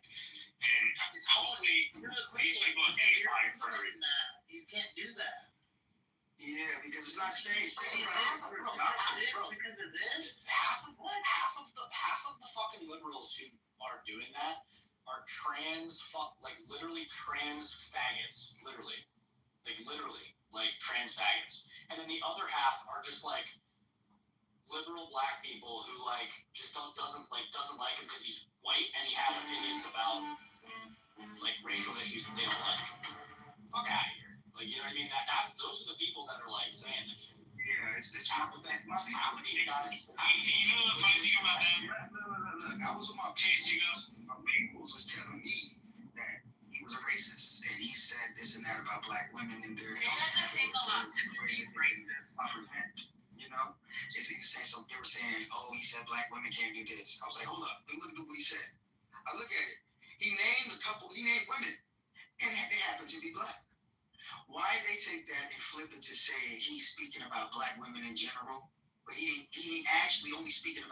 these specific women, these people who aren't certified. I say certified.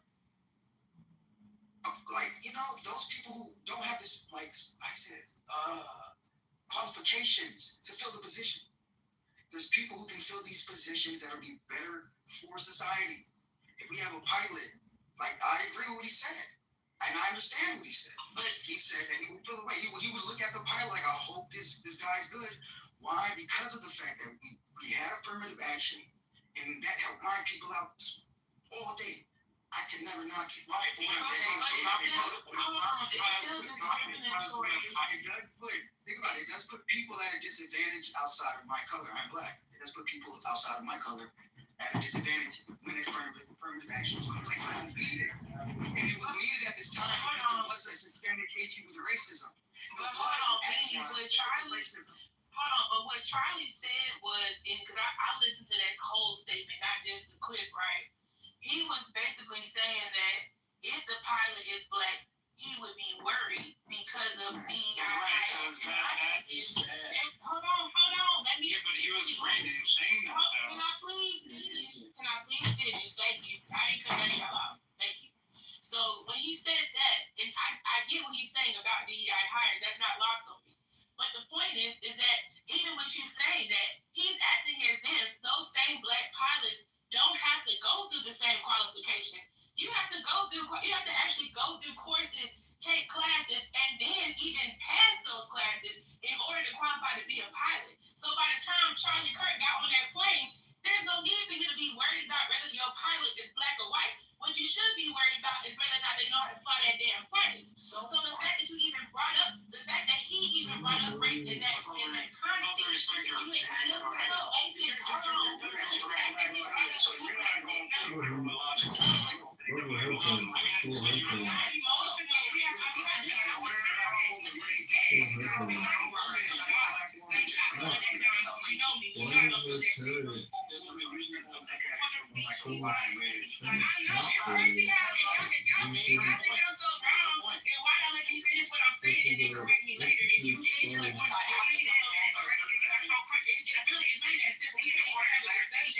Oh my God. You've been there for the last 2 minutes. You made your point. I can answer your question. You took up the majority of that, Chase. So respectfully, I didn't disrupt you, and it's still disrespectful as fuck. I don't care how you slice it. I can answer your question. Okay. The reason why is not because there was a different test for a black pilot. The fact that they were even given any. Sorry, man. I didn't say there was a different test. And that if y'all would have let me finish expounding on what I was talking about, I'm talking about Charlie Kirk's statement. I'm talking about his words, not my words. We know his words. It's fine. Let her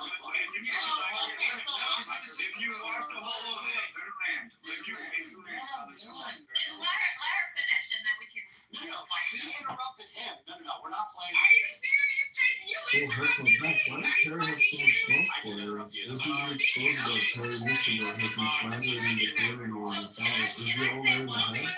Why is he posing with masked militant looking men? What's Terry's deal? We have to realize that Charlie Kirk is human, and like everyone else, we all kind of have, we can make mistakes. And I really think what he meant by, I don't think he was trying to say like, oh, black people don't know how to fly planes. I think his whole connotation was, since like we're putting everyone in there because of the color of their skin, am I gonna have to say, like for example, let's just take it from the black standpoint. Let's just put it on like the Mexican. We don't need to make an assumption about it. I would love to have a good conversation tonight. We can't, because y'all keep interrupting everybody that speaks against your opinion. We can't have a conversation. Then let's do it accurately. But with Summer done, let Summer finish though, so we can get to the next. Like, black people don't know how to fly a plane. That's not what he was trying to say. He was trying to say, since DEI is just pushing black people or whoever else into these positions, well, I have to second guess. Like, does this person know how to do their job, or were they pushed in this position because they're trying to like put like slot holders because of their race? I think that's what he's trying to say, and I think that's what everybody is missing.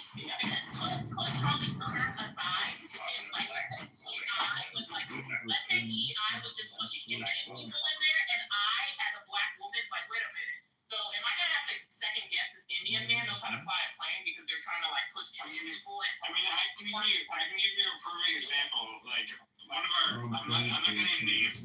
One of our current justices is unable to say what is a woman. I mean, how is that person a Supreme Court justice? But they are because President Biden said he was going to hire a black woman. You know, he said straight up from the very beginning, before he even read one fucking resume.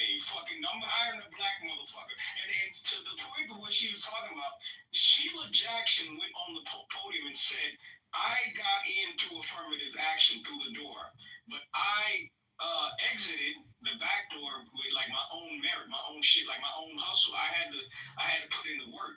Like she literally said this with her own words, and that's how I'm saying, like, y'all didn't see the whole clip because he played it right after he said what he said. Right after he said what he said, he did run a clip, and then Sheila Jackson is on the podium being heard she said, like, listen, I got in because I was a black woman. She verbatim, I got in because. And beyond that, bro, like, I've gotten jobs because I was black. What the fuck they had to fit diversity quotas? What the fuck are we talking about, man? So, yeah, like, but, I mean, I got college degrees, right? But I can't tell you that I didn't beat another equally qualified person, right? Because, you know, I leaned in at the finish line with my black skin. You see what I'm saying? Like, we both have college degrees. You got a quarter to meet. He's white. I'm black. You got 50 white people already here. Not one single black person. Who the fuck are you gonna hire? And on that too, he was responding to somebody else that was talking to him. So again, like, it's not like he said, "Oh, he's black, so therefore I'm not fucking." He was asked the question. He responded his opinion. Right? That's what he does. That's his business. He fucking answers questions openly and discusses things openly. Do you guys not understand that? That's number one. Number two, it's not like he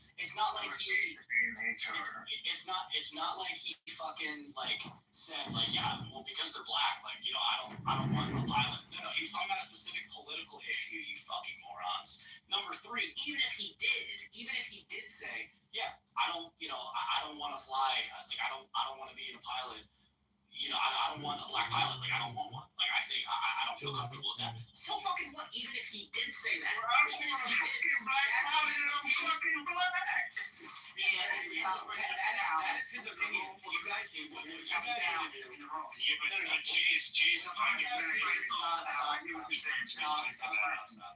What you guys need to do is you guys need to grow the fuck up. You're an adult. And you need to just stop getting offended by every single person. That's just something that you don't like. Be an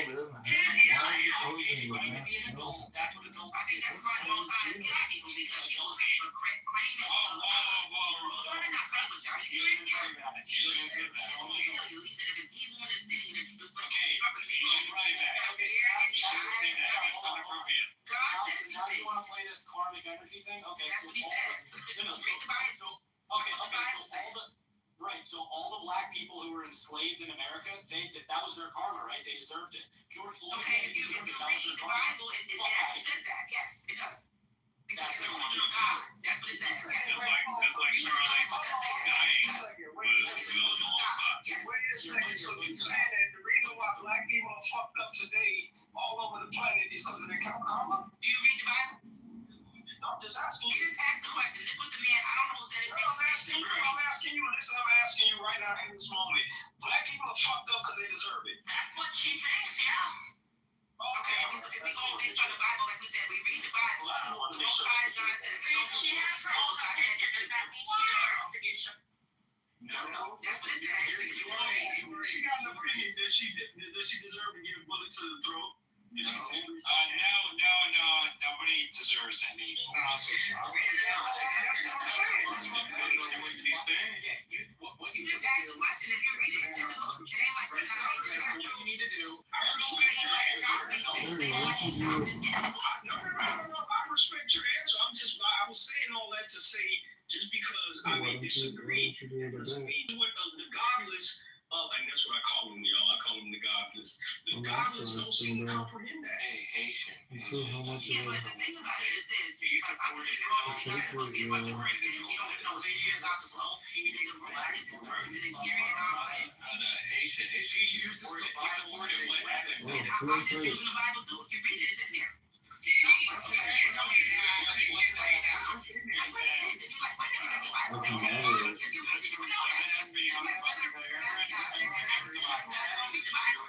What passage? Okay, everybody knows the Bible. Can we move on to the Bible? Yeah. You gotta give me a passage if you're gonna. No, but she's right. No, it's in the Bible that God cursed that way. Passage. Hold on. Yes. Thank you. Yes. Is that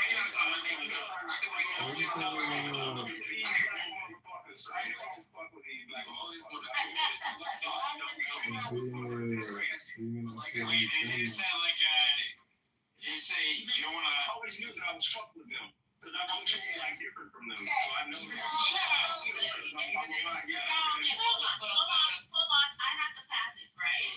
So it's basically an interpretation of Genesis 9, verse 22-27, when God cursed the Canaan, I think. And I guess black people were the descendants of the Canaanites. So I think that's what, was interpreted. Jay, why don't you do a debate with Mark Rice or Maxis and prove how much of a patriot you are?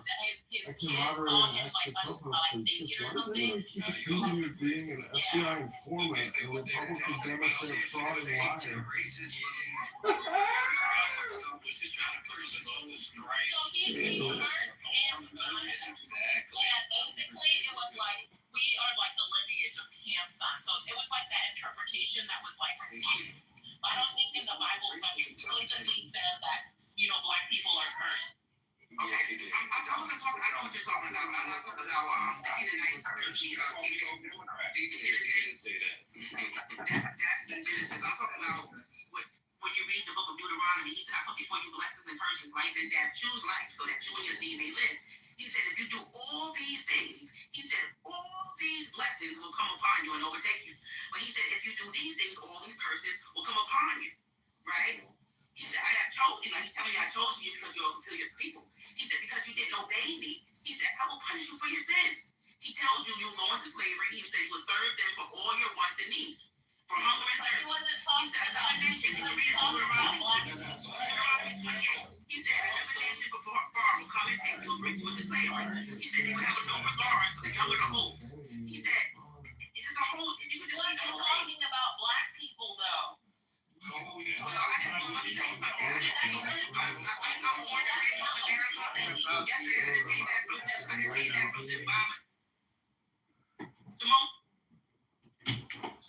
The big mouth, the clown. Alright, so we're gonna do one at a time. And that's how we're gonna do this. We're not about to yell over each other. Yeah, get the blacks under control. Okay, let me say this. Okay, this is wild. Universes. Yeah, get us under control, but that Most High is gonna continue to kill y'all. But the thing about this is, I just came back from South Africa yesterday, and I was in Zimbabwe all the way back to Florida. Why don't you debate? Yeah, I don't have time for that. He said some wild stuff right there. Support, No, I kicked her out. Yeah. basically. What's she talking? Yeah, she was implying that she wished war. Yeah. Take the Most High taking out war. Yeah. Why not? It's in reference to talking about. Yeah, that's crazy, bro. And that's that doctrine that leads people like super way off. Oh, we'll lose it. Yeah, I don't have time for that.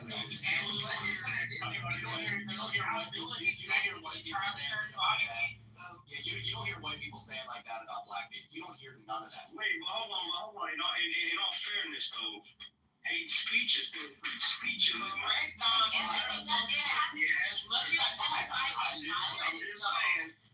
just saying.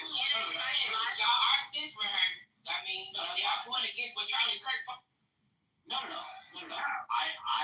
I didn't want to hear her anymore. I decided with my own free will to kick her out because I'm. No, I got you. I'm just simply saying that. I got you. She wasn't inciting violence by saying that's why you guys are going to keep getting killed. That's inciting violence. Yeah, I mean, whatever. I just didn't want to hear that lady anymore. So she's out. She's gone. And once she's in a woman, God's gonna take more you guys out. That's how the Most High's gonna take more you guys out. Yeah, that's crazy. And she's speaking in reference to what happened to Charlie. So yeah, it's definitely crazy. Yeah, you can get out of here. Oh, go life.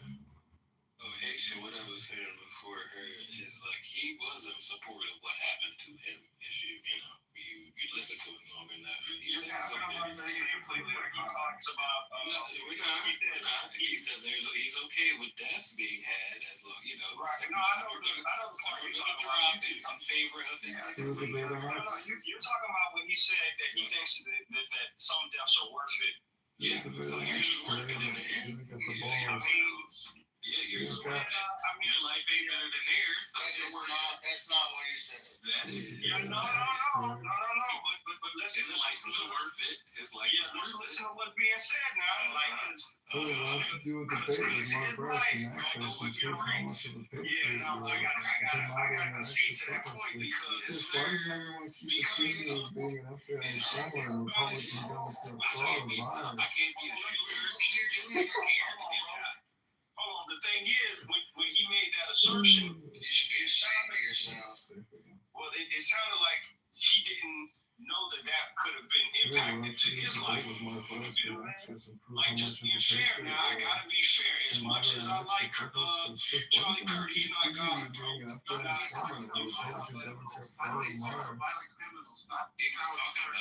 He was talking about To be fair, okay, what he's talking about is the fact that every day 2,739 people are saved by guns. Let's focus on that. So if and that's like 1 million people a year are saved by guns or stop crime because of guns. So if we have to balance that with I think it's, I forget the number, how many gun deaths there are each year. Yes, some people are going to die because of gun violence, but when we balance the first, that's what we get. Now, people also drive their cars at millions of miles each year, and 40,000 people die from car accidents each year. And sometimes the people who say, yes, I like having a car and it's essential to my business, also get killed from driving in a car.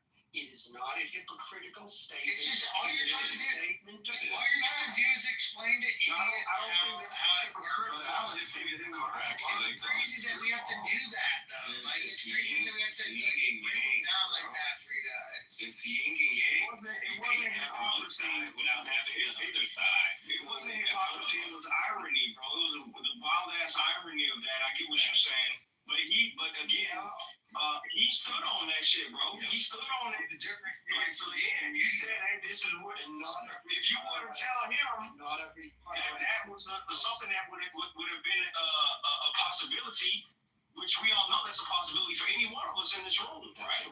Mass shooters are running around this bitch, right? I got you. I was like, what did they bring? Hold on, I want to hear Alan. Yeah, this is quick. Not every car accident is the person's fault. Sometimes you're just driving along and some immigrant from India or Nepal driving a truck who doesn't speak English tries to make a U-turn on the freeway and an innocent family plows into the truck and it kills the entire family. But it can also be a white teen drunk driver also. That's right. You're right. All right, let's go around the room and come up with every The possibility. white teen drunk driver is a very small percentage when it comes to motor vehicle.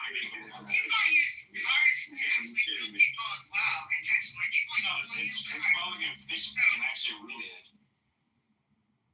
Dude, a lot of drivers that drive drunk and kill families. Okay, I don't know who you're hanging out with, but apparently, you should not. They have mothers against drunk driving for a reason, brother. That's what I'm. No offense, by the way. No offense. Yeah, no, there's a mother brothers against drunk driving, they call it MAD, right? Because that shit was like through the roof, like far as drunk drivers, and a lot of them were teens and drinking and driving and shit. Like, most older aged adults are not drunk drinking and driving. To be honest with you, it's the younger people that's doing this shit. But people also use cars to actually kill people. I mean, do really bad things to other people with cars intentionally. Not. So you also have to look at cars can be used as a weapon as well. Just saying. Cars are the purpose of a car is not. I know what you're saying, but the purpose of a car is not the same as gun is a purpose. For the record, cars don't kill people. People kill people. Guns don't kill people either. So what are we talking about? It's the bullets. That's my point. It's a kinetic force. What I'm saying is I'm purchasing this gun to do said thing. I'm not purchasing a car to run somebody over. Okay, well let's take it all the way back to the mother that birthed the person that shot them.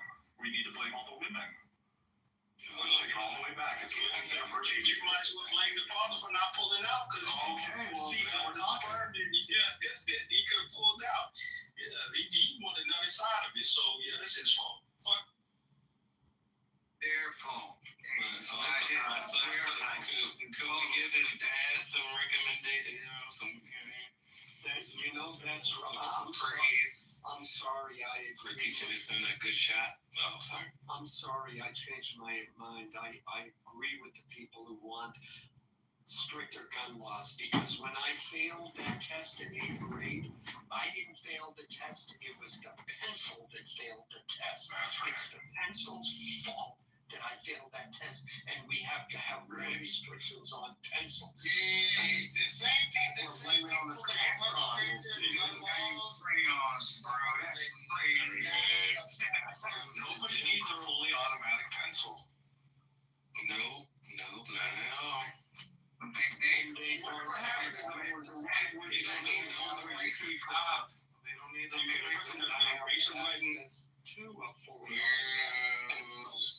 Okay, and they haven't since the 1930s, when gangsters and the mafia were mowing people down with Tommy guns and other automatic weapons. So under very, very, very, very strict regulations, are people even allowed to own them? And as of right now, you can still own it if it's grandfathered in, but if you want an automatic, what is it, M1, you have to buy the tax stamp, the ATF stamp, which at a minimum costs, and this is about 10 years ago, $20,000 just to get the permit to own that gun. And then you gotta find somebody who will sell it to you. So it is highly restricted. Nobody owns an automatic gun or an automatic pencil. Legally. Yeah, but the Where you get paper for? Where you get a switch? So for the record, can I ask, with all due respect, I don't understand handguns. I don't understand automatic guns or any of that stuff. What is it on the record, David? So what is it? But what is the purpose though? I don't understand. Is it just hunting? Is that the whole reason for having these? We like the guns. We like the protection. The purpose is deterrent, right? There are people in this world, right? Yeah, but you can have a pistol and be a deterrent. Let me finish, brother. There are people in this world, right, who are fucked up bad guys, right? If they know that you are in a house and you have absolutely no firearm to protect you, them and a few of their buddies, right, it's going to be like 6 of them, they're going to be emboldened to go in there, fuck your wife, kill your dog, or maybe fuck your dog and kill your wife. You get the whole point? Like the mental war. So there's a reason why they go into schools to shoot that shit up. It is one of the most vulnerable locations. Right? It's like ice cream. I get that. I get that. But with all due respect, fuck this shit. But with all due respect, why do you need Huh? Why do you need a semi-automatic weapon? Yeah, that's what I'm telling you. Because if six people come to your house and each of them have guns, you're fucked. You see what I'm saying? The only thing that's gonna give you a spit in the ocean chance is if you have something like a fucking rifle or some shit. Like I disagree with you. I 1,000% disagree with you. Okay, all right. So okay, cool. Wait, hold on. You disagree? Me and 5 other buddies, we know that there are no fucking rifles allowed, right? You're a homeowner. You're a law-abiding citizen. We each have handguns. We're coming into your house. What the fuck are you gonna do to stop us? Put his transgender wig on. Yeah, that's all the fuck you gonna do, man. It's okay, that's not the question. That's not the point. Hey, you're gonna suck our dicks very slowly, one by one. There's not very detailed. I'm wondering why you. I'm just saying, you might enjoy it. Listen, you might enjoy it. Okay, with all due, like nobody's gonna ask. Me and my 5 other friends might enjoy it as well. You know, I'm just saying. But in this hypothetical, it's just to make you think, brother. Not everybody's a nice guy like you, man. Even I wouldn't have a gun. Okay, the point is, there's no gun necessary for this altercation, right? Like, if you think about it, like, what you're doing is obviously illegal, right? You're breaking into somebody's house. That's illegal, right? David, PTR, look at my PTR. This is strictly home defense. He's looking. He's a good guy, you know. He's a good guy. He's a nice guy. He's looking at it, like that's wrong, bro. There's fucked up people in the world, bro. That's what you're not getting that part. They're not gonna do the right thing. They're gonna do some fucked up shit. Look at that. The answer is not to have a gun. Yes, it is.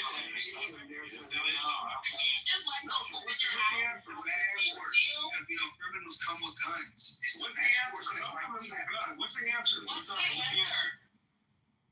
First of all, like, if you were going to come to my place, right, with a gun, hopefully I would call the police and they would come. Yeah, so, like, what's the issue? Do you live in America? You're gonna call the police out. Yes, I live in New York. So you're telling me that if I come to your house with a semi-automatic gun, right, you're gonna just sit there and be like, hold on, don't do nothing. But what does that person do? You don't have the right to tell criminals what they're doing with their gun. You just have to get your gun to protect yourself. Maybe you're with the wrong people. You're all criminals, so maybe you should deserve to get shot. Criminals and shit, like, you know, like, if you're hanging out with a bunch of people that have guns and they're all criminals, then hey, you know, you're setting yourself up to get shot, and you have to be real. I have a lot of guns. I'm not a criminal. Yeah, but for the record, like, randomly, hypothetically, they're criminal, they deserve to get shot. Just people just get robbed, right? And that happens just on occasion, right? And what could you do about that? Go ahead.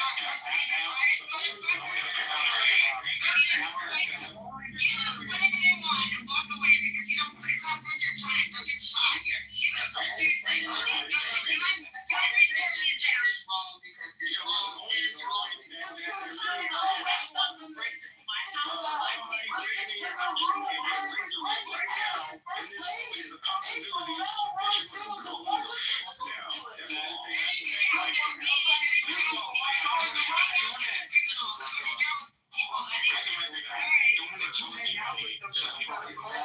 Whenever this is going down, so you're hanging out with these criminals. This is breaks into the house. Hold down. For the record, so like I'm supposed to kill somebody? That's terrible. I don't know.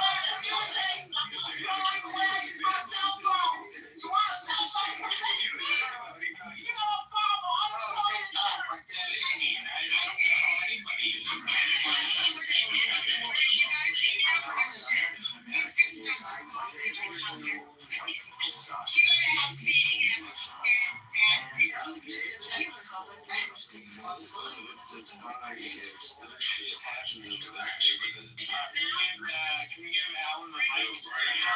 Shit doesn't happen right.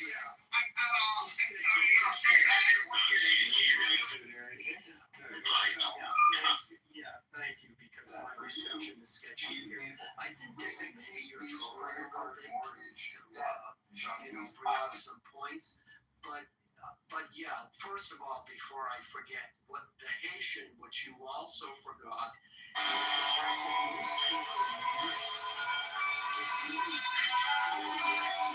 I forget the percentage, but it's like people are nervous to get scared breaking in. The criminal is going to miss, and you're going to miss. So that's the first part of it. That's why people have 10-round clips, 15-round clips, because you may shoot off 5, 6, 7 shots. Only 1 or 2 of them might hit the target if somebody's breaking in. Second thing is, let's say, since we're doing hypothetical, let's say it takes 1 minute for the criminal to break into your house. What are the average police times where you live? If you're in a rural area, the police are 10 miles away maybe. If you're in the city, what are the police response times for your particular neighborhood? It may take them 10 minutes to get there. So what are you going to do? I mean, what's a person to do? Oh, geez, yeah, I know you want to do some crazy shit there, and my wife is looking really good to you. But could you wait a second while I call the police so they can come and stop you before you harm me? No, it ain't going to happen. If you want a comical argument on this, watch Bill Burr and all of his routines about buying a gun. He has a whole routine about a psycho breaking into your house with a sickle and attacking you. So it's hilarious. But yeah, I get your point, David. And ultimately, you don't want to kill anybody. If somebody wants to kill you, you cannot reason with them. They intend to. Alan, can I ask you a question? Sure. Watch the movie 3 O'Clock High. It answers that philosophical question perfectly. I have a real quick question about the movie. Is it 3 o'clock and you want us to watch it while we're high, or is the name of the movie 3 o'clock high?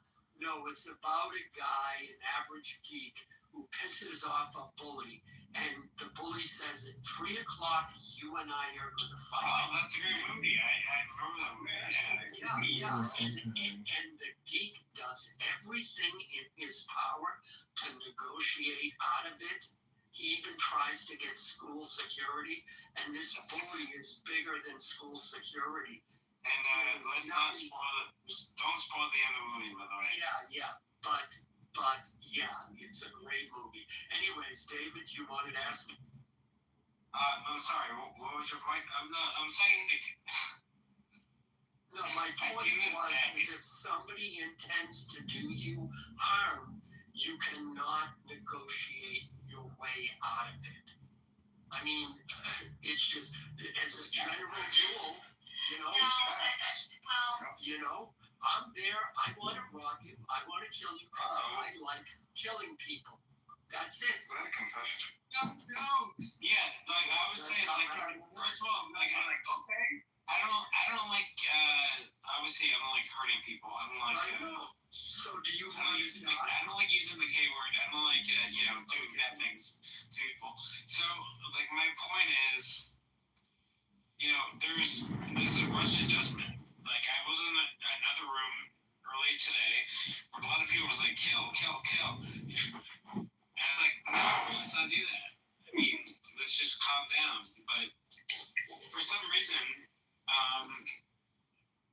because of what happened with Charlie, there's a lot of people that feel like that killing is the right way to engage in that situation. But no, that's not the right way. So yeah, this is like that. So what do you think the punishment should be. I mean, he'll go through the court of justice, and This is absolutely true of God. When in the dialogue, he writes, to know everything noble is certainly a perfection. Yeah, man. Listen, there's gonna be copycats that think that it's cool to kill little child. Yeah, and then they are one round of terror. That's exactly like Yeah, what the fuck you think this is? You know, what the fuck are we in? Like, with all due respect. No, we're not in your. We're in the stage of history where with all due respect, it's not a mystery anymore. We have an American justice system going on. But what do you mean the American justice system?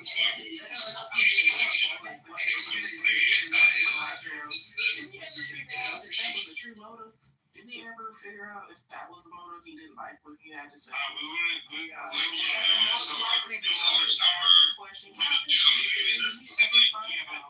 can answer your question. We won't have it to court because before you try to answer it. I'm going to answer your question. You can't answer a question I didn't finish asking. The question was, did we ever figure out what the motive of the shooter was? Was it necessarily he didn't like Mr. Kirk? Or it could have been mental illness, he just over there screwing around and I can answer your question. Mental illness or not, he should be made an example of. And I am. See, because I'm gonna give you a bean right now, because this is how much I believe in equal expression, right? I'm gonna make you a mod. Now I'm gonna make a mod because we need to have balance, right? There ain't no sensitive happening, you know what I'm saying? You go ahead and rock out. And you go ahead and bring a different perspective, a different point of view. Different perspective. I just think that the conversation, if we're not you are though. Yeah, I'm just asking if we're gonna have the conversation. So they don't know yet. Somebody they don't know yet, and that's supposed to all come out. And that's okay to say. So I am finished. I was answering your question. Thank you for the clarification of that we don't know yet. We don't know. They don't know he is. Hold on, let me finish, please. So he's obviously from a Republican family. He's not partisan. He's not partisan apparently. So we really don't know. And the way it's looking is whatever it is. A lot of these kids, a lot of people, I must say, most Republicans and Democrats didn't like Charlie Kirk for a lot of reasons. So I'm just saying, this should not be political at this point. And however they're going to come out, let me finish. However they come out with the information, I mean, I am concerned whether or not it's going to be slanted. I do. And at the end of the day, it's this young generation that I'm more worried about. I think it's a generational problem. I'll be straight. The kids this next generation when they go to school and put their hands over the learn to put their hands over the rides. That's what they're gonna learn to do. No, we do not know why he was shot. There were a lot of people that don't like him. There's a lot of people that don't like Candace Owens. They ain't nobody shot him. We do know.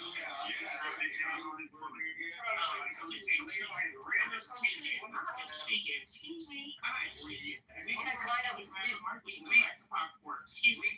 kind of narrow down why they did it, though. Why he did it. Don't get shot off the stage. Just hold on a second. If you can go back to popcorn, you can have it. I just say we don't have an honest conversation. Just true. Just go ahead and say we don't know the motive. He could just be some lonely kid that was bored one day and did some bullshit. He decided to shoot someone. No motive.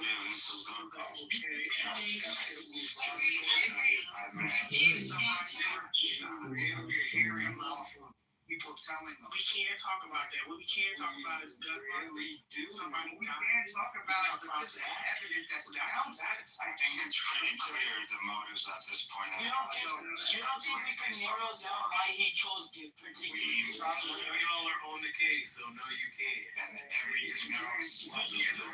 can't balance a Republican who thinks Charlie Kirk is not Republican enough. It's not about to be a dog. I went to school to learn. He was a future president, bro. He was a future president. I know it. I mean, nice try though. Okay, go ahead, Shy. Shy's the only one that's asking nicely to talk, so go ahead, Shy. Thank you. That was very respectful. Thank you.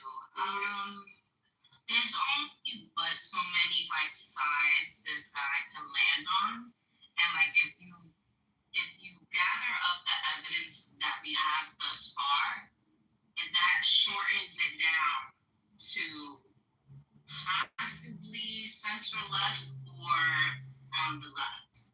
The reason why he couldn't be a Groiper, which is basically someone on the alt-right or far-right, is because of the way he described Charlie. They wouldn't have described him in a way that, oh, Charlie is hateful. No, Groipers think that people like Charlie Kirk aren't hateful enough. Cherry pick and say, well, it's just the one A piece or So that just doesn't the mean A piece. No, that's it not what it doesn't is. add It's up bigger than that. So the only thing I don't understand why it's so hard for us to admit that his frankly on their side, whether like aligns with their views. And that isn't to say that all of them, yeah, it's not to say that all of them are capable of doing such thing. Can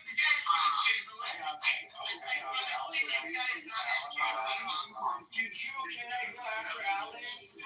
Can I go after Alan? Quiet down, it's gonna go Alan, Terry, and please let them finish their complete points. Shy, are you done? Yeah, I'll just say that. Desperately afraid of the fallout from this, and they want to do everything they can to deny their responsibility for this and the other, and the last 10 years of them demonizing the right and calling for violence against the right. Look what, someone, I forgot about this. Look at what happened with all the Tesla dealerships. Elon Musk says, you know what, I'm going to support Trump. And people start firebombing Tesla dealerships, and people are like attacking Teslas and scratching Teslas. This is the standard operating procedure of the left, and now the chickens have come home to roost, and some 22 the bullet casing, pro-Antifa messages in the bullet casings, has seen riding. It looks like he's riding a Trump horse. Anti-Trump messages, pro-leftist things, and it's now come out that his roommate, who was a furry and was transitioning to a woman, that they were lovers. I haven't seen the report, but they were a minimum roommate. And the left keeps saying, like I am or whatever her name was, kept saying, oh no, but we really don't know. Oh no, he was a Groiper. Oh no, his whole family was Republican and MAGA, so he must have been. They're squirming around in their seats because they know this is their assassination. I'm calling this the JFK assassination of this generation, and it will have repercussions that don't bode well for the Democratic Party. Period. I'm done. Thanks. Sorry. True. It's definitely true. No other incident has the Democratic Party more shown their hand. Go ahead, Terry. I wanted to agree with everything that Alan said. We got robbed of a future president, a potential future president. I'm afraid that now you can't say shit anymore. And freedom of speech, I feel like, is under attack. And I think a lot of the Democrats are definitely scared because of what could happen, because of all the years and years of demonizing the right. I just think it's a really, really fucked up time right now. And most likely, he 100%, 80% that he was a lefty. All those years and years of being brainwashed and being told that the right is fascist, the white supremacist, all this fucking extra bullshit, it really brainwashed people. And we're not going to be able to say anything. It's just fucking crazy, man. Somebody who was really deep in it it was, it was like furry trans stuff. Right, when you get deep into it, that's where your brain starts working that way. Physically, it changes into thinking that way, and it's diametrically opposed to, how people think. I don't doubt that he probably think he did something right. And I mean, it's because they brainwash you so much to think that, you're fighting fascists. That's why they're so determined to just follow through and do and say whatever they want to the right. Yeah, the rhetoric they've been using, the rhetoric they've been using on prior to this event with Charlie, the rhetoric, kicked the shit out of him, excuse my language, punch him in the face, I would punch him. They are actually talking about violence, acts of violence that they are talking about they would do. You cannot tell me that they are not pushing the narrative to people to be violent. 100%. All right, not for you. Go ahead for you. Appreciate you. Everyone, and not to sound like they're on the same page, which I think is just obvious at this point. They're doing everything they can to distance themselves, and the main reason being that should bother all of us. Not only they don't want to be accountable, yes, if you're accountable, you have to, make the right amends. But that's the thing, they don't want to. They want to further this, meaning that I don't even think it's cognizant. I think the fact that they don't want to take accountability for us because they want to be looked at as the bad guys, that's one thing. And then, of course, it enables other people to do it. When you celebrate this type of stuff, we know celebrity celebration, that means that you typically want more of what you're celebrating, right? Because people want to kind of be celebrated and they want to do celebratory things. And if we're saying that you're taking out the people who are supposedly harmful in our society, then you're likely going to get more activists doing such a thing, people acting on this. So, of course, like Alan said, the Tesla attacks, the Trump supporter attacks, the healthcare attacks, the political attacks, the ICE attacks. I mean, we go on about all the things the left did, not even talking about the BLM shit and the other Antifa shit. So this party has been a force of violence and intimidation for the longest. Doxing people over this shit. Yeah, exactly. All the last 5 years, 10 years, doxing people, cancel culture, and cancel culture. Like the whole idea of doxing someone is not just to get them fired, which is of course part of it because it at least wants something, but it's also to provoke one of the loonies in your party to carry out the actual threats, to carry out deleting somebody. Why would you need a person's home address having that being full fleshed out? And these people feel like they are heroes, which goes into the celebration thing. These people feel like this is a good guy. So of course when Luigi did it to the healthcare guy, all the memes about him being a good guy. So this could be the same thing with this Tyler Robinson, which we'll probably see soon enough in the next few days of people getting shirts and stuff like that, to praise this guy. So the bottom line is that when the data state based on the left, so that people who supposedly center or left don't want to look at it for that reason, because they don't want to be held accountable, and worse off, they don't want to change, which means we're going to get more of this. That's all I'm saying. Their reality is imposed, it's based on lies. So their communication is always based on manipulation. Yeah, bro, it's like somebody coming and telling you, wouldn't you want to get rid of all the people that are pressing you for all the fascists and crazy people? And then the guy goes, yeah, we need to get him. And he thinks he's doing something fucking right. Yeah, because they blame their problems on the right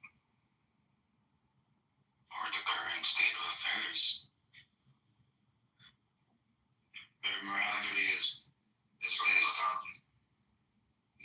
on changing the government to be the way they want it, so they're willing to do whatever they see it as life or death. Yeah, and the scary thing is people like us would be silent because they're so loud and trying to cancel anyone that's opposing that.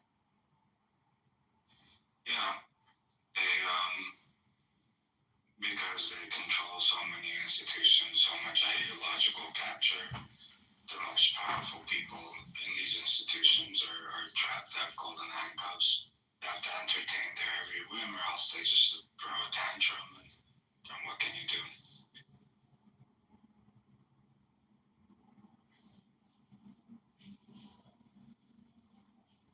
It's like Stalinism. All the people on your Instagrams, all the, everybody apologizing now. They're doing, they're trying to do damage control. They won't take their L. It's not a mystery. It's pretty black and white. Yeah, bro. I saw people making videos about saying how sad it is that he passed away. That I would have never thought that somebody like that would have ever said anything like that about Charlie Kirk. It's 100% damage control because they realized they fucked up. Like, you can't just keep doing this and expecting. Some people are saying that. Yeah, the few people I've seen, they're trying to make excuses because they're trying to defend their position. And this is really, it's kind of like, it shows where it's really an extreme phenomenon, right? This guy, he's a furry. He's got memes, video game memes on his bullet. It's like, this is really where things end up. This is where things end up when traditional values don't have, when you don't account for realities. If he wants to be a furry, there's no to this. Yeah, no. But it shows someone who, really got into pornography. Hey, but what do you think about, say, these people who are... With all due respect, that's none of business. If somebody wants to be on pornography, no judgment, I guess. Yeah, but none of those things I think are an indicator at all of what his actions. When you look at him, he really does. To me, he looks like he's sick. Like something is really off. We shouldn't pass judgment without knowing the. Yeah, no judgment. I personally think if you had a gym membership, if you were, studied some ancient history, you wouldn't turn out this way. But yeah, I think we should wait to hear. Obviously he's going to appear in court, and we can wait on that situation. We should not. Yeah, go ahead. Sorry. I would say, I hear what you guys are saying. I'm sorry, brother. I got you free. Let me just say this real quick. I'll just take off, brother. I would say it's tough for me to see how they cannot see where he got this from. His family at home is a staunch Republican family, right? We agree. He went to college. What's going on in the colleges right now? Are a lot of kids going and coming back more radicalized? Has there been problems with parents telling people that their kids are going to college becoming super radicalized? Is there black parents doing the same thing, saying, yo, my son went to college and he's coming back racist? This is what is being presented to our society. And when we see things happen like this, we know where it's coming from. We cannot say, oh, we don't know what. If we see on TV that a lot of people from the left are saying, fascist, he's a fascist, he's a fascist, he's a fascist. He writes a bullet, he engraves on the casing, fascist. He kills him with a different bullet. They find on one of the bullets to say fascist. What is his belief? What does he believe that this person is? They got bullets on it. When people write on bullets, it's intended for someone. And it's intended to have a meaning. So he meaned what he wrote. And they understood what he wrote because it's all based off this new stuff going on with the internet memes and all that stuff. And he was young. So he grew up around this whole demonization of people who think different from you. So he was raised being indoctrinated, and then he grew up to fulfill what he was taught. He did a good thing for what he was taught, but he was wicked for doing it. Yeah, bro, it's like whenever our parents would say, don't fall with the wrong crowd, right? He fell into the wrong crowd and he listened to the wrong people. Agree, that's the thing about it, which really baffles me when you listen to the media and how the left don't believe they're radicalizing people. We didn't have this issue over a decade ago. We didn't. People had their own positions, people talked it out, they just moved Charlotte, through houses, stalking them, like I said, Knox and all this other crazy shit. We are in a vastly different society. Let alone in my lifetime, let alone follow all of American history to where we've gotten this issue like Fuentes and the worker shit and all this bull is every attempt to detach this from them. That's all. It can't possibly be them. It has to be something else. But all evidence suggests that. So these conversations just kills me. Now I know this because you're trying to talk to people to get them to see it, and like I said, they'll do everything in their power not to see it because they're just as radical. They're radicalized just like him. They cannot see past their own minds. Their own pockets, too. Don't forget that, brother.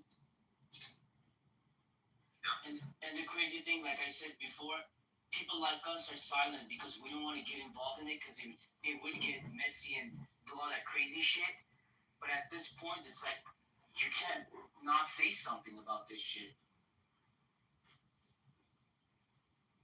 I have a unique take. I think Charlie was a moderate radical. A moderate radical. Based on what? I think there's like this new phenomenon. There's a new phenomenon. It's like a digestible radical.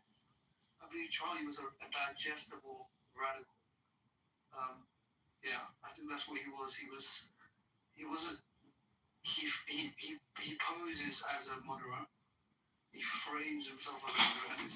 It's a common phenomenon nowadays. We have Can you define radical? What does it mean? Can you define a moderate radical for me and why? Yeah, so radical in the sense of unwavering, right? So in a sense, facts do not change your opinion. I would consider you radical. You are unwavering. You are unfaltering. You will stick by your judgment, regardless if the facts change. You will find new facts. So, in your opinion, what should do with people that are unwavering? We shouldn't do anything to anyone. That's an opinion. Well, yeah, we definitely shouldn't shoot them. Well, I think the problem is. Well, that's apparently it seems like the easy way to make the situation go away. Apparently. What do you think he was radical about? Sorry to cut you off. Yeah, that's what I'm curious to know too. What is it that is moderately radical to you? So, again, I go back to me, a radical is an individual who picks an opinion and regardless of the information he receives, he doesn't try to reconfigure his perspective. He finds new figures to reconvene and then still pose his. Can I ask you, do you think the Prime Minister of England is, based on what you're saying? Mm-hmm. No, the issue is when you're part of an organization. So for example, are you saying no, he's not a radical? You're saying no, he's not a radical. Based on what? I'm answering the question. So when you're employed by the Democrats or you're employed by the Republicans on an official basis, I don't know if Charlie was Charlie an official. I was talking about the Prime Minister of England. Right, well, I'm just asking, was Charlie officially a Republican in the sense of, was he employed by the Republican? Well, I'm asking the Prime Minister, do you think, when he's... Do you think, I have to be consistent, so I'm asking, this will help me answer your question. I can answer based on if Charlie was an official was he employed by the Republican Party, is my question. I'm not sure about that, but a lot of his views and points did kind of align with them. Right. In my opinion. The reason why I say that is because when you have a contractual obligation to a particular party, then you know being unwavering is part of your contractual obligation.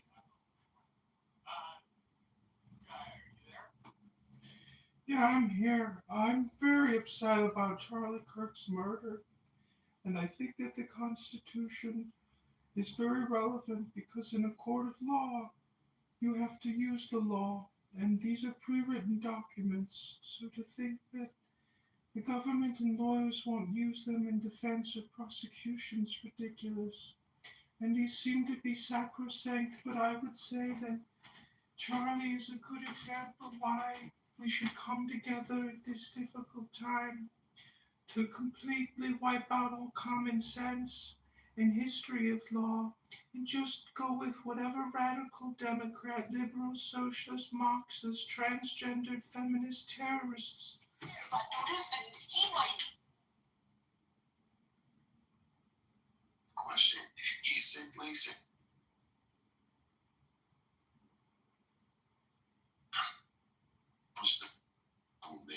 He said, Charlie Kirk said, I didn't say that. I didn't say we want to abolish the civil rights movement.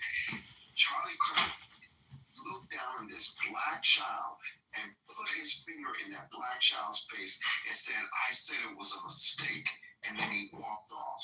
So this man was an avid, rabid, suspected white supremacist, anti-black person who had an agenda, and that was to stoke racial elements to the next generation of white children in this country, and then hopefully he could stoke it around the world. But his emphasis was on America and the American Negro. They despised the American Negro.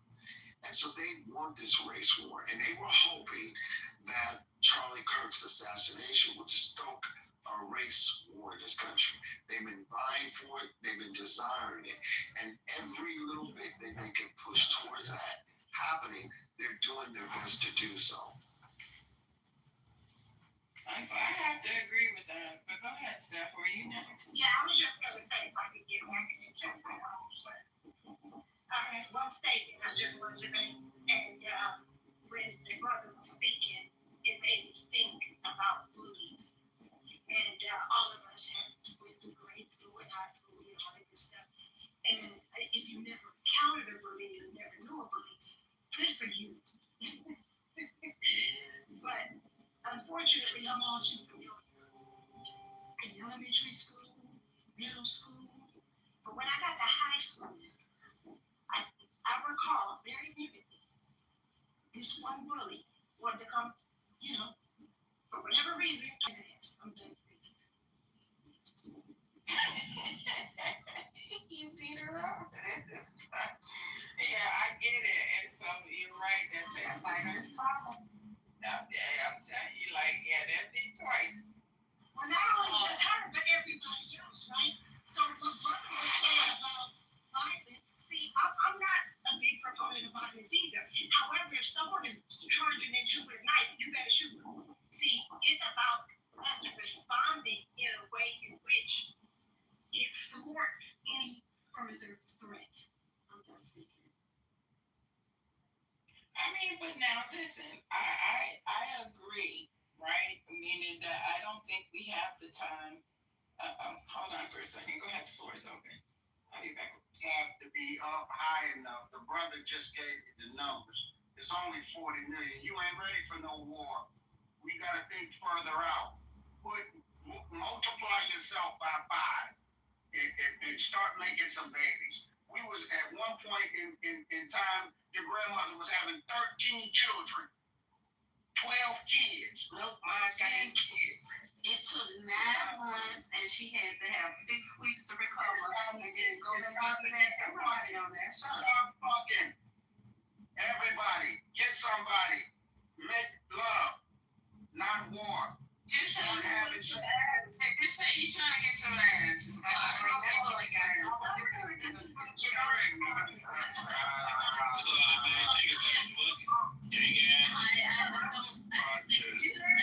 Making machines is the answer. Maybe fun, but I don't think that's the Your brother gave you the numbers. The numbers are okay. Yeah, I know, I get it. But what first things can you just I would say the short term is education. I think before we make relevant decisions, I think it's very irresponsible of any black man as a leader to talk to a group and talk about violence, putting everybody in threat, knowing that he has no ability to defend nobody on this call. If the people snatch everybody up today and put them in the bitter prison, this person who's speaking this has no ability to come get you out of the situation or no other power. So it's just talking, and it's irrelevant because it has no meaning if you don't have no power to implement. So when you're talking about the death threat, you're putting your people in a greater death threat because you're speaking from ignorance. Now, when we speak about the change on short term, we need to know what's going on. How did we get in this situation? First stage is we got put in slavery and colonialism through an issuing by a church. The Catholic Church issued the Papal Bull Doctrine. The Papal Bull Doctrine delegated authority to certain European powers to go out, colonize, and enslave people. These same people are holding us today under this same delegation of authority. They have no other delegation of authority. The biggest lie in America is church separated from state. Because if the Catholic Church issued the delegation of authority, which gave you the authority which you claim to hold the right of this land, you've killed people, stole the land. You're not returning the land, so you're not a justice or a righteous government. So when we speak as, oh, I'm American, then we're holding to the sins of America. We're holding to the violation of enslavement and colonialism. So I never will speak as though I'm one with this system. So then that becomes the mental matrix that we're caught in. See, we have to make a separation of the sheep from the goats. See, because at some point in time, you're going to have to say, where are you? Are you compliance with the system that has enslaved and killed millions of people to steal the land? Or are you objective to that? Because if we say we're objective to Palestine and Israel, then we have to be objective to America.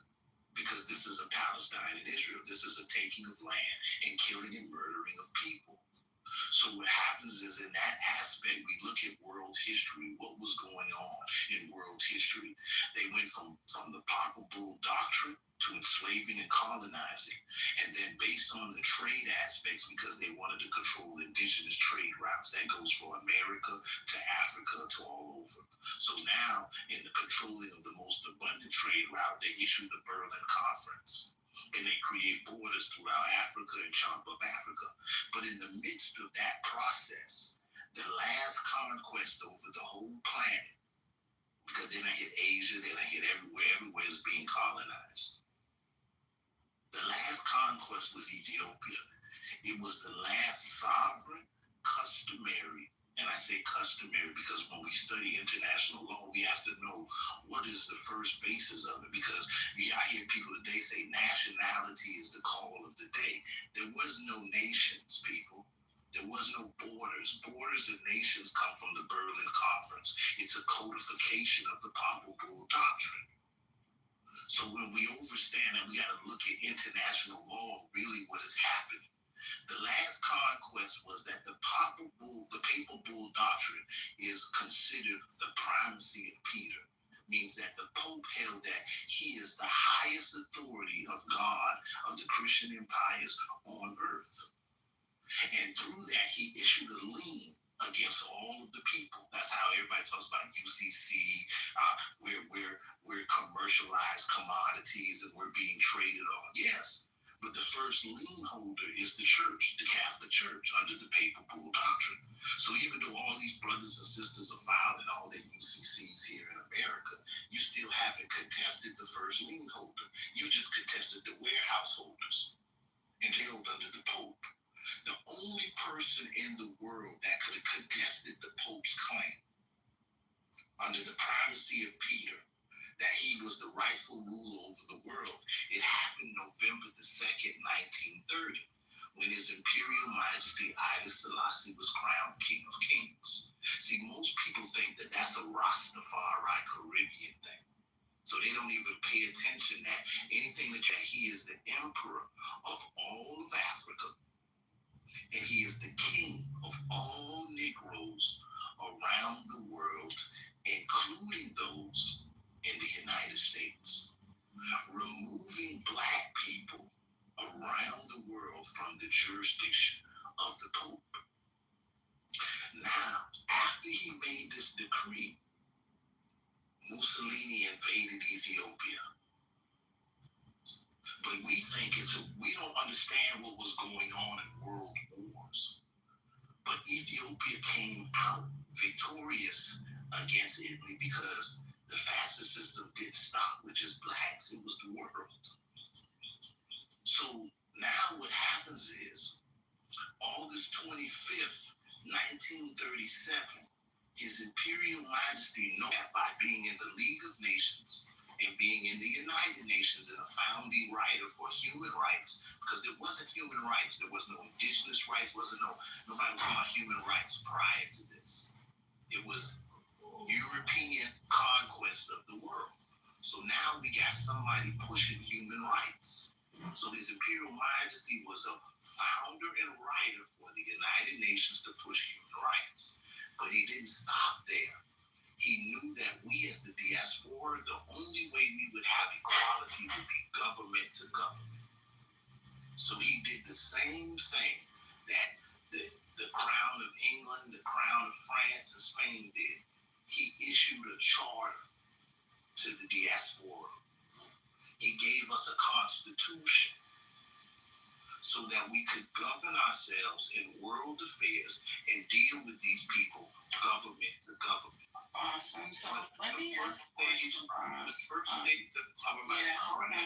first stage of COINTELPRO was to take us away from saying Ethiopia. If you go back to Marcus Garvey, go back to all of them, go back to Martin Luther King's father, back to Marcus Garvey's father, all of them said Ethiopia. Ethiopia was the last sovereign customary throne in Africa, and it defended our rights.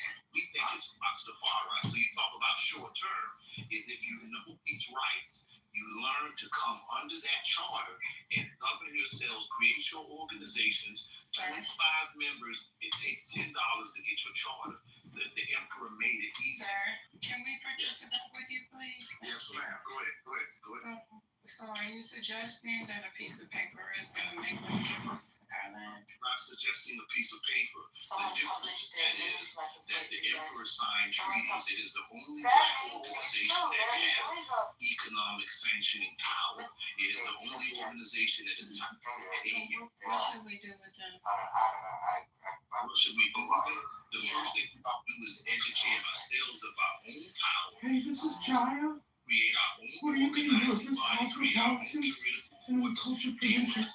affairs at first. Marcia, this is And John we take our Kitover. position And, for John, economic you're gonna get tips if you don't Okay, keep so your mouth hold shut. on, sir. Listen, are you a school Go teacher, ahead. professor? I'm trying to teach you.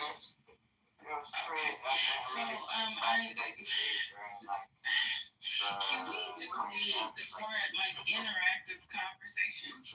And Yeah, and instead he of said it was the well, I don't. They didn't student look. teacher From what he said, conversation. they didn't actually get it. Today, From what he said, from what he said, what not you have to say is very not even valuable. specific. It's just too many They people were- willing to speak They were sexual and to allow you to take so much time to get to the point. I'm done. I just wanted to. Okay. I just was putting that knowledge and said we need to be educated of it. We need to be educated of the Montevideo Convention. We need to be educated of these things in our positions of law, so that we know how to I want challenge to be the system. included in the conversation, just like you said. They were. Honestly, I don't think these people are playing by the rules. Honest to God, I mean, you can take whatever piece of paper you want to take up there. These folks is not going to honor it.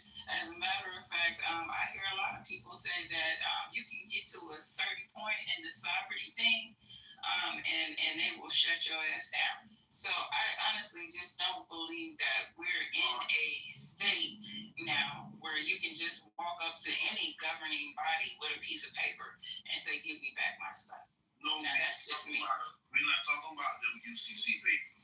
Okay, yeah, I don't care. This is what I'm trying to tell you. I don't care what paper you got. I don't think it's gonna get you a fuck thing. Now I'm just being honest. Excuse the language, but I feel like it delivered my energy for me a little bit better than me saying they ain't gonna give you nothing. Because I want people to understand that we passed civility. These people have never been civil about how they run this country, and to keep thinking that they will eventually say, "Hey, thank you for coming up with that paperwork that we thought you weren't going to be able to find. Now we're going to give you back your stuff." I just don't believe it works like that. And so back to where we were in the conversation, which is, do we have time to try to push this out a generation, 2 generations to fix it? Do we see what is currently going on in our government? Do you think we have 2 to 3 generations to wait to fix this? Yeah,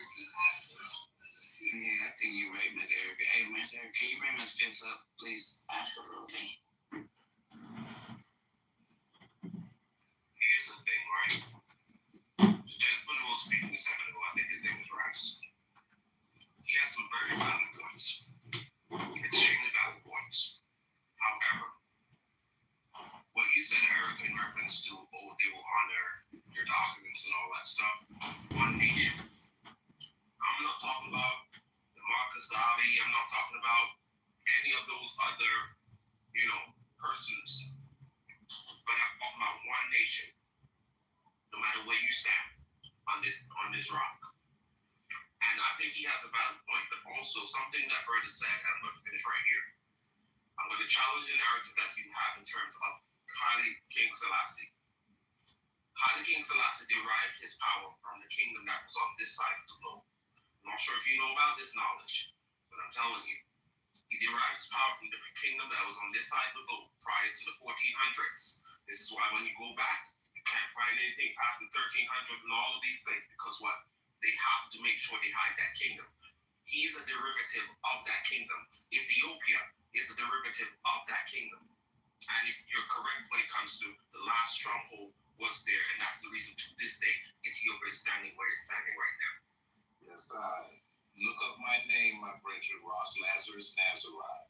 I am a Gullah Geechee. My family are descendants of the Axumite seafarers that were here in America. We already documented that we were here in America way before Christopher Columbus. We are the Amexons. We are the Axumites. So if you look, you'll see for the last 20 years. She an Axumite. My grandfather come from an oral tradition of the Gullah Geechee. Awesome. So let me ask you how that benefits you in the country where the government has gone rogue, where the government is ran by an international entity and don't give a care about who. Obviously, none of what you're saying. The IDF didn't do their best to stop this. No, what I'm saying, they knew that Hamas are taking hostages, and they choose to bomb whatever these vehicles are going at. And that's where the demonstrates things, right? Because if you were to look at the numbers that they stole after October the 7th, you would find it like fluctuating between 1,300 and then 190, and then specifically at the end it's 1,200, right? Why do you think so, Meta? Why the numbers changed? Up and down, up and...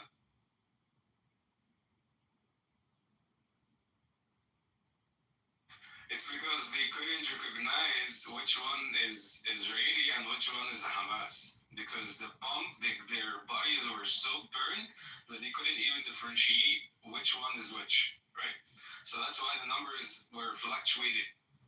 So Hamas doesn't have weapons that can does this to vehicles or kibbutzes or buildings. They cannot just bomb a building. They didn't have such weapons. Who does have weapons like that? The IDF. Thank you. The Jews. No, I'm saying the IDF. There is every time. No, listen, actually, I don't think that Hamas killed anybody on October 7th. It was all... No, they killed. I'm not saying... No, it was the IDF finding an excuse to kill their own people. It only makes sense. I'm not saying that Hamas didn't kill anyone, right? I'm not justifying, Hamas killing civilians, right? Of course they kill civilians. They kidnap civilians. I'm not justifying that. I'm not justifying that. Any civilians should not be killed. But what I'm saying is that, you have to say that part too. Because if I was an Israeli, I would say more people were killed by the IDF, yeah. I think the IDF found an excuse to shoot their own people.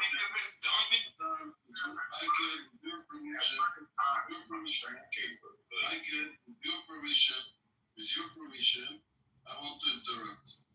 Noah, you bring in the day the 7th of October, and all the chaos, nobody know exactly. Nobody know exactly what Who gave you the Hannibal? Who knew about hostages? Who did what? Yes, the military investigated, but we didn't have ועדת חקירה ממלכתית. Translated, נתן ועדת חקירה ממלכתית. And as long we didn't have the government have the right people, judges, seriously, that investigate for this, nobody knows exactly. So you take a part here, a part there, airplane with a weapon, airplane without weapon. So much chaos it was. It was the 7th and the 8th of October was a fight of signals. Signals people put a weapon on them, what they have, and go to fight. Some of them without weapon, with a knife, with a stick. What they have in their hands, they go and fight singly. Yes, there was no mistake. And it's very well known that the time bomb where hostages are being killed, the hostages together with terrorists. Yes, there were mistakes. In a chaos, there are mistakes. In a war, in a chaos, there are mistakes. Nobody denied. But people like you, people like Amir, people like Fias, go and take every little mistake of the military. And the military did a lot of mistakes. It was a chaos. Nobody controlled the area. Signal people go and fight against the Hamas. Every brave Israeli who had been in the area put some of them Arabs. Some of them Arabs, some that not to fight against the Palestinians. Even Arab was there. Yes, Mikey, what do you want to say? Almost, this bullshit. I can't imitate your accent, but I'm gonna say this: your accent is fire, almost. You'll get mad bitches in America, bro. I swear to God. But what you call it? Yeah, bro, it's bullshit, bro. I'm sorry. It's just bullshit. You know what I'm saying? Listen, when it comes to the mainstream discourse surrounding, the Gazan people, you find that there's certain top officials within Israel that will go, oh, it's the entire population. They elected Hamas. They support Hamas. They essentially try to make this argument that the entire population is Hamas, right? So it's kind of difficult to determine who's who. You know what I'm saying? I feel like that's just their way of just preparing the international community for what would appear to be civilian deaths. No, that was Hamas. The entire population is just brainwashed. They're taught from young how many Jews to kill. So, these are just bad people in general. That's the message that's been given to the world. So I think it's just one of those situations where one is honest about killing civilians, and the other one has all this technical jargon.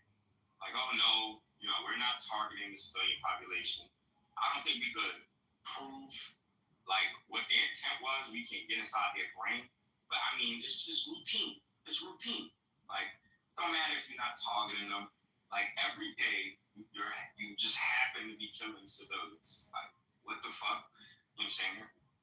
Even the journalists out there, it's routine. You know what I'm saying? Every other day. That has nothing to do with what Amos said. I don't know what you're saying, but it has nothing to do. It has nothing to do. He's expressing his feelings. It's fine. No, okay, you can express your feelings, but can you address what Amos said? Objectively, There might questions, and it's Amos didn't just say that Israelis or what you call it, the IDF makes mistakes. Wait. I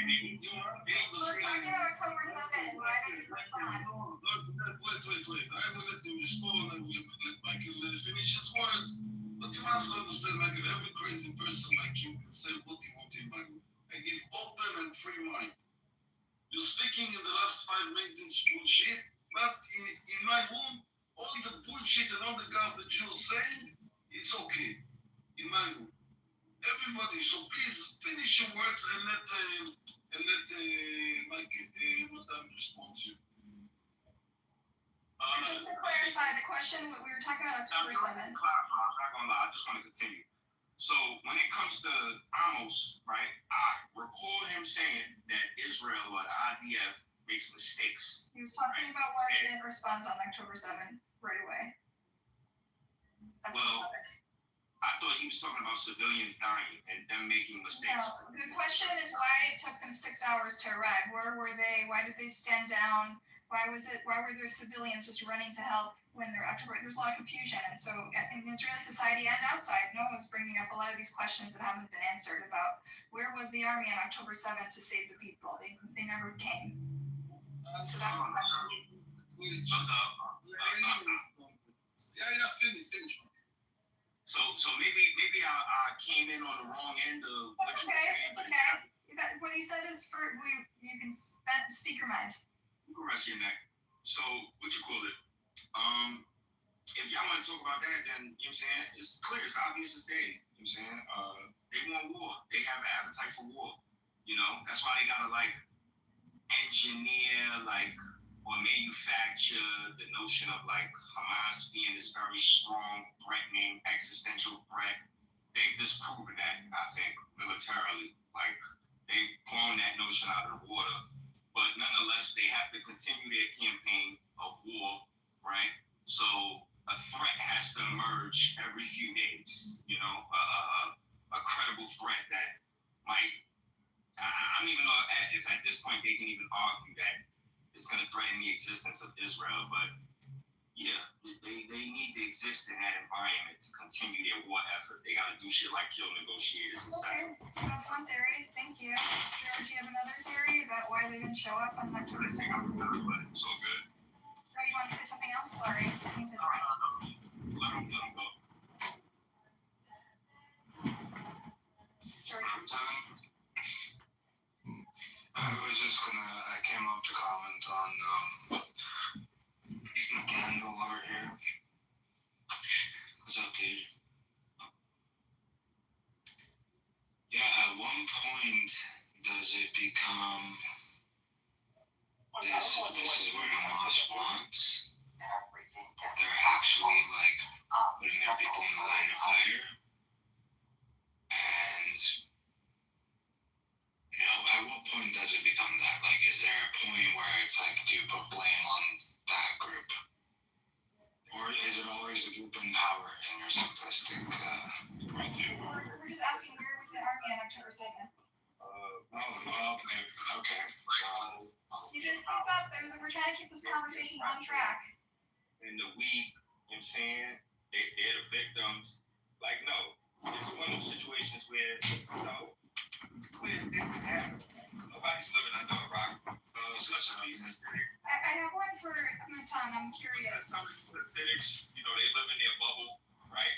They kind of only interact with each other. They actually believe the shit they're saying, is convincing to other people, communities outside of their home. The whole world is out there.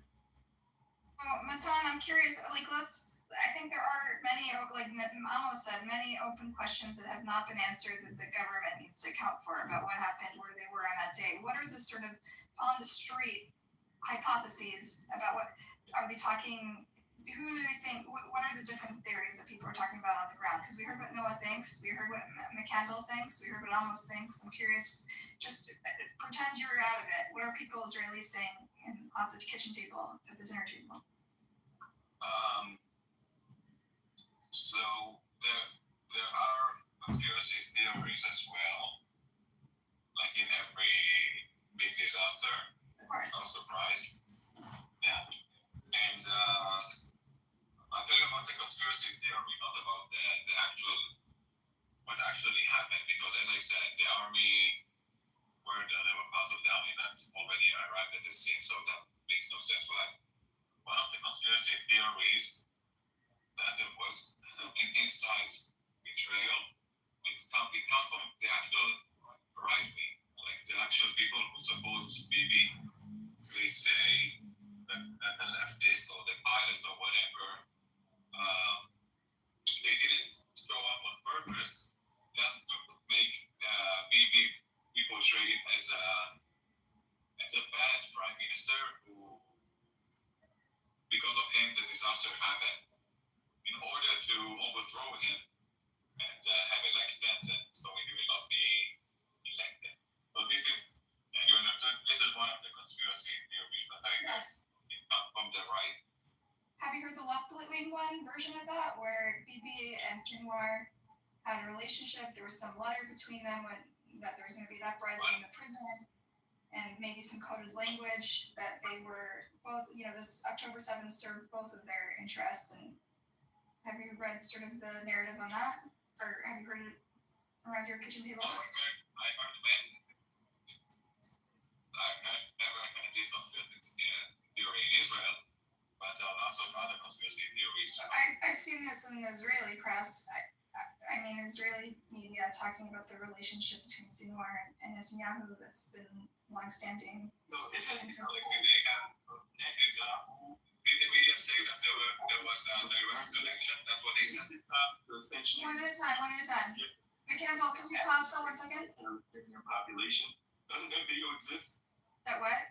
What video? Wasn't Netanyahu in some room? I remember seeing some video. He was in some room, and some journalist was told to turn their camera off, and he kept the camera on. And Netanyahu was essentially saying that, he had this grand plan to agitate the Palestinian population so that they could essentially develop a pretext to go out there and punish them. Does that not exist? I'm not familiar with the BB files. Is that what we're talking about? What are we? No, I'll run the video. Let me get my mic. Okay.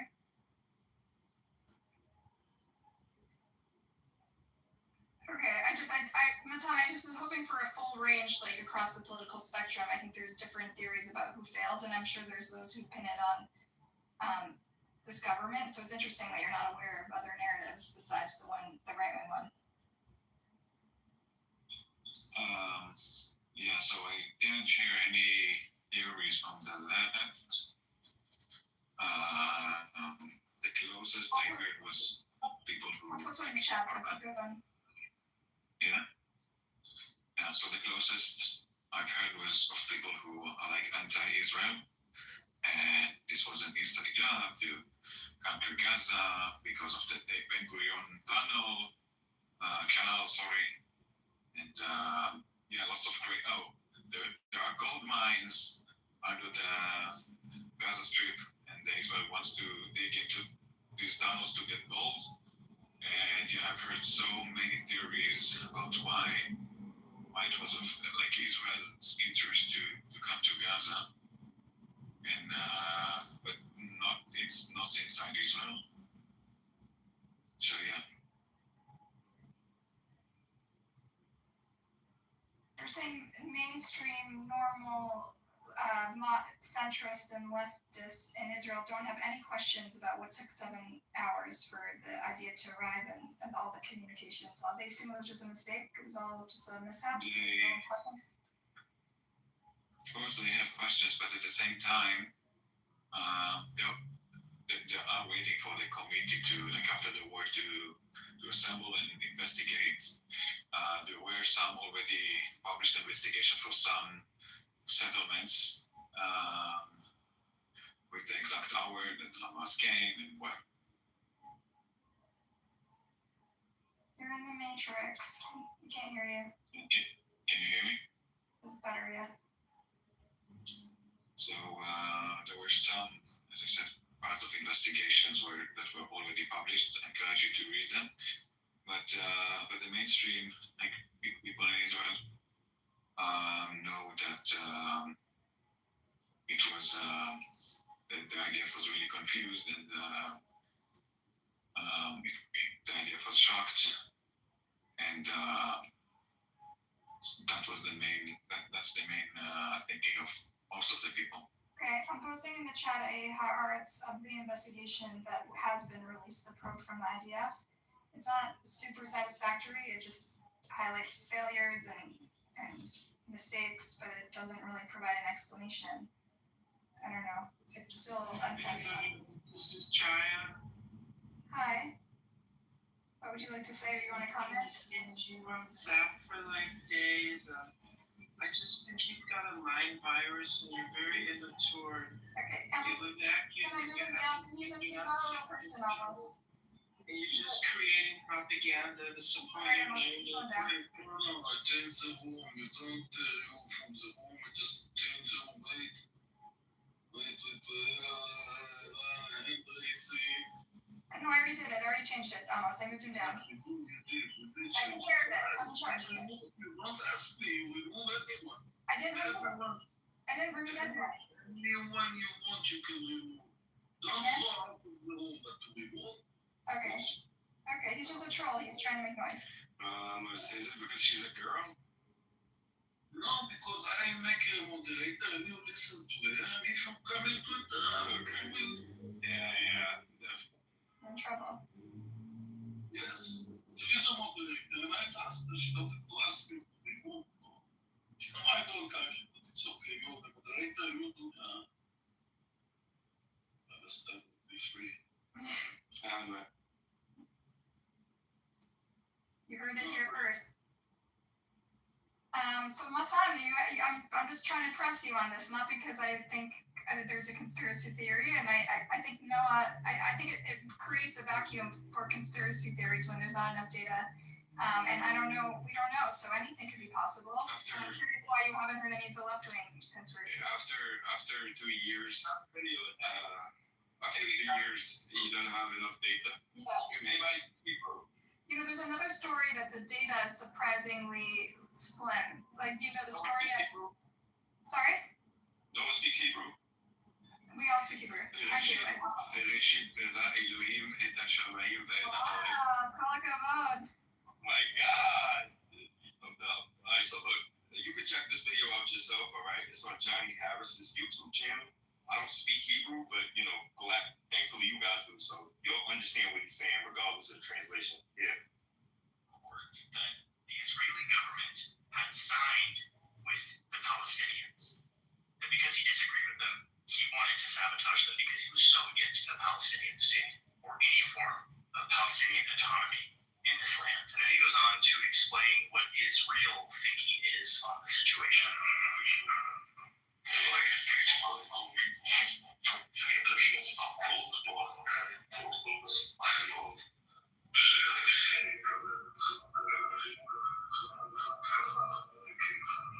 I think the volume on the audio surrounding Netanyahu is very low. But if you go to like 12 minutes and 6 seconds on the video, it's literally Johnny Harris. That's the YouTube channel.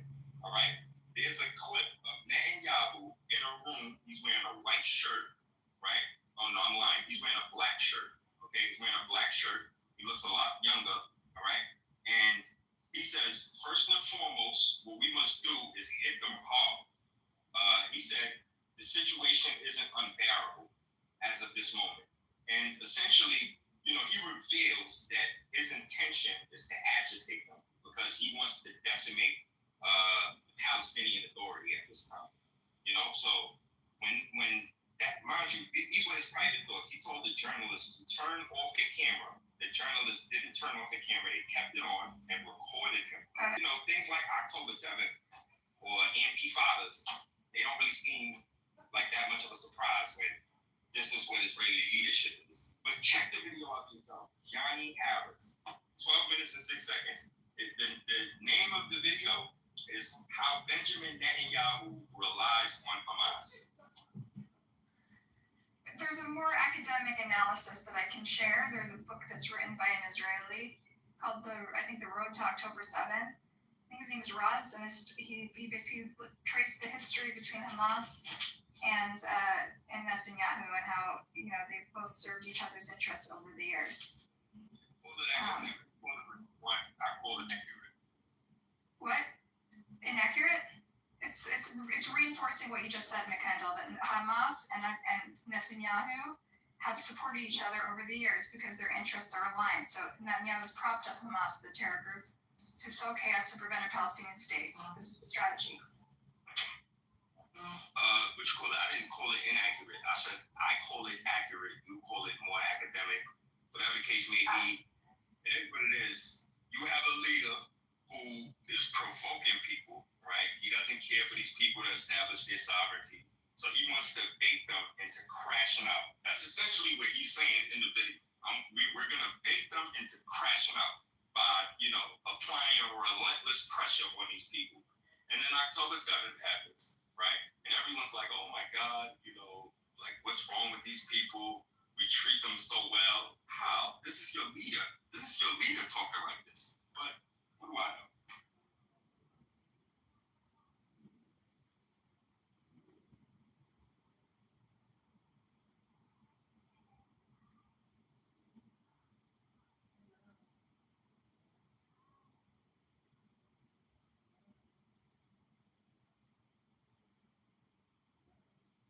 So all of you guys are from Israel? No, just Amos is from Israel. Where are you from, Kendall? I don't know if I want to reveal that, but I'm from the Northeast, West, East Coast, West Coast. Yeah, East Coast. Okay, me too. Nice, we're neighbors. Sure.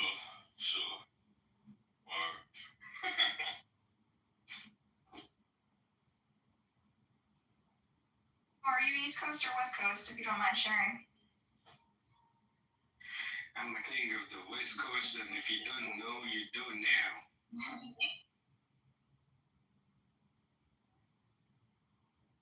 Oh yeah, one more thing. Some Israeli chick, she was on CNN, and she was like, yo, apparently she was some kind of border agent. Not sure in what capacity, but she did some sort of monitoring out there. And she was explaining to Western media that she was reporting signs of activity. And to make a long story short, her reports weren't taken seriously. Like time and time again, they weren't taken seriously. And, October 7th happened. And somehow the Israeli state was unprepared despite having information ahead of time that, there may be a threat emerging on their borders. I could post that link. That's easily findable. She's speaking in English too.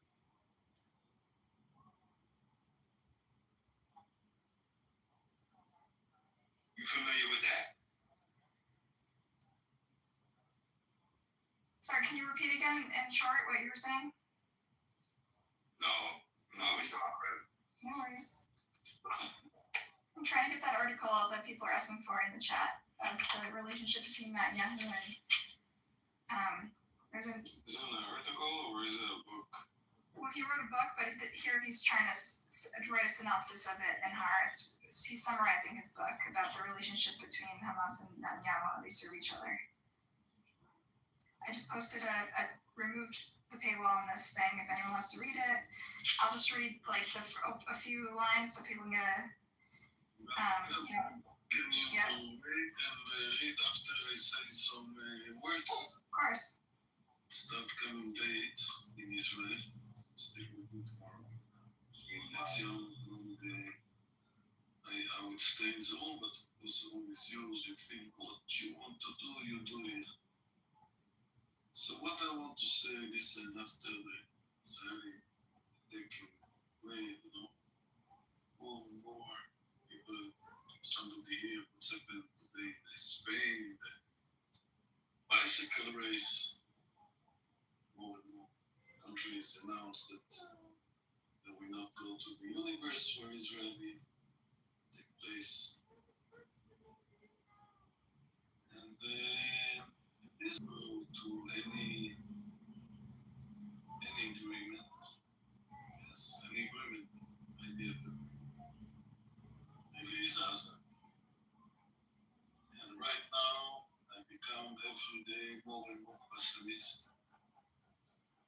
Especially when I see Jindy in my room, I become more pessimistic.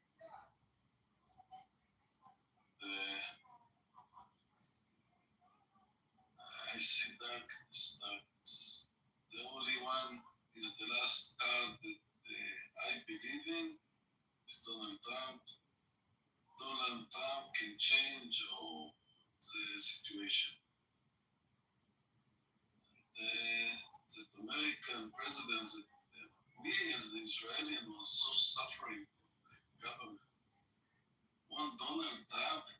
can save us from Bibi Netanyahu and Smotrich.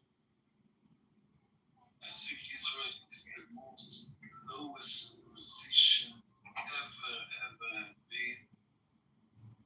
And okay, we destroy Gaza, we criminals and leaders, we are strong. Amos, you want regime change? When Amos is speaking, you reach your mic. Get off his dick. He ain't even say that. It's okay. You can solve anyone you want from the room who bothering me. You can show him the way to the audience.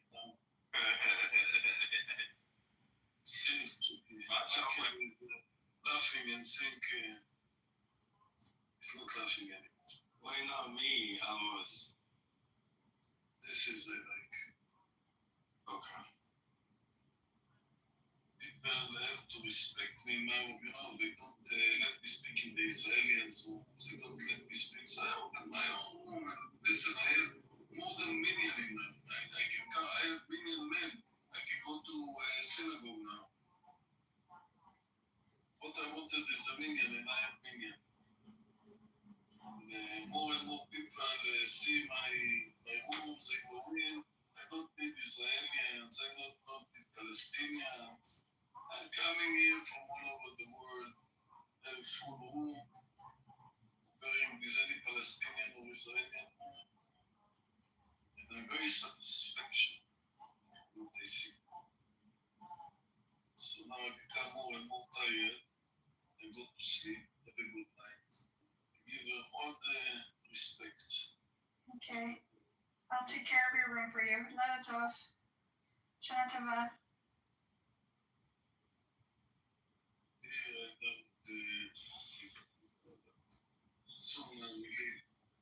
Okay. Did you guys hear the news that like the IDF was warning that this Gaza operation could, before they warned the Gaza City operation could kill the hostages? Now they're saying it's definite. They will kill some of the hostages.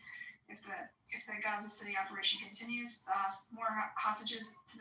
I've read that IDF military leaders are warning that hostages will die. There's no question. This is a decision that was made by the government almost now to kill the hostages. This time it's the most close they came to. It's a dark day. No, we killed the hostages, and I'll tell you more. The day after they killed the hostages, they put simple clothes on them and inside the civilians. Nobody can know who is who. 2 million people, I mean, be inside. They'll never find the bodies, you're saying, because they could be civilians. Exactly. What if I tell you that? I didn't say it. Alan said it. It wasn't me. I'm the messenger. No, I'm asking you. What if I tell you that for every terrorist that is released, there will be an innocent Israeli that dies? Would you make a deal? How much for that? This is a dark thought experiment, and we're not doing it on the day that the hostages are probably dying. Like, this is very dark. Overall, the way to peace. Okay, but I'm asking Hypothesis that's not realistic according to my view of the conflict. It rejects the premise that what is perpetuating violence is an illegal occupation for 70 years, a cruel, violent, inhumane occupation for 70 years, and this sort of mowing the lawn policy that has created a whole generation of kids that feel that they have no choice, but they're forcing kids into Hamas's arms. And if you think... So you think it was an occupation for 70 years? No, obviously, but I'm saying that, well, there was illegal aspects of it since the 67 war, right? Okay, but who did Israel occupy Gaza from? Okay.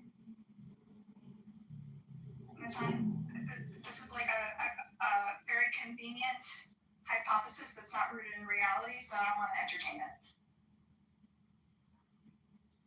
Okay, but it's not happened. That it is real, actually.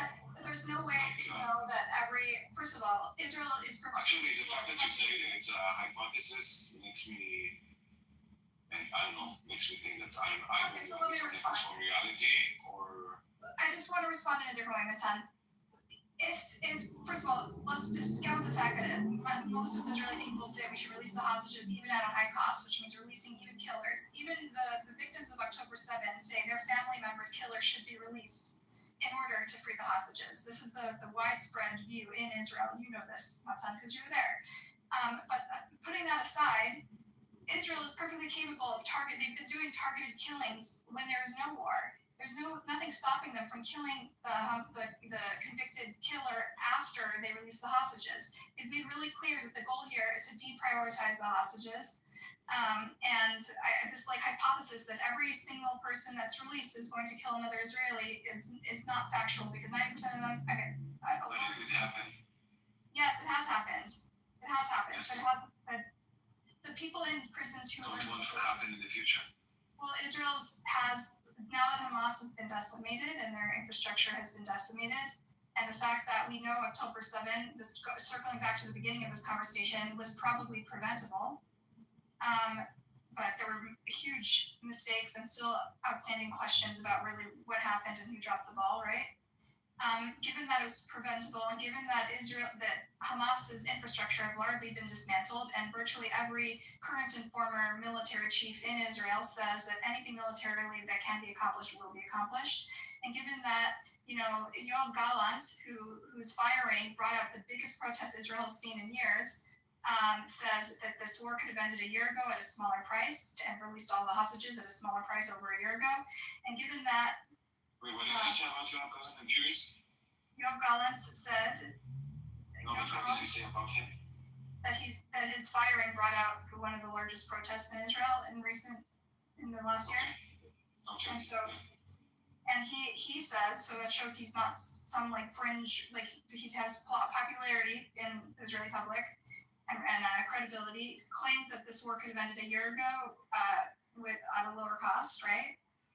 And given that virtually every former military chief of staff and defense minister has said that nothing more can be accomplished as more people are going to die and risk the hostages, given that the IDF himself, Zamir, has advised to take the fucking deal before this Qatar thing, given that the Mossad refused to conduct this strike because they thought it was counterproductive to Israel's interests.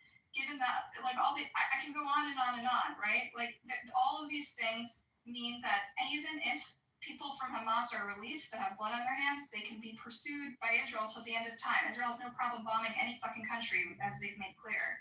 So it's not like they're safe just because Israel. It's not any fucking country. No, that's not true. Okay, well they country which with harbors there. Which has the headquarters of the head of Hamas. It's not any country. It's not Zimbabwe or something. So it's possible some of them will flee, but then they're not a problem. And if they stick around in these countries that are nearby or they pose a threat to Israel, Israel will come after them. The Mossad is present in many parts of the world, and it's not like they're completely safe. So you do not trust the IDF to go after them after they're released from prison?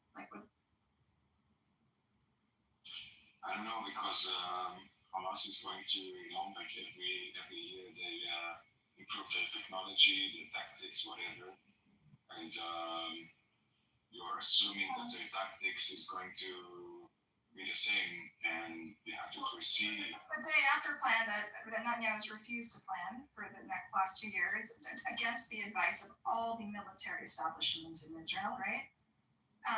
That day after plan would have put in place a government that would have prevented them from rebuilding their military capabilities, right? Okay, so the name would not be Hamas, it would be Shamas, whatever. It would be something else.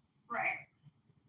And so you're fearing in the void even another terrorist organization will crop up if whatever the new government comes up fails. Of course.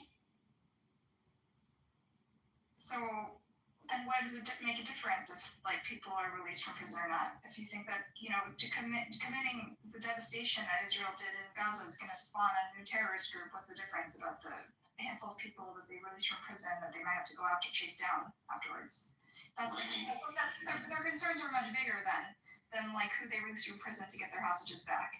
And given that like releasing the hostages, killing the hostages is going to be such a blow to the morale in their country. And also its standing and also just like its perception in the world as a country that represents and defends its people. It undermines everything that Israel stands for.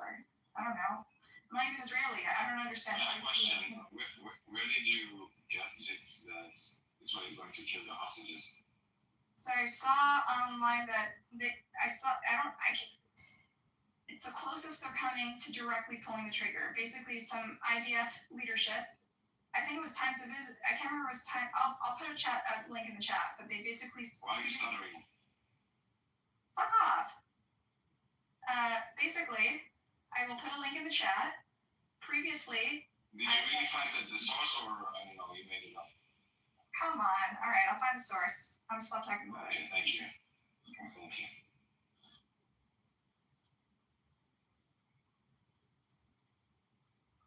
So anyway, sorry. But in short, what they're saying is that previously they warned that it would be dangerous, and now they're saying it's certain that some people will die. It was TV, it was Israeli TV, it was Con TV. I'll share it in the chat. I don't know, I find it really weird because most of the hostages, they're underground in the tunnels. And Alright, I'm gonna play it in Hebrew, and those of us who speak Hebrew will understand what they're saying, okay? יכולה לסכן את חיי. מגיעים ראשי מערכת הביטחון ואומרים לראש הממשלה את הדבר הבא. אנחנו אמרנו לך בעבר שהפעולה בעיר עזה, מה שנקרא מרכבות גדעון ב', יכולה לסכן את חיי חטופים. הפעם אנחנו נגיד שהיא בהכרח תביא להרג של חלק מהחטופים, כך אומרים בכירים במערכת הביטחון לראש הממשלה, שאומר, בכל זאת אנחנו מחליטים על הפעולה הזאת שתצא בפועל בשבוע הבא. You're warning him about the... Did you understand that? Yeah. Okay. So they're basically now upgrading their warning that it's inevitable. The hostages will die if this operation continues, right? Is that what you understood? Yes, I did understand that, but on the contrary, I also heard something of this contradicting that whenever the intelligence corps of the IDF see and understand that there is a hostage at a certain location, they want it bombed, they'll be careful. And I will look it up as well. I'm going to show you that. Is it a recent story? Because it seems like the standards shift a lot. Yes. I'll look it up as well.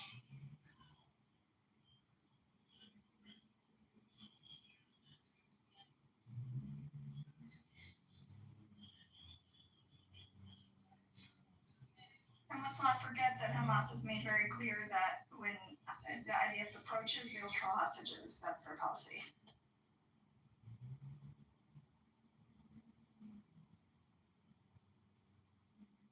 Oh, here it is. Okay. Let me translate that. So the head of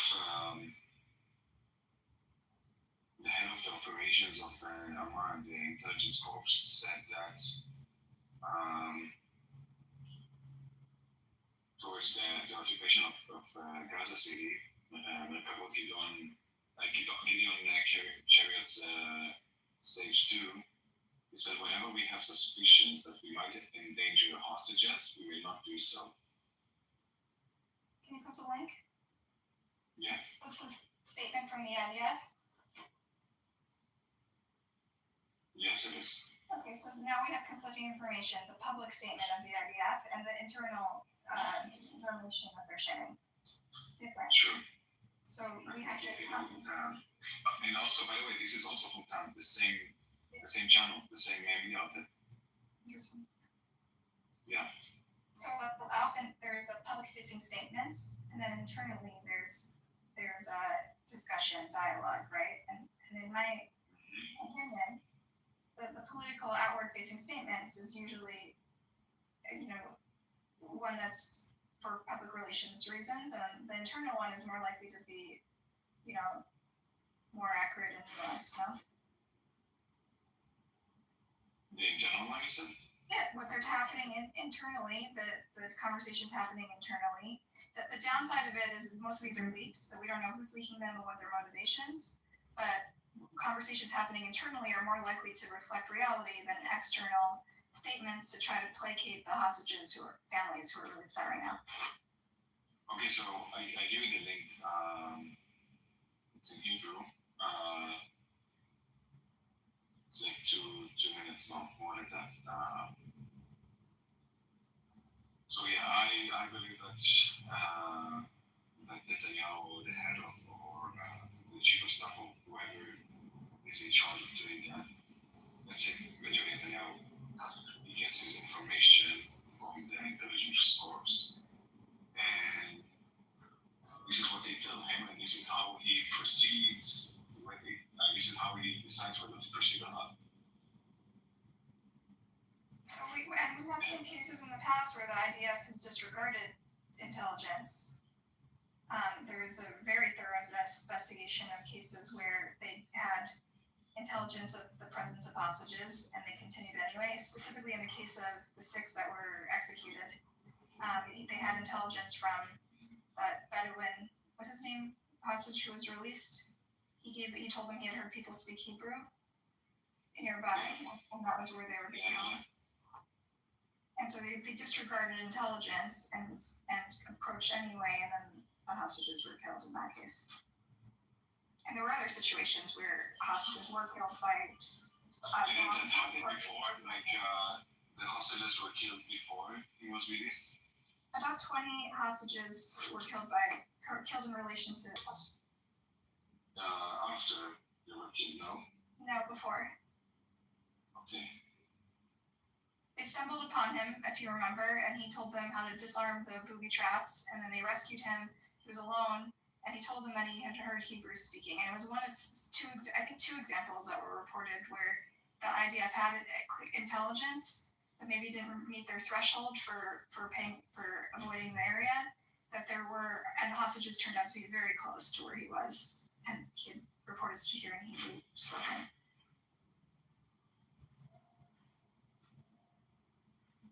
Okay, so of course you have your own opinion and own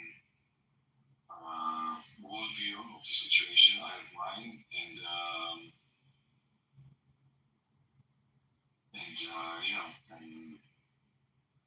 of course you're going to think that Benjamin Netanyahu is going to proceed without releasing the hostages or whatever.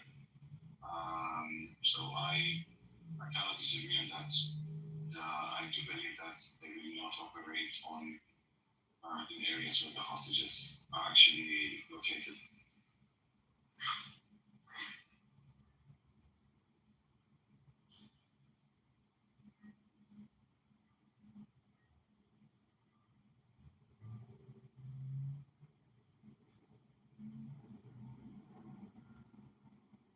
In the chat, I'm posting a link to a unpaywalled Haaretz article where they identify 50 hostages that were endangered by IDF operations over the course of the war.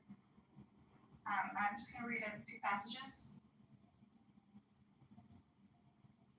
Or don't, you guys can read it yourselves. Yeah, when I read, it's okay. Okay. The IDF claims it's doing everything in its power to prevent harming hostages held by Hamas, yet from the start of the war, Israeli military operations have repeatedly placed their lives at risk, killing at least 20. Where there's no information about hostages' presence, the attack proceeds according to IDF source. According to the person, Bar was unequivocal, saying there's no. Okay. So, and then they highlight specific examples.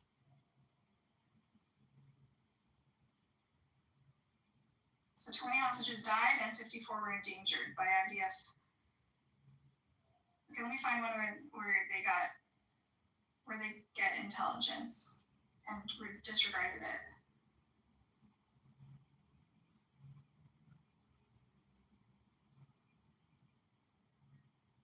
Since October 7, IDF has made extensive efforts to continuously track the hostages' locations, partly to minimize Israeli fire near them. However, a Haaretz investigation reveals that during 601 days of war, multiple IDF investigation operations in Gaza endangered the life of at least 54 hostages, 20 of them killed as a result, some in airstrikes, other executed by their captors due to military activity close to their whereabouts. The data is drawn by conversations. Reported death counts are based on IDF investigations and do not include 4 hostages whose circumstances of death in captivity remain unclear. According to military, hundreds of strikes have been avoided due to concerns about proximity of hostages. However, they do authorize strikes at a quote-unquote safe distance of several hundred meters, determined by the size and type of munitions used. This depends on having reliable intelligence about the hostages' whereabouts. The more strikes there are, the greater the risk. Thank you. That kind of contradict what you're saying, because it says. You don't cut me off because I'm doing both sides. I'm presenting your arguments, okay? And then I'm going to read mine. Don't cut me off after I read the Army's position, okay? The more strikes there are, the greater the risks, said another military source, adding that there is no information when there is no information about a hostage's presence, the attack proceeds. Once it is known that there is a risk to hostages, Army officials are tasked with halting the strike. The source acknowledged that the war is unpredictable and intelligence is accurate only at the moment it is received. Generally, this is the IDF's position. Now I'm going to find other positions. Okay, can I cut you off now? Yes. Thank you. So, actually, what it means is that I believe that they have information, like together with the US, they have information about all the hostages, okay? Where in the locations and whereabouts. So it says right there that when there is no information, there is no information about hostage present. This is the official statement, and then what precedes is accounts of people who say, no, they did endanger us. They disregarded, the entire article focuses on... No, I'm talking about the second one. I'm talking about the counter, the one that contradicts that. I didn't contradict it. No, you read that. It says the more strikes there are... That was still the IDF's official position. It's not what the people are saying on the ground. Okay. So give me a second, I'll find a representative quote that would highlight the other position, okay? That position of the hostages' families. Of the hostages' families? What information do they have? Like, the only information they have is from the IDF? Well, so there's been questions. Sure, of course there are questions, but they are not the ones who actually have the data on the ground. I mean, how can they, I don't know, if they're collecting information or intelligence on what's going on in Gaza and they contradict what the intelligence of the IDF has, then okay, I'll say... Okay, here's Meirav Spirsky, Itai's sister. The Army, I think he was killed by gases related to a bomb, right? Is it the same article? Yes. So she says... The Army officials admitted that they hadn't known they were there and told us the procedures changed as a result. They explicitly acknowledged that they hadn't conducted a thorough check. We were told the hostages were being protected and that their locations were known and that no strikes would be carried out in areas where hostages were present and that if a strike was necessary, it would be preceded by a rigorous review. That didn't happen. You can't protect the lives of hostages while fighting is taking place right above their head. This is precisely where the objectives of the war come into conflict. The Army isn't telling soldiers the full truth. Even when that truth is plainly visible to the public, the soldiers need to know it because if their actions result in the death of hostages, they're the ones who bear the burden. So Sharabi and Spirsky, that was the one that I think they were kept with what's her name? Noah Argamani? Yeah. And so there was some... Okay, it is estimated that 6 hostages were executed by their captors in response to the strike near the tunnel. However, the IDF believes that even if they had not been murdered, they would have died from inhaling toxic gases released by the bombings, gases that also killed their captors. A few months earlier,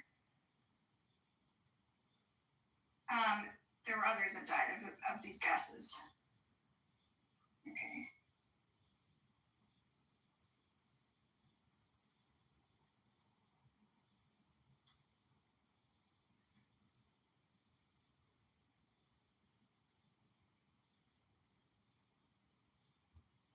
Okay, I don't think it's talking about the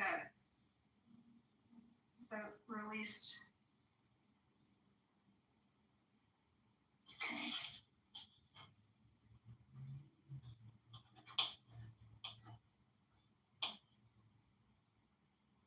Okay, it's again, let's go back to the article, the paragraph where it says the army officials admitted they hadn't known where they were and told us that procedures were changed as a result. The Marosz-Swirsky died sister. The accusatory acknowledged that they hadn't conducted a thorough enough check. We were told the hostages would be protected, blah, blah, blah. So, don't you think that the IDF could sometimes make mistakes, make a mistake like they previously did? Yeah, but they're counting 54 mistakes, basically, of the 200 hostages. That's like a very high mistake rate, no? For every hostage that was killed. No, 20 were killed as a result of IDF action, they're claiming in this article. And then 54 were endangered by IDF activity. So it's not clear how much they had intelligence to prevent it. What do you mean endangered? Were they killed? They were killed as a result of direct IDF activity, yeah, like bombs. Where did you get this number? The 54? It's in the headline. 54 were endangered and 20 were killed. It's in the headline of the article I shared. Okay, what does it mean endangered? Okay, we can go back to it.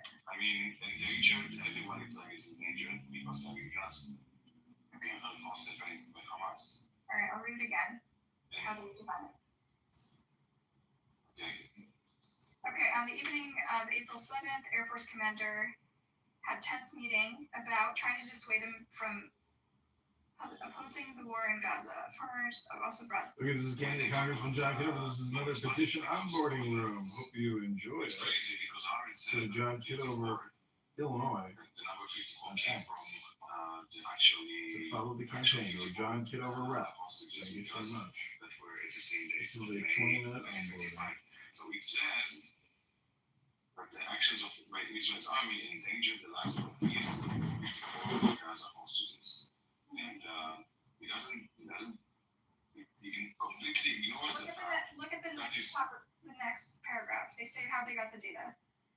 They talked to hostages. No, but it completely ignores the fact, they're hypocrite. It completely ignores the fact that they are actually endangered because they are held captive by Hamas. And they blame Israel for that. Don't you think that this is a little crazy or it's the complete opposite of what's going on? Okay, this is Canada Congressman John Kitover. This is another petition onboarding room. And it's misleading, like purposely misleading.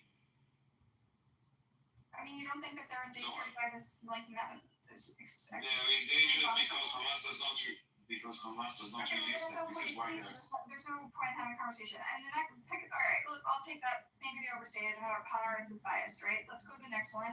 Times of Israel. The hostage told rescuers he were in the nearby tunnel, but he was ignored. The IDF didn't adopt his operations in Rafah, even after Farhan al-Qadi tipped off IDF and Shin Bet to brief her.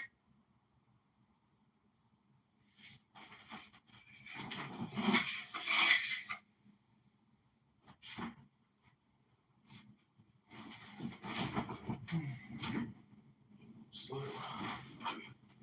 Go live.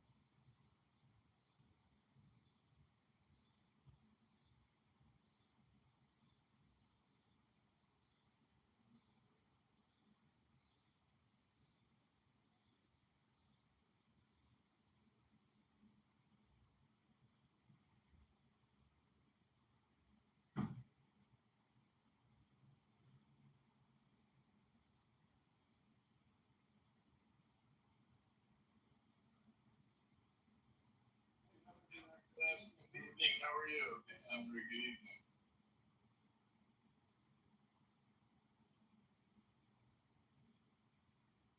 Okay, this is a 20-minute onboarding campaign. Thanks for joining us, Andre. Heather's already been through this onboarding. I guess we can wait till your neighbor comes. Basically, we just quickly do a round robin introduction. Then we state what our 3 priorities would be if we were a president, and then we talk about next steps for petition gathering, which I know you've already done. Thanks so much for the conversation.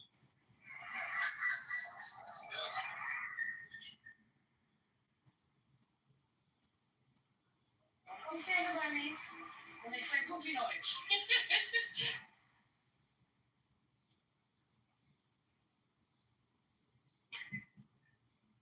No, it's not. No, well. All right. There you go. There we go.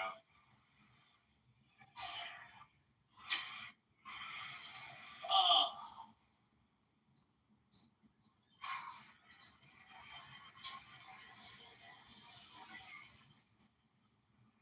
Just your neighbor a few more minutes, we'll get started. No problem.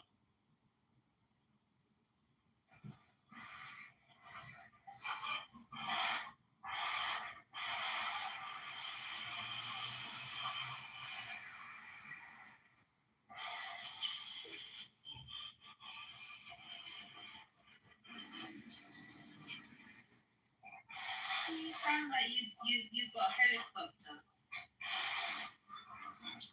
There you are.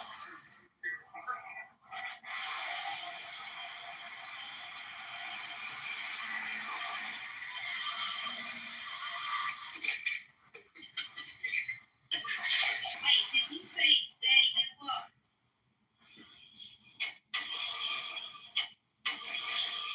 Do you know the profile?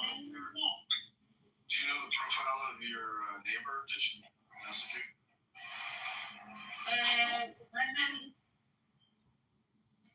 Who? Just right now.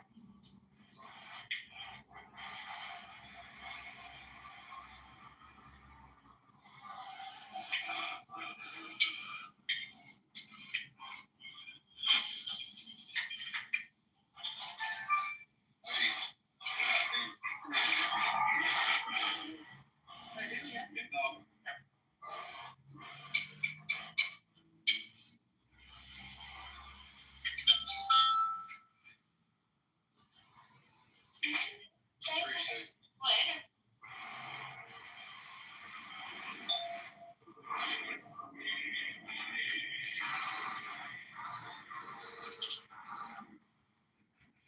I don't know if Gina's having any technical difficulties, but Andre, if you want to just do this onboarding real quick, if you want to introduce yourself and tell us about your experience, yes? My name's Andre Tucker. My experience was meeting a lot of new people and seeing their views and opinion on the world. It's all about any opinions. When you're getting signatures. Sorry, what did you say? My phone kind of cut out on that. Just any opinions, when I get signatures on petitions, I always ask people what would their priorities be, and I write it on the back. Oh yeah, well I wasn't told to do that, but yeah, well most of them would talk about more like to get rid of world hunger and get rid of money because money is pretty much evil and stuff like that. It doesn't really help the majority of the world.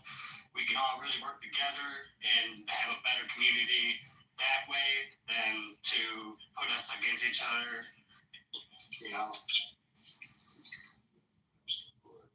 Okay. Did you get a message back from your neighbor? I don't see her in the room. No, I didn't get anything. You get anything, Heather? No, we're almost back over there. We went to the gas station, which is right behind the house, so we'll be there in a minute. I'll see what's going on with her phone. Okay, cool.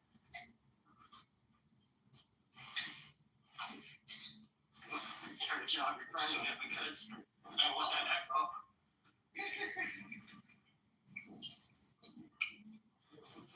Turn turn down the volume on your phone if you want to mute on.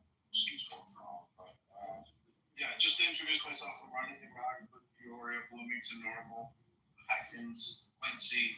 It's Illinois District 16 against Darren LaHood, who's created over $20 trillion in debt. He demanded everybody get vaccinated. He said if you don't get vaxxed, you can't go back to work. And he gave over $5 billion to Big Pharma on your behalf. He's the borrower and the spender. And we are going to hopefully crunch his can-kicking ways of debt and return pragmatic spending to government. The first two acts I'd like to pass is a defund the Big Beautiful Bill Act, as well as a balanced budget act. I don't think we should spend more than we make in taxes. We take in $5 trillion a year, but we spend $7.2 trillion a year. And we're $37 trillion in debt and $100 trillion in unfunded debt liabilities. So until the government stops ripping us off, I don't think we're ever going to be on a good foot. Those are two of my big political positions. Thank you guys for doing this. You guys are doing terrific work out in Rockford. And, you know, I hope you guys can get at least 100 signatures, maybe within the next 48 hours. And that'll bring in $150 for you too. And I hope you guys enjoy it for some nice dinners. And I hope you meet some lovely people. And ask them what their priorities would be and write it on the back of that petition.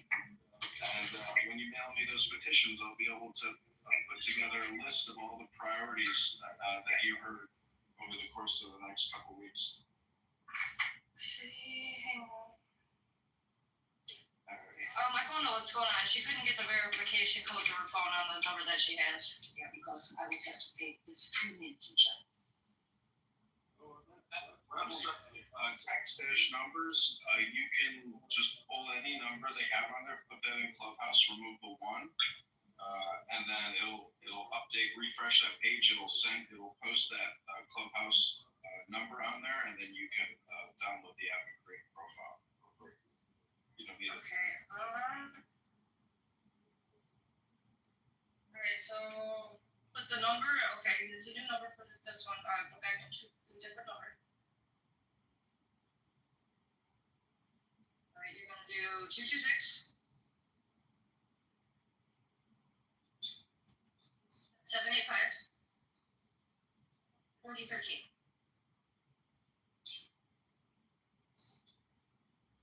What's up next?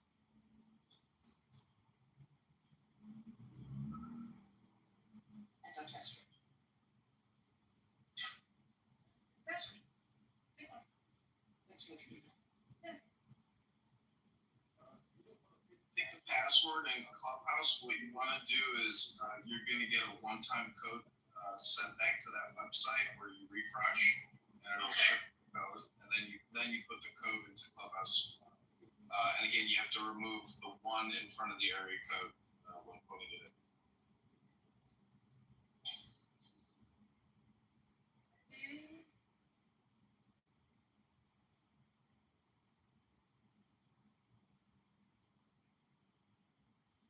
They keep telling me that they sent me a fucking notification on my email, but they didn't.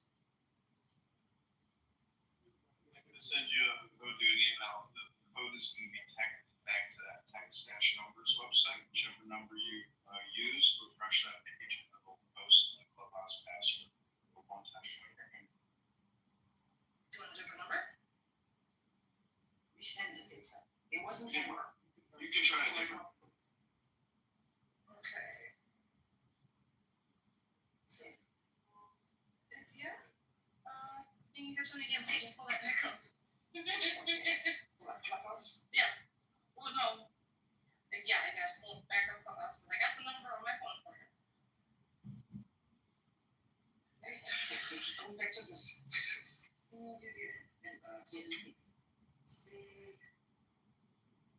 Let's see. With that temporary number thing, do I have to sign up for it or anything to use it, or can we just use the number that's given? Choose the number that's given and remove the one from the front and the area. Right, and it says it sent her a code or emailed the code to that number, but it hasn't showed up on my phone yet. It's not going to. It's going to show up on that website. You're going to refresh the page, and at the top of that page, it'll show you the Clubhouse code that was sent to that telephone. What? Once you pull that number and you plug it into Clubhouse, refresh that page, and that page on text dash numbers will have the Clubhouse code on it.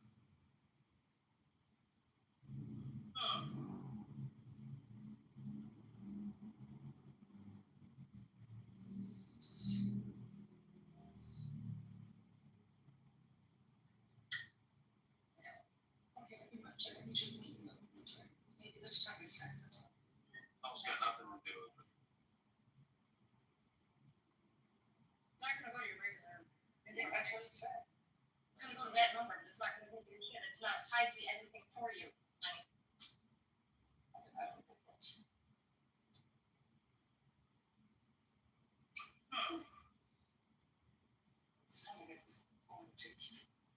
that's all good. We'll figure it out. Just take a minute. It can take a second, and you may have to restart the Clubhouse app in order to re-put the number in to get it to send back to your website, that text dash number. Well, the number that's come out, like I clicked the little link that you gave me for the temporary number thing. Okay, so I gave her the number. Right, so she put it in there, but it said it sent her a code, but I had refreshed it by then. So now we're trying to get back on the Clubhouse to get her a different number. Refreshing the text dash number, see if it sent the code there. And if you want to take a screenshot of that page and send it to me, because there's a lot of info on there. Maybe you can't see it, but you can also try it with a new number and just refresh Clubhouse and then refresh the text dash numbers after you put the telephone. Like exit out of the app. Back into the app.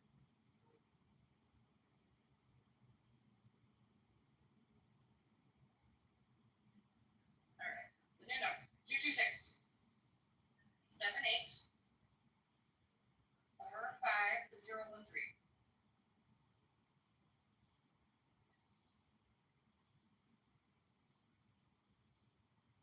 Okay, there we go. Refresh the text numbers website, and it should show you what the Clubhouse code. Got a WhatsApp code that shows up at the bottom. Nothing from that yet. Because I clicked on this access to my phone number, and it's when they asked me for my email address.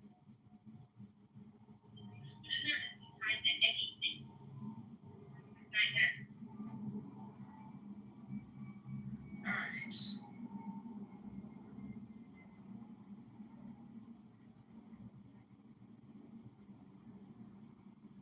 nothing.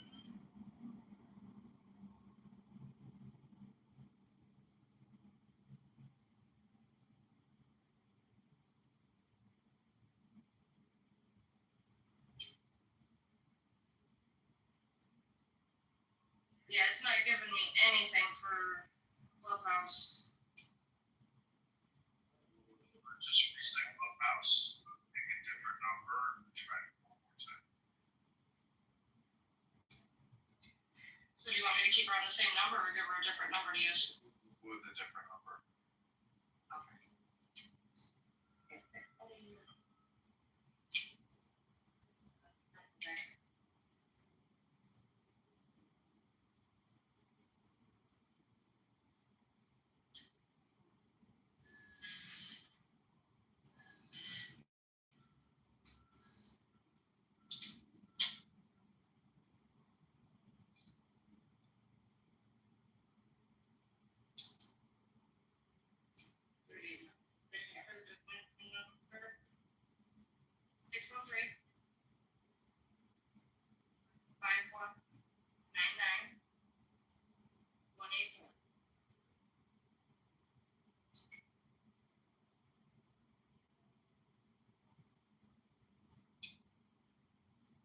So hit the browser refresh, and then it should pop up there with Clubhouse Clubhouse code to put into the Clubhouse app.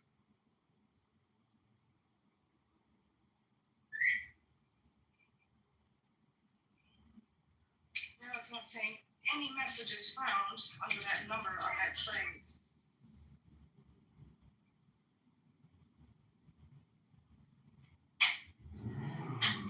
It should appear at the top of the list of the other text messages that was received. Yeah, nothing's there. It says no messages found.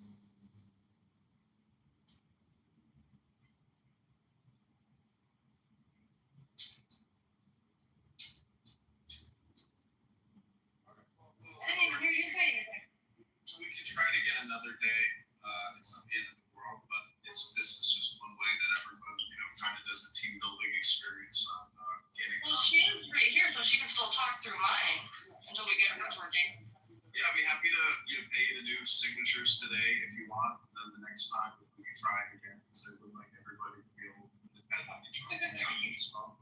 So everybody could be at home and no need to get together in the future. So basically, if you just want to introduce yourself and tell us your list of priorities if you were the president of the United States. Oh my God.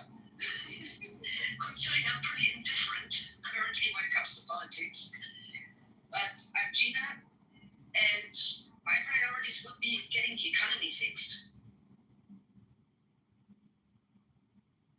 Okay, fantastic. So you're going to meet a lot of people out there today that, obviously they're left or right or center. And I hope, you just bring a positive vibration with you and ask everybody who signs to sign as if somebody could read it, because every signature that is not visible or can't be read will be challenged and removed. So you'll really be wasting your time if the signature isn't clear and concise. So just ask politely, please sign as if somebody could read it, and they'll slow down a little bit and thank them and maybe even hug them and, just wish them health, wealth, love, and peace of mind. And hopefully we can have, an improved economy for everyone, if that's your priority. And ask people after they sign, what is your priorities? And write it on the back of the petition, just put a little note. And that's really all you've got to do for the campaign. Already. That shouldn't be a problem. Okay, I can pay $1.50 a signature. I know it's not much. It can take a lot of time and effort to get a signature, but go to high volume places, farmers markets, train stop, tailgates. If there's a football game, high school game, a college game, somewhere, wherever there are people, you're obviously going to get more signatures. The max budget is 100 signatures, so the most I can pay is $150 total. And you will be required to mail me the petitions with a forever stamp. I'll be happy to pay you for the stamp as well. That's not a problem. I just got stamps. Okay, great. Well, I really appreciate it. Do you have any questions, comments, or opinions you'd like to share with me? Not at this time. Gina, Heather, Andre, thank you so much. This has been another great onboarding, and I hope you can get the Clubhouse app downloaded in the future. We can have a conference call. We can do screenshots, and I wish you guys all the blessing. God bless you, and I hope you guys have a fantastic. You too. Great, thanks, Heather. Thanks, Gina. Take care. Have a great evening. Yep, you too.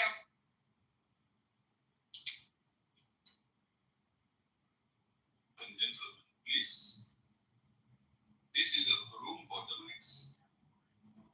And if you come in after this journalist, Sultan, man, shut up. It's not going to happen.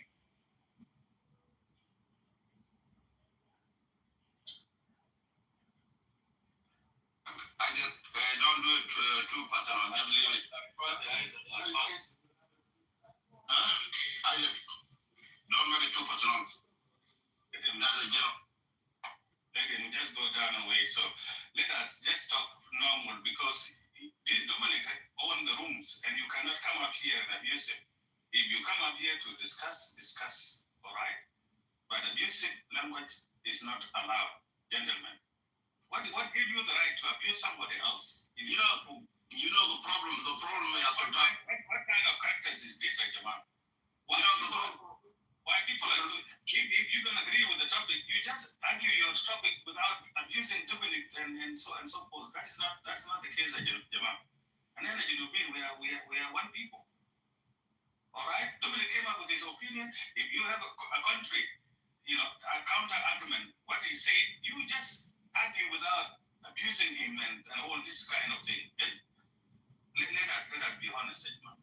Let us be honest to one another. If you see that you will say you will say you say nothing obvious, you will say calling it control them no.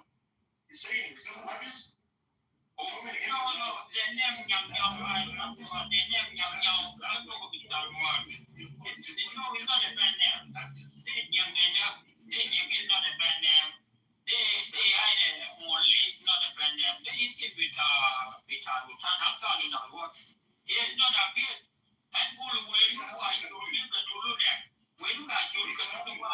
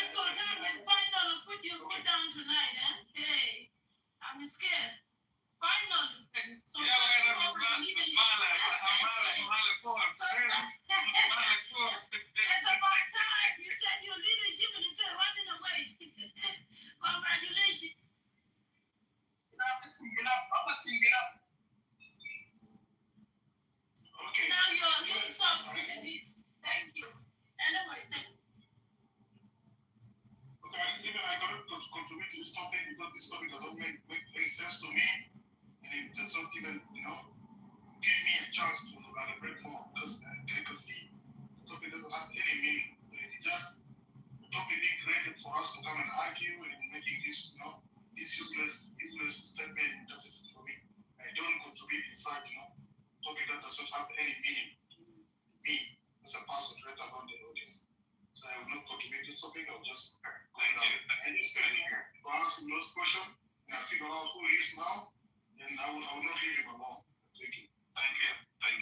Yeah, so in fact, the line could start with me because you guys distract me a lot. I did not come to conclusion, I did not finish. Don't want to jump out and door. Okay, you have 5 minutes, go ahead. All right, bro. Okay, don't jump me again, please.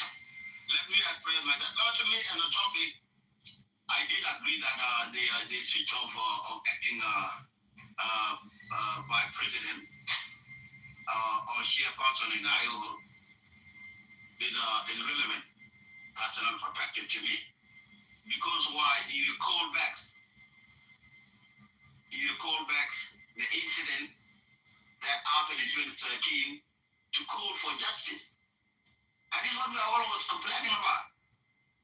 If we knew that there's some certain thing that happened in the other side, and the citizen regroup themselves and say what has happened, we condemn it. And they knew that as a citizen.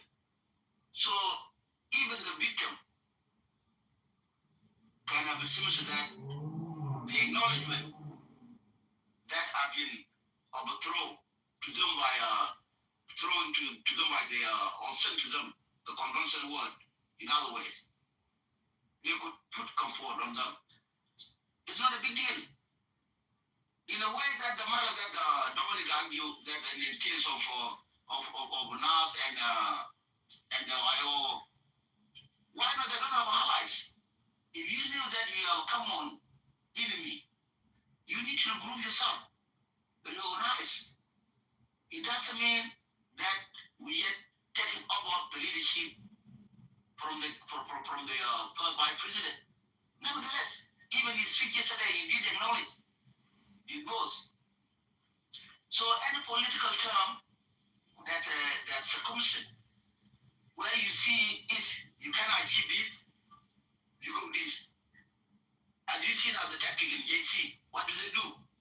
They brought mercenary, they brought Uganda, they brought Russia. Because why? To knock down the opposition. If the opposition they have grouped themselves and they say we the opposition are the citizens of the nation, and instead to bring the foreigners, we will deal with this group based on our coalition. There's nothing wrong to do with it. Either I call personal. But everyone have opinion. You get something wrong because you say they're coming to fight the opposition. They're not fighting opposition. They're fighting the places that has a white army. So you have to crack that right there. Because all those have they got. I mean the opposition. I mean the opposition ally. If they fight with the opposition, it's the government. That's what I mean. It's the government. Yeah. They're not fighting Iowa. You know, they just go the places on the new area. Go ahead. Okay.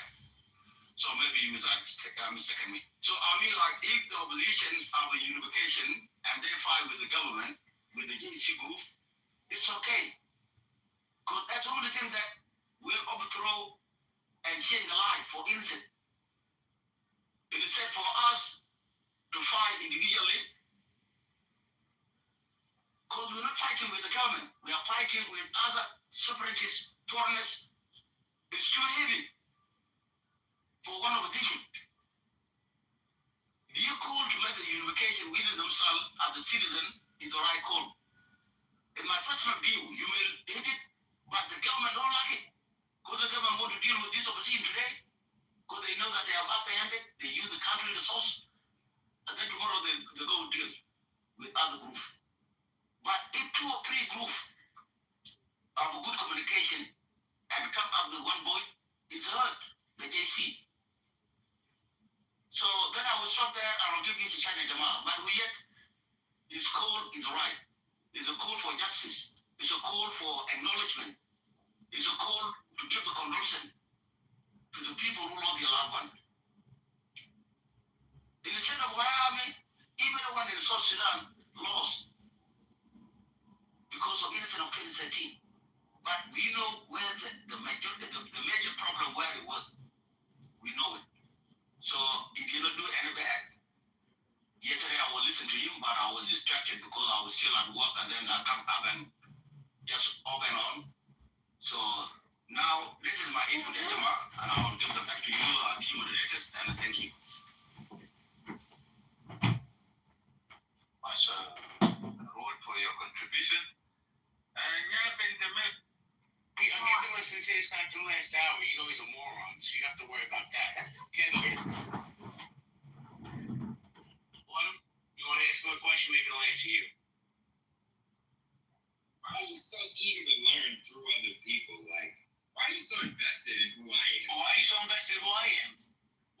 let's get to know each other. Then I tell you everything about me, and you fucking back down like a little bitch. Whoa, I gave you my government name. I told you my sports teams. My dog's name is Enzo. I told you everything, bro. What would you have you told us other than you're a fucking moron? Just curious. And he's the #1 campaign contributor to John Kitover. I did. I called bluff because, I'm not on this app to get to know people personally. If we develop that bond and chemistry, I mean, sure, but it's difficult to even, Okay, that was enough of him. I had to show him the back door. Get the fuck. What? I can't get the hour of my life back from this idiot. I'm gonna do a reset. He was dumb. That's an understatement. It is. I didn't hear the whole several hours you heard, so it probably is one. I just heard a short bit. Well, here's the thing, Autumn. It's not my first rodeo. I'm doing this for 5 years. I can smell an anti-Semite a mile away. Okay, when you look at somebody's PTR, you look at their friends list, I'll say it again, and he has 10 friends, and 9 of those are 9 of the biggest anti-Semites on this app. My vibe is going to tell me this asshole's an anti-Semite. I asked him a very, very direct question, a very simple question that a 5th grader could answer, and he wanted to tap dance around it. So basically, how do you tell me an anti-Semite without telling me you're an anti-Semite? That's what he did. That's often true, not always. I know, like I said, I'm a Zionist, Juan Paul Thomas, Matthew the Libertarian. Guess what? I'm fighting a good fight in the Libertarians. Wow, more slander. I lost a really good friend recently, unfortunately. And I went white with them. White. Thank you for that. I'm going to do a quick room reset. Guys, in community conversations, collaboration. Are Palestinians starving? And that's also the poll. It's either fake news or absolutely. So right now, because this app is glitchy, it only shows me that there's 4 votes, but I'm sure there's more than that. Let me say hello to Hey Counselor, how you doing, Abby? Rabbi, how you doing? Ash, how you doing? Judith, how you doing? Liz, how you doing? Wow, we got a nice Jewish contingency here tonight. Freddie, how you doing? David, guys got a pink ticket cashed in. You're more than welcome to come to the stage. Oh, here comes David. I pray to God, seriously, that you're sober, man. Lord, I was sober the same thing. Because when he's sober, he's one of the smartest guys in the app. You're not sober. You said this like I do it. I do have a PhD, so I'm just saying. But sorry, man. What are you gonna say? Are you drunk?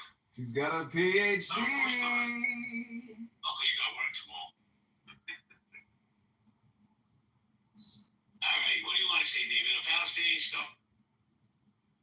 We know the answer to the question. Okay, the last time I was reading the New York Times on Saturday, and they had questions about what's happening in Gaza. And did you say what's happening in Gaza?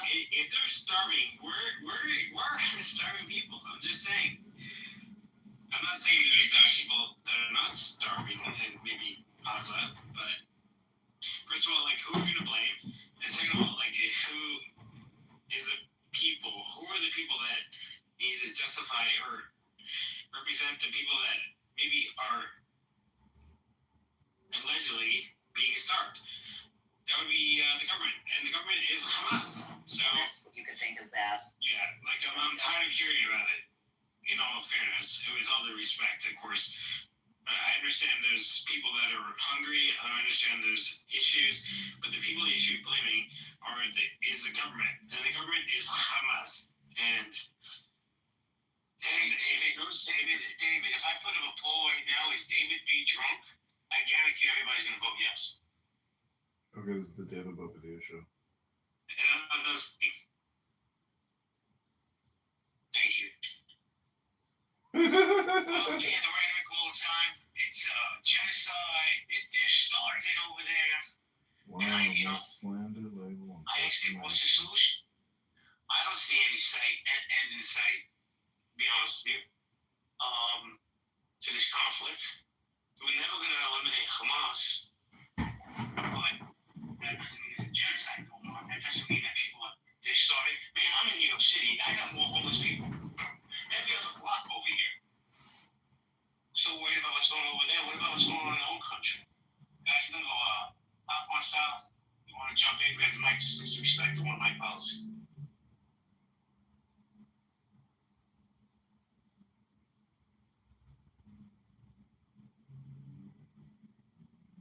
Anyone?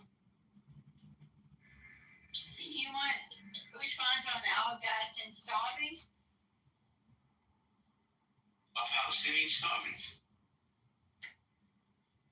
There's plenty of food now.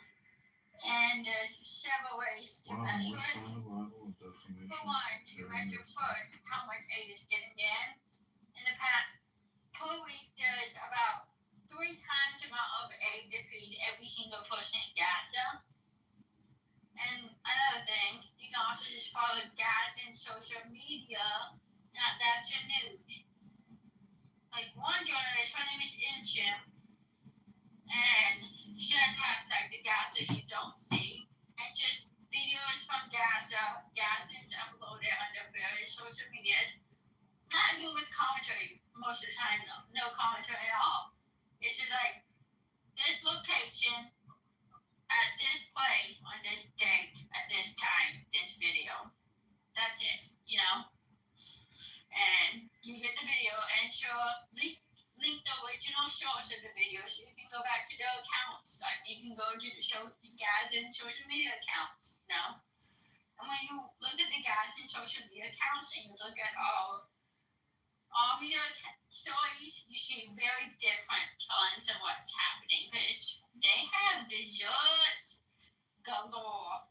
They have fancy coffees, they have all kinds of stuff still happening all the time. Different restaurants, different things. Like this food, maybe some issue will have massive stealing from some people in some parts of Gaza, maybe, yeah. And that's the thing to talk about. That's an issue. Hamas sucks because they're evil, you know? Thank you, no food. Thank you, I appreciate it. So, you there, Nye? Yes, sir. I gotta leave. I gotta Miss walk my McGee? puppy. Yes, can you hear me? I can hear you fine. Can you hear me? Yes. So I changed the topic to the room. Thank you for your share order. We're gonna pivot off this topic because I think it's bullshit. I know the true answer. Will Charlie Kirk's death spark more violence? Miss McGee, what do you think? Before we move on, and I'm being serious now. You can tell me, okay? I know we're in an open space, a public space, but you can tell me the truth to this question. Don't try to keep any Jewish secrets. Do Jewish people have magic coffee beans? Because I told you before, the best cup of coffee I ever had in my life was at a Jewish day school. So tell me the truth. The only one. I've never had a cup of coffee like this ever again. The only Jew I know that has magic coffee would be El Normo, who presses his own beans every day. That's all I know. God damn it. That's so true.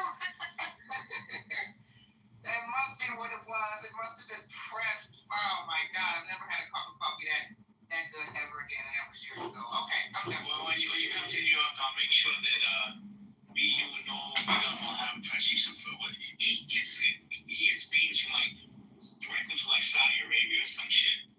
Sure. Wait, so I had lunch with Norma. Now I should have breakfast with Norma, apparently. Norma's a good guy. Get him to give you those beans. I guess yeah, because I've only had lunch with them, because I've never had coffee, so I didn't know. Yeah, I'm still waiting for my Nick take his asshole. Jordan, how you doing? This is about to start. Let's go. I saw something on Facebook. So, are there new commentary going around of what did Charlie say about the tribe? That was going around today? I haven't heard it, Jordan. What did he allegedly say? So this right-wing Gentile community is saying that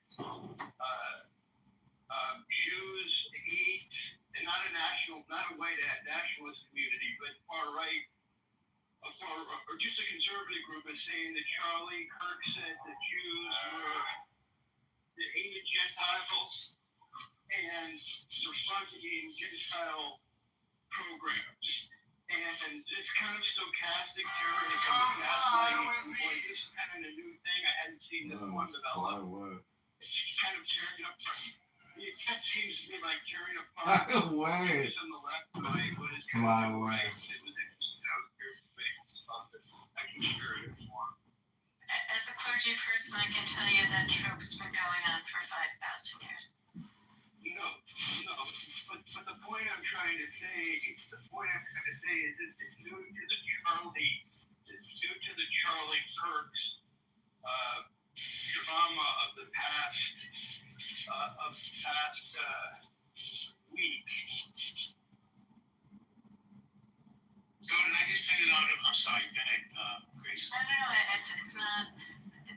It really has the same kind of tropes have been continuous throughout our lifetime.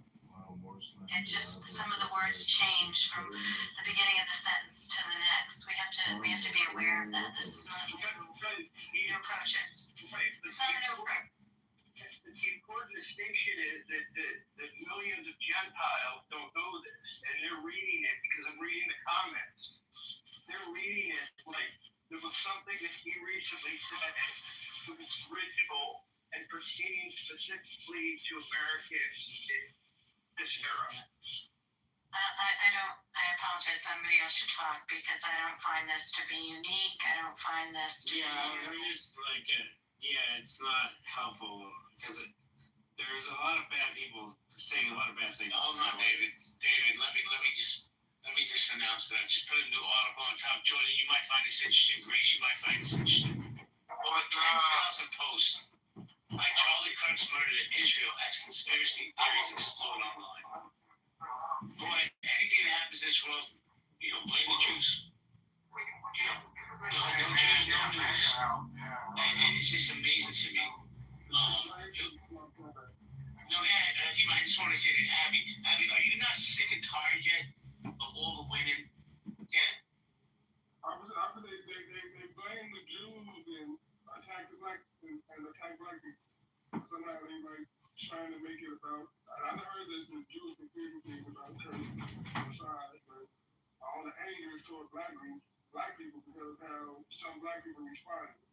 Like they're not focused on killing or why he got killed. They're focused on saying they want to always like say the attack. They blame the Jewish people, but somehow they want to attack the black people. It's kind of weird. Grace, what do you think about this article? About 10,000 posts. Tying Charlie Kirk's murder to Israel as conspiracy theories explode. Yeah, I think that this is not new. In the past week, we have where the Jewish agencies are now really trying to come online and start gathering all these tropes.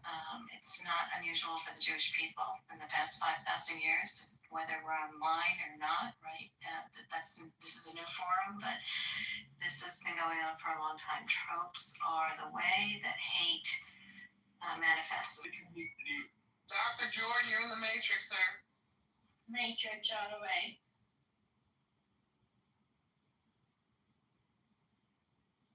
Can you hear me now?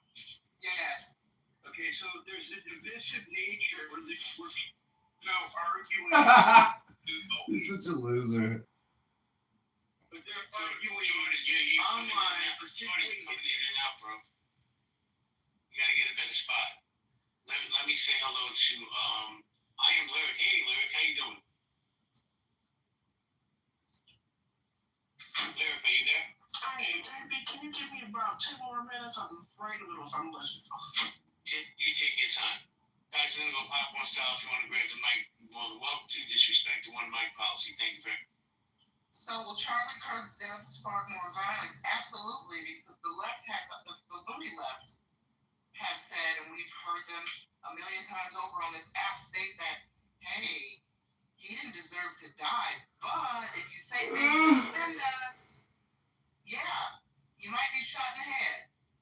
So as long as people are continuing to critically think and use public forums to share their opinions, especially about triggering topics related to politics and sexuality and et cetera, because those seem to be the 2 main topics that keep people riled up. Sexuality topics, race, and politics, right? As long as we have influencers or, vocal people, especially You've been a naughty boy, Howard. I know what you've been doing, Howard. You're a naughty boy. You're contributing to the campaign to elect candidate Congressman John Kitover. All right, Howard, I'm going to restart the David Bobadilla room. They will kill you, or at the very least, rain hellfire upon your life because you said something that offends them. So yeah, will this spark more violence? Absolutely. As long as we have to navigate among the tender touch society who decided that words can equal death sentence, absolutely. Well, let me play devil's advocate, right? As I pinned an article to the top, Charlie Kirk's wife, Erica, breaks her silence on husband's death after failed shooting. Now, I don't care what side of the aisle you're on. I feel horrible for this woman, two children, two young children. But I'll say this. I felt reading her words was a veiled threat, right? Like, now we're coming after you. And don't you think it comes from both sides now, not just the loony lefts? Well, of course, are there extremists on both sides? Yes. And I know, I'm trying to roll through my mental Rolodex. I know we had the senator and her husband who were killed earlier this year, and I think they attributed their deaths to a far right. I could be wrong on that. But look, it seems to me within the past year or so, a lot of the violence has been rising from the left. And let me be clear, not exclusively on the left. I mean, listen, the right did not spend the summer burning down Tesla plants and vandalizing Tesla cars. Oh my gosh, she's right. As a matter of fact, She's it right. is worth noting, I know I'm going to get pushback on this, but do we not find it curious that, there are a lot of people who feel some way about Kurt's death, especially on the right, and nobody took to the street to burn down stores and protests and violence. But the left, over the past couple of years, when we're all worked up about something, I say we like I'm a leftist, but here in America, the leftists, when they're worked up about something, they're ready to burn the cities down, aren't they? I mean, I don't know. I know somebody's going to say, but what about January 6th? I know. I get it. I get it. Okay, I'm not excusing it. But hey, I don't make a big deal about January 6th because during Trump's, and I've said this before, so forgive me for the folks who've been following me on this app for a couple of years, and they've heard me say what I'm about to say. During Trump's first term, when he won, at that time I was very anti-Trump. And I thought he was going to take the world to hell and back. And when he won his first term, the first thing that I said on social media, especially on my Facebook, and I wasn't trying to be funny, I said this man has anybody watched The Handmaid's Tale? If you're familiar with The Handmaid's Tale, you know the Gilead society that they lived in. I said this man is going to turn us into Gilead. And when they stormed the Capitol on January 6th, I said, here it is, because that's essentially how it kicked off in The Handmaid's Tale, if you've seen the series or read the books, right? Some radicals took over the White House and killed and booted all the politicians out. And I said, fucking hell, my prediction is coming true. Gilead is finally here. And thank God I was wrong. But since then, the right has been, I'm not going to say the right has not been violent, but the only violent incidents that immediately pop in my mind post-January 6th have come from the left, and I'll allow anybody smarter than me on this subject to remind me of the violence from the right that has risen post-January 6th. Thank you. Sure. Hold on, everybody, hold on. Maddie, hold on a second. Hold on. Jamie, I need to be patient. Because I have a cue. We go, David, Stan, Matt, Jake, Jason. David. Okay, we'll go to Jane first because she's my friend and I like her. Yeah, Jane. I know, I was so pushy. I admit it, pushy too. Hey, I don't understand why. No, I understand. What the fuck? Right? Where did Janie tell me I love you too? What did I say, Janie? What did I do? Tell me. They're not violent, like the right isn't. No, I didn't say they were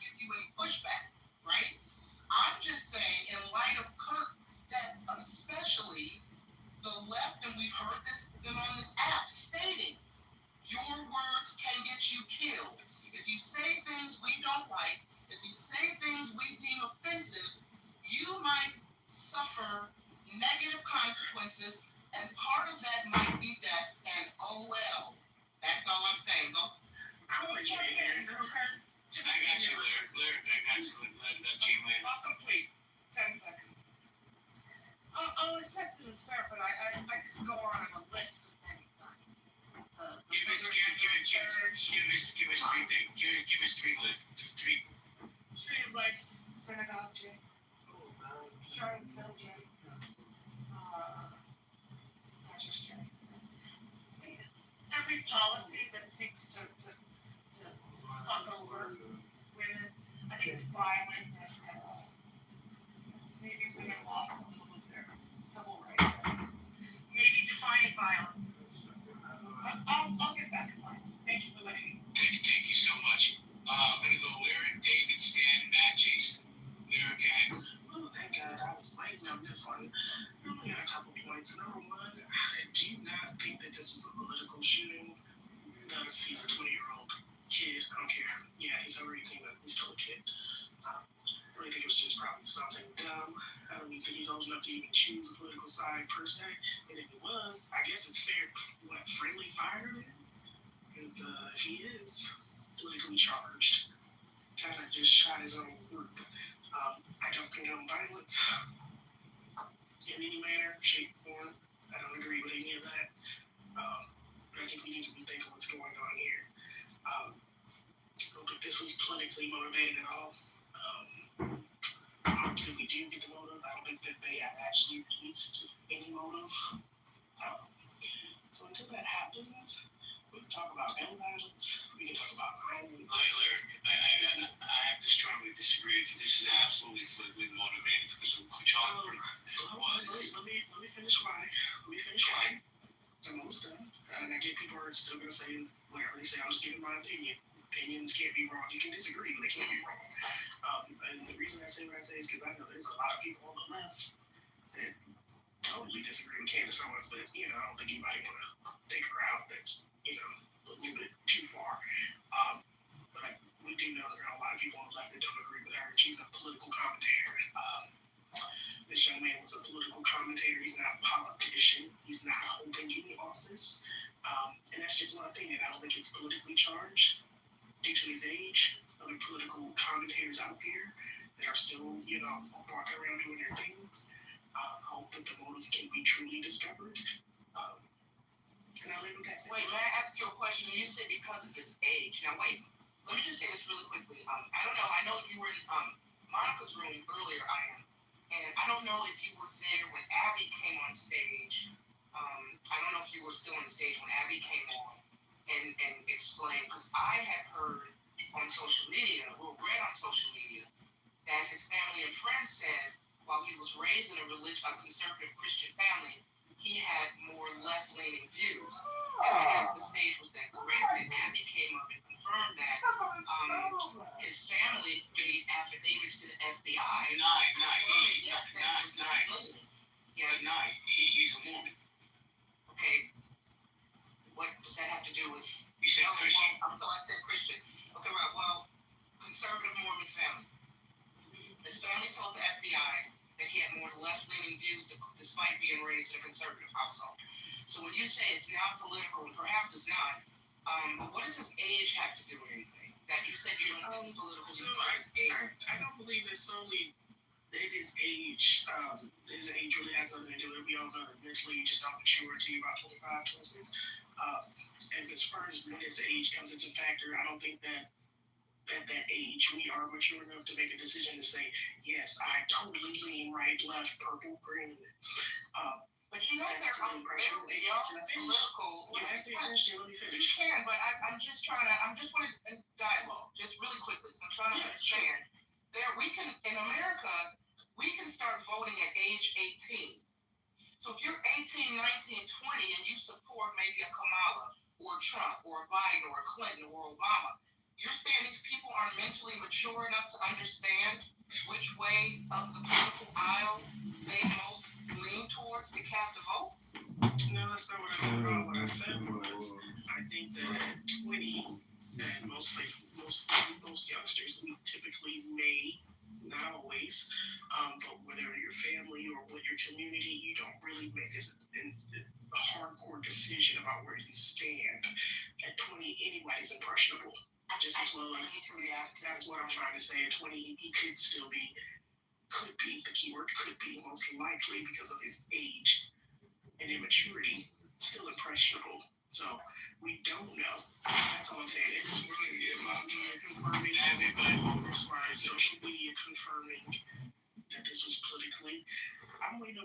investigators, and they cannot confirm it. That's the only thing I'm saying. They can't confirm that it's politically motivated. I hope you don't jump to that. It could be she was in love with somebody, did something stupid, a dare. It could be anything. I just wanted to see what You got dared to do it. I'm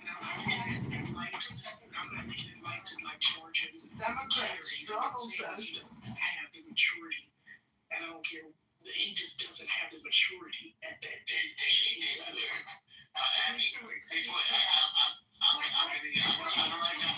Military in the United States. Someone remind me, at what age can you? 18. Actually, it's not 8 plus mine. It's My dad was fighting. My dad was 17. fighting over in the Pacific Theater at the age of 18, 19.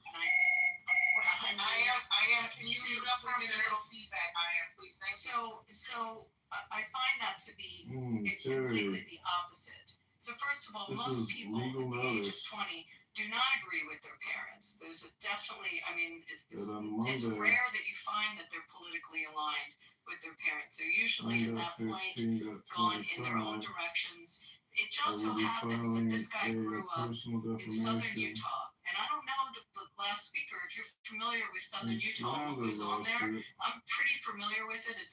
It neighbors my city. Personal And a injury, lot of these kids, once they get out of high school, personal or injury at the end of high against school, when they you, start finding themselves, especially if they grow up in a where we strict will Mormon be seeking community, which is what St. George and that area of southern Utah is. A lot of them come over the border $40,000 to Nevada. in A lot of them compensatory come out that are the ones that are gay, come out, they come here, or $100,000 they get in involved in the damages industry here, in either the gaming industry or they work in against you. the different restaurants here, but they leave Cease and southern desist Utah. It's very common. It's very common that from there any is further a slander change that happens once they leave that community. But immediately. go visit like Zion or spend some time in southern Utah and see what the I will be communities are like seeking there. wage And garnishment the fact that his parents were Mormon conservative it makes no difference. or the This placement of a kid lien had went in the direction that he went. I mean, the FBI is coming out. There's against your home. listen to the press conferences. Listen to what the investigators are releasing. Unity Don't honorable hear it on TikTok. Hear it directly from the news briefings that they do, or follow it that way. pay the judgment. Or ask your own law enforcement. If they have updates on it. But I mean that to say someone at the age of 20 doesn't know. I mean, I think that's for me personally, I was like already, I skipped a little, so I was already starting law school. Like, there's no way. And I definitely didn't think the way my parents thought at that age. Like, for him, growing up where he grew up, and you need to understand what the climate is like in southern Utah and how many kids leave that nest. Thank you, counsel. And I hate the Phillies. Just want to say that. Did you see the Eagles play? That was such a great game today. Sorry. I didn't. I wasn't. Poor Giants. I wanted to. I wanted Giants. I'm a Jets fan. We got destroyed. Destroyed. It's embarrassment. Let me go to David, Stan, and Matt. Will place on the lien against your home should you go into several pay the judgment. Of course, there was some violence against Tesla cars. No Tesla plants were vandalized. There were Tesla stores that their windows were vandalized, not the plants. I'm not saying that's right. And most of the people that are doing vandalisms are just fuckfaces that want to destroy shit. Same thing with the BLM riots. There's a difference of protesters and riots. And don't get me wrong, there is violent people on the left too. But regarding the violent people on the right, I mean, let's look at the murder that happened to a politician in Minnesota not that long ago. That was very recently. You had a Fox News host the other day that literally said we should euthanize and kill homeless people with mental disabilities if they don't want to accept help. That is not a lie. That just recently happened. That's Fox News mainstream media that said we should kill. That is Nazi stuff. That is violence. Spreading that ideology to their followers is insane. This is the world we live in. And to say there's not this extremism going on, Donald Trump recently said on Fox News that these far-right extremists are needed to prevent crime. I mean, this rhetoric. The shooter, the same day that Charlie Kirk got murdered, there was a school shooting. And yes, this is preliminary investigation stuff, which a lot of times that may be inaccurate. Same thing with the Charlie Kirk. A lot of the stuff that's coming about Charlie Kirk, don't believe it. I mean, you can hear it, but some of the stuff that's coming out about the most recent shooting the same day. David. So we shouldn't believe when the governor of Utah comes out and says that he was Listen, living with a defamation. transgender person and he supported transgender rights. We shouldn't believe that.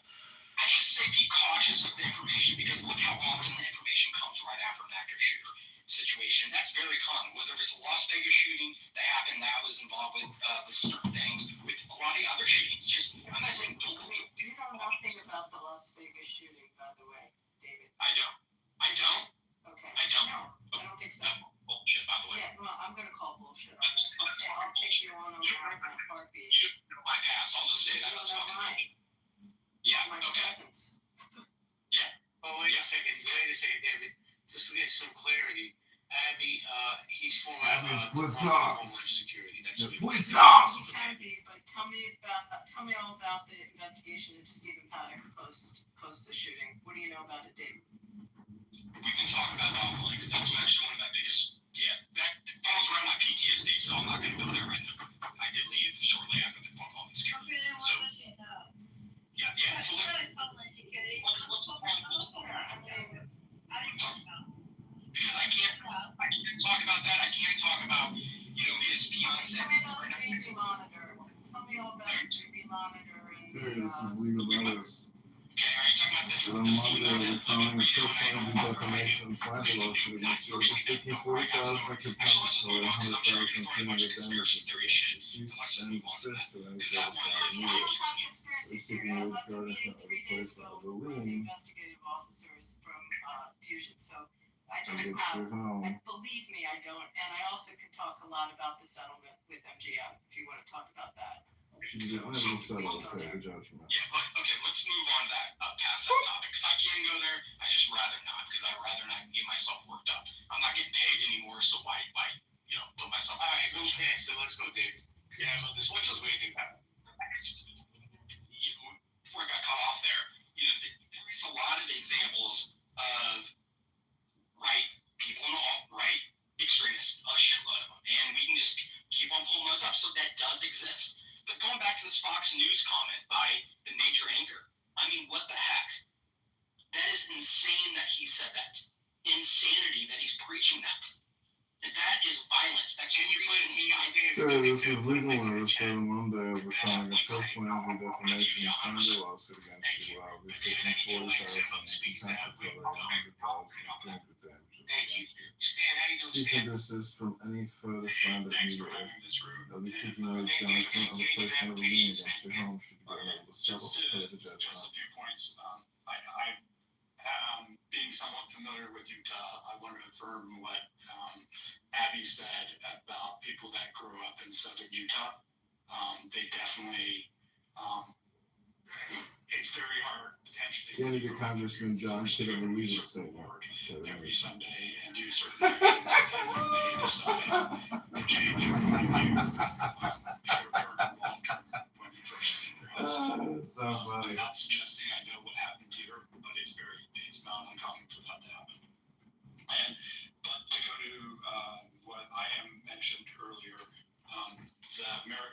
it's well known that the frontal lobe develops for males and the age fully develops around 25 to 27 and about 2 years earlier for women.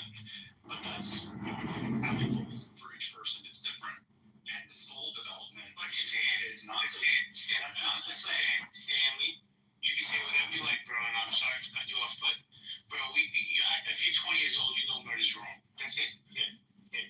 As I was going to say, the full development does not mean that you're not, 95% developed at a younger age. I'm not an expert on it, but I did look up that time. But what I also want to point out is, according to the American Psychological Association, transgender is not something that is a belief, but it's based upon how you are born. And ascribing that to being left or right may not be the best way to go. We don't know all this yet.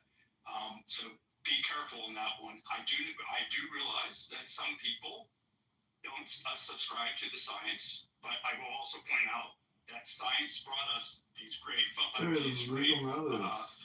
supercomputers we have in our pockets right now that enable us to talk online. So to the degree that you want to refute science, maybe some of our advances only came from science. But my main point is that there are people behind the Trump movement that are trying to divide the country.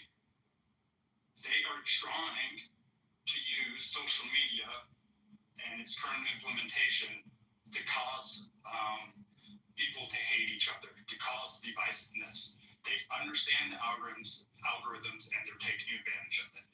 I will cite that, for example, J.D. Vance said they were using Carl Schmitt's stuff, and Carl Schmitt was one of the early political philosophers that existed in the 1930s. I didn't like the outcome of the 1930s. I hate what I heard on X a couple nights ago. There's way too much anti-Semitism going on, just rampant. No reason for that. And where we are right now shouldn't be being promoted by a small segment of people behind the current administration. You can see it in Vance's. It's going to be retaliation, or they were going to go after people. Instead, what I think we need is we need to tone it down. We heard Governor Cox of Utah say something a couple days ago. I really hope that we can tone it down. I hope that those that are behind the philosophy that exists for how Trump got to where he is right now. Thank you. Jerry, this is legal matters for the Monday. I will be filing a personal injury, defamation, and slander lawsuit against you. I will be seeking $40,000 compensatory and $100,000 cease and desist from unfair estimated media.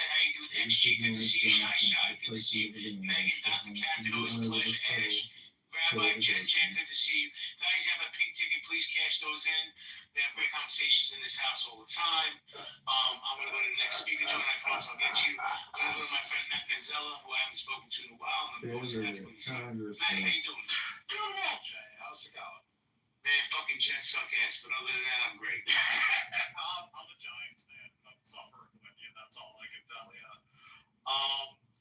What I was going to say on the issue is there are a lot of events all the time. Nye earlier said that the right doesn't riot when bad things happen. Most people don't riot when bad things happen. The Minnesota lawmakers were killed, the left didn't riot. McVeigh blew up a federal building, the left didn't riot. RFK was killed, the left didn't riot. There's a long history of not rioting, and there's three instances maybe in the last 40 years where there have been significant riots in the United States. I would say there has been violence from both sides for the entirety of my lifetime. And it's usually fringe people. It is always unfortunate. And the best thing we can do is take care of our neighbors and make sure people live in a good world. Because people that live in a good world are less likely to commit violence. And I'll just end on that. Thank you, Matt. Jason Voorhees, how you doing, man? I'm good, man. Sorry about the Jets. I'm a Jaguar. Yeah. The house broken as well. Man, I'd rather be a Jaguar fan, bro. Like, Mike Jones, man. Okay. Alright, man. Yeah, so, I was just gonna say this. I think we always get caught up in the trap of the finger pointing and stuff. And Trump is guilty as the left that he talks about. Now, with that said, a lot of the things he said about the left is true. I don't care what none of y'all say. A lot of that stuff is true. But he does turn a blind eye to the things that his own base does.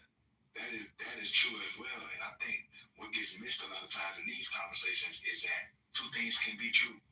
Both sides can be very violent if they feel like it, and they have been when they felt like it.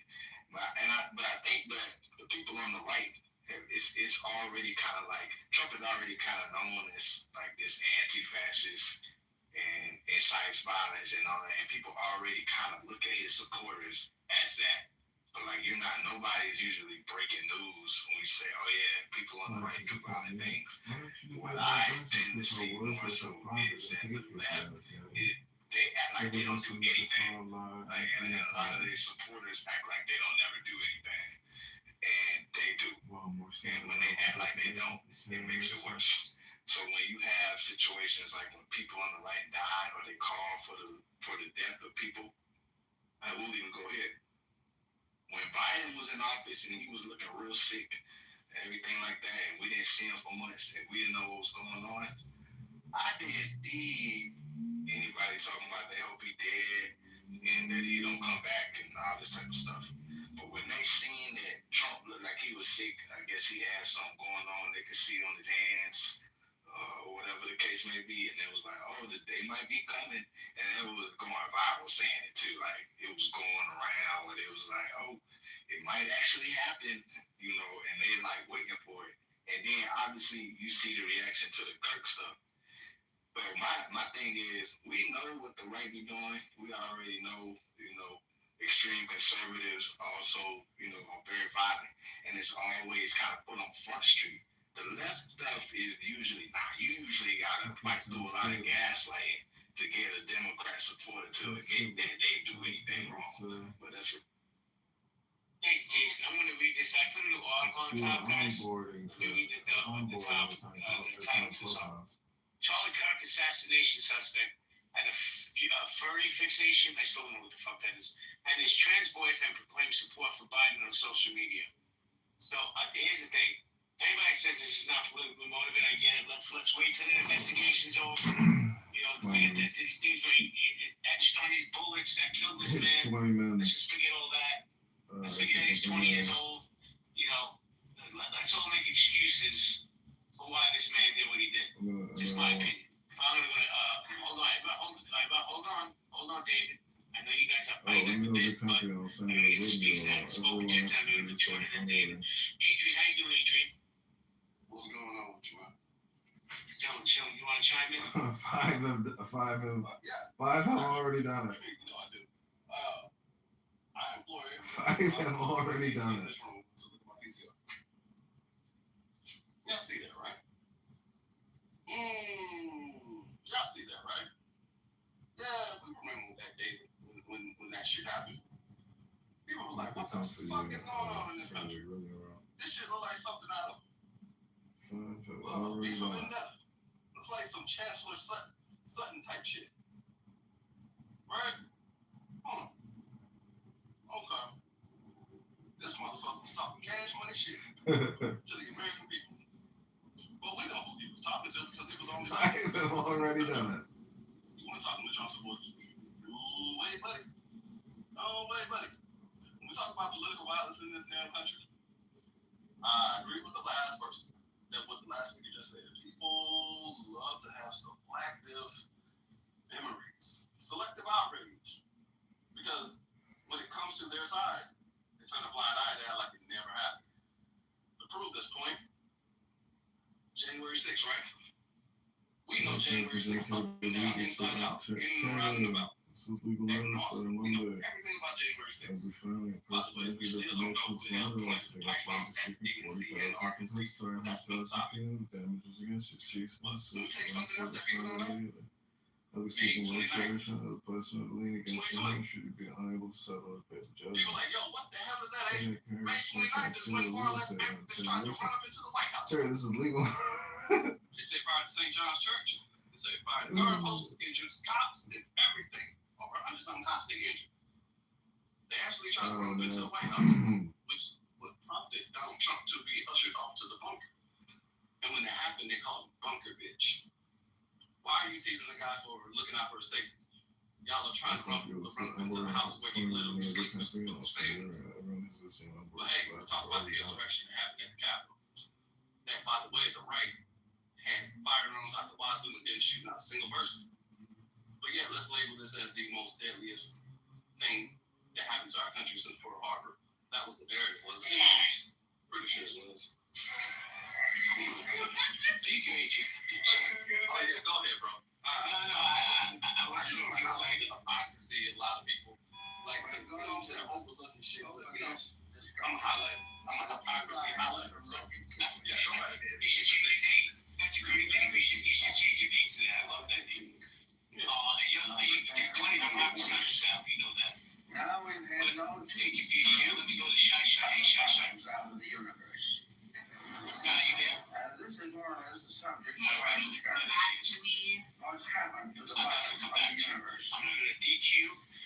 go to Jordan, David, and back to you, Shasha. DQ, how you doing? Minorities have ruled. And today, probably, hey man, change that activities for free. Oh, my bad. maybe next, No worries. No the worries, other man. 90%, very seldom having any Do direct I think the contact assassination with the was some needs violence? of the problem I'm gonna be honest, bro. of that vast No. majority. Well, maybe. Therefore, at this time, I think neutron news cycle we're going is gonna be one of those other events that happen, and we gonna stop talking about it in 2 weeks from now. So there's gonna be more to say until the next news cycle happens again. Unfortunately, as it is, this was one of the moments like, okay, this happened. Sounds It's good. a hot Let's do topic. it. We're gonna move on. People gonna forget about the conditions to do that at this point. So as far as more violence, I don't think so. It's gonna be whatever the next thing that's gonna happen. We're just gonna move on. We're gonna focus on to the next thing. So political violence is not new in this country. It was here before us. It's gonna be here after us. So it's just like one of those things that we have as America. That shit just happens. It sucks, but it's part of where we come from. Like violence has always been. His focus is really your I don't agree with it, but it happens. We gotta be prepared for when it happens. What do we do? Thank you, DQ. I appreciate you sharing, man. Appreciate it. Hey, now you there? I want to leave for a second. Yes.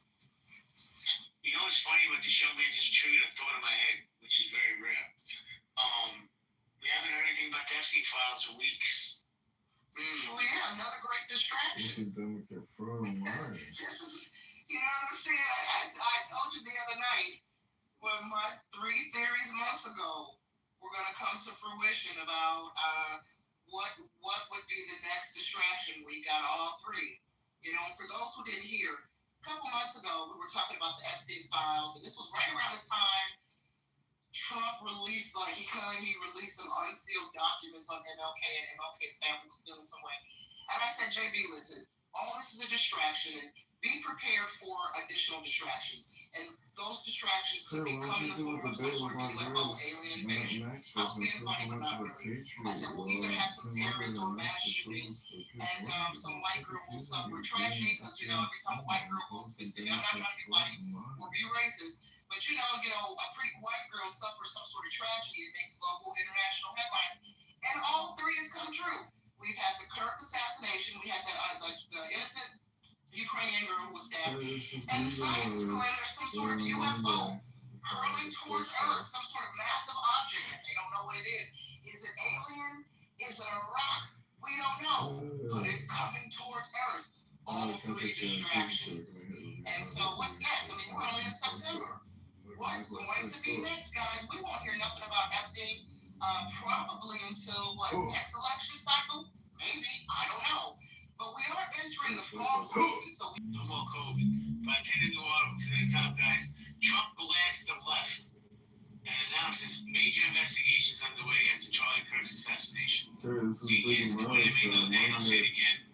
I know some of you right-leaning people are going to get mad at me. But Donald Trump needs to shut the fuck up. Just shut up. This is the type of rhetoric that just stokes all this shit, man, and I believe that wholeheartedly. Jordan, we'll go Jordan, David, then Justin. Jordan, you there? Yeah, I mean, I do think we're. Terry Newsom. Zuckerberg kind of deregulated fact-checking. Kennedy Congressman John Kitover legal statement. Terry Newsom. Not necessarily one that would distract. Terry, this is legal notice on a Monday. I will find personal injury defamation of scandals against you. I'll be seeking 40,000 capacity or 100,000 people to the end of this year. Cease and desist from any further sign immediately. Every seeking wage garnishment or placement of lien against your home should be unable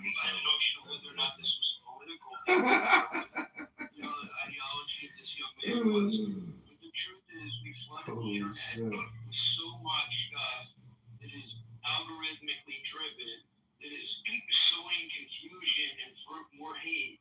It's actually unbelievable. I have a counterterrorism expert from Israel who's now president at Rich Brandeis. She was at Yale, and I wasn't thinking of this, but she wants to come back on the show, and we were really talking about Israeli-Palestinian affairs, but she's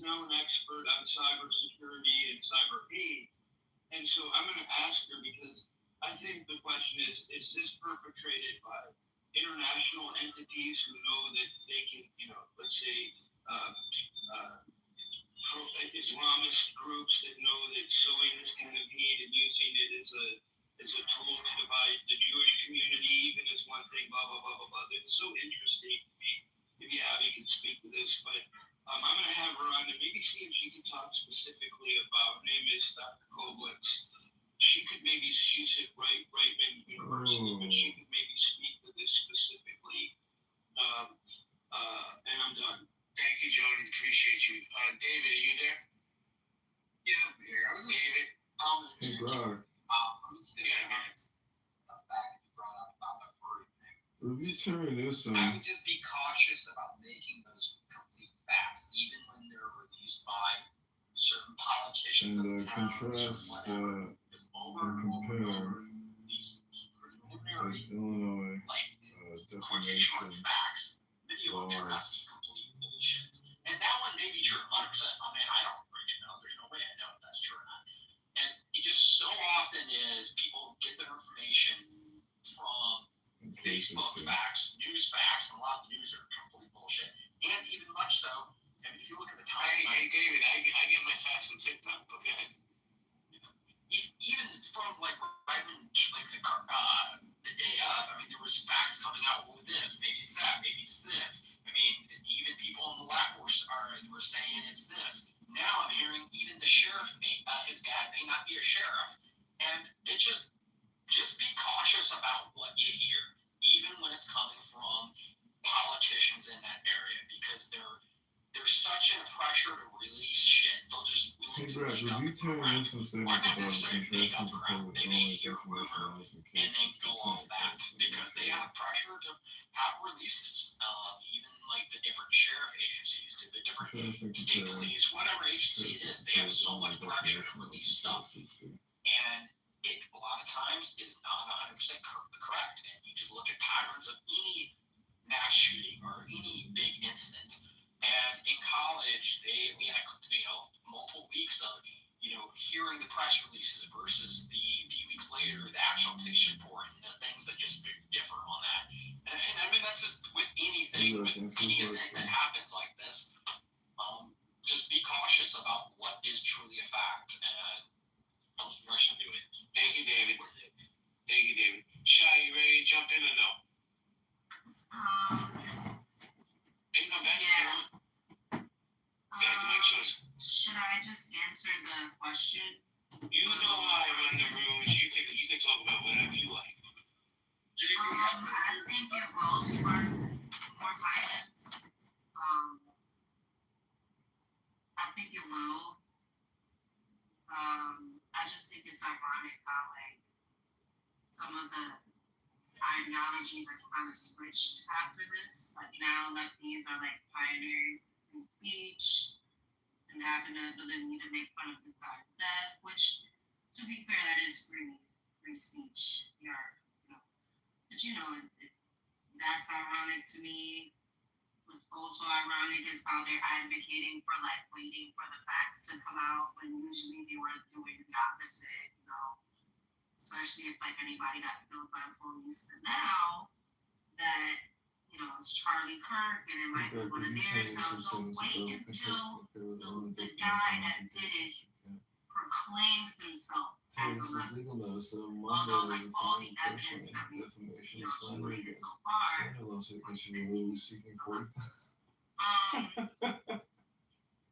I do think both sides have been violent towards each other,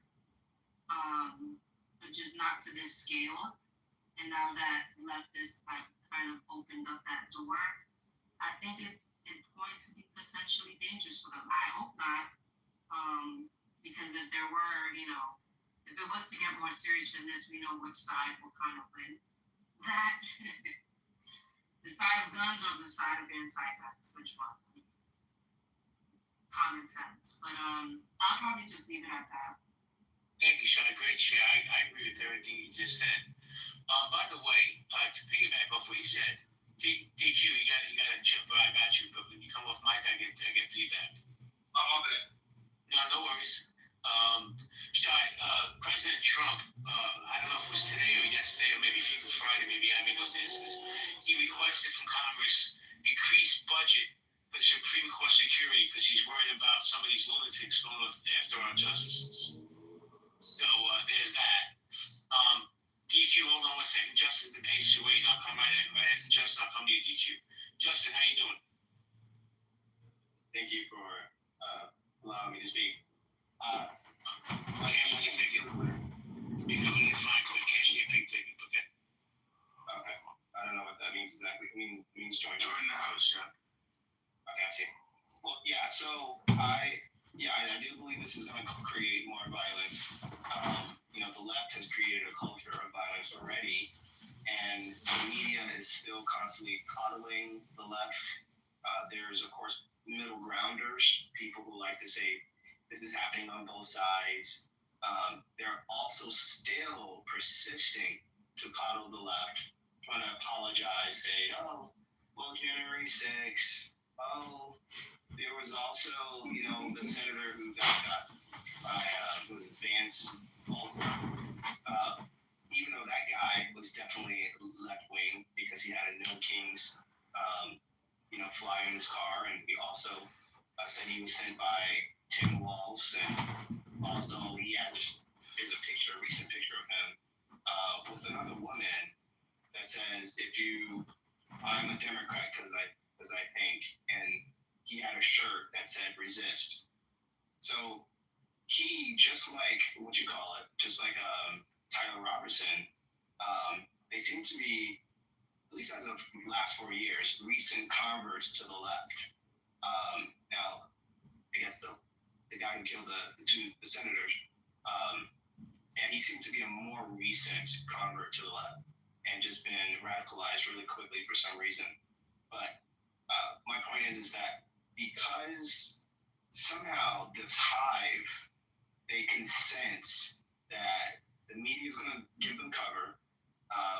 Ultra, everybody's sort of trying to apologize for them and protect them from our anger, like how furious we are.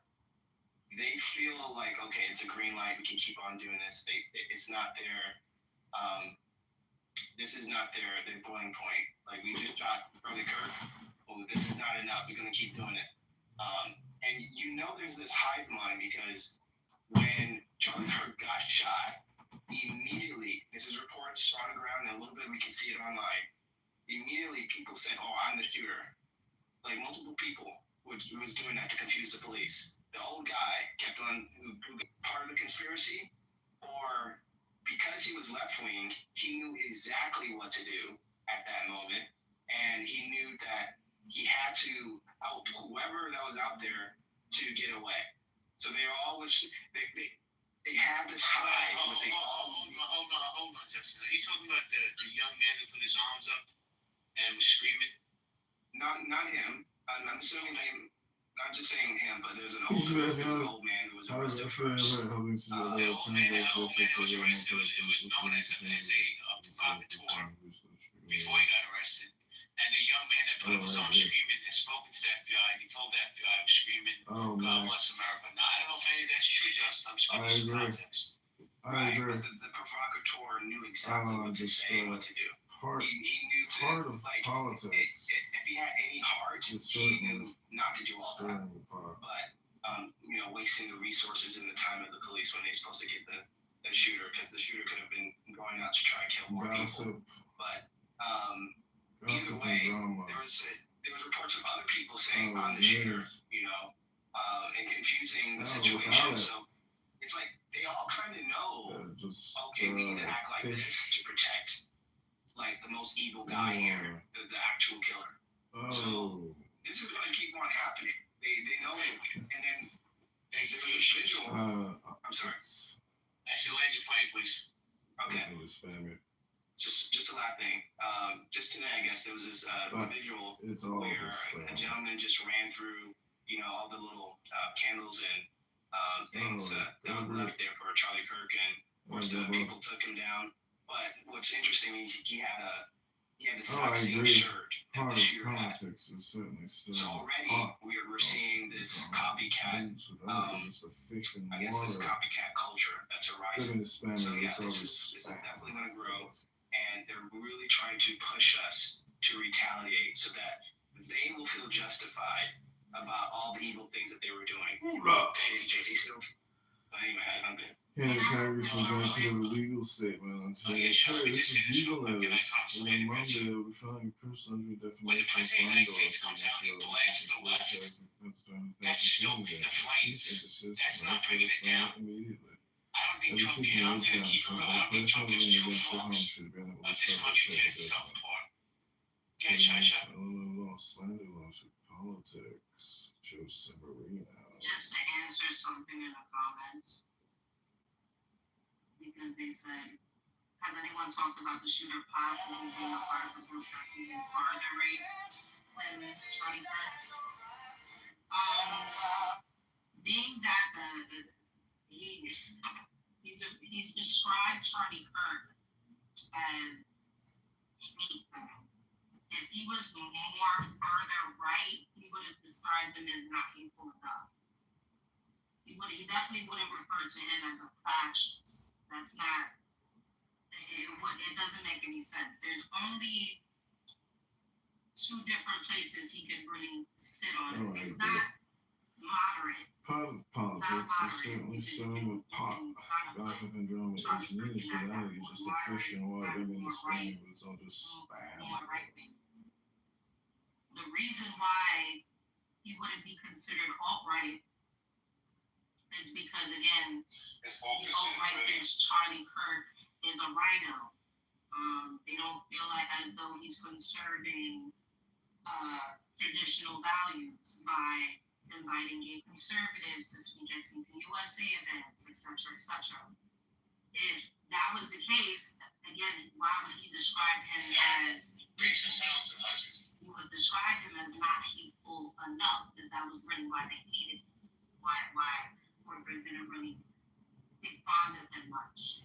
And again, would he describe himself as fascist? Like, if you accumulate all the evidence, what was written on the bullets, the type of people he's around, it points to him being on the left.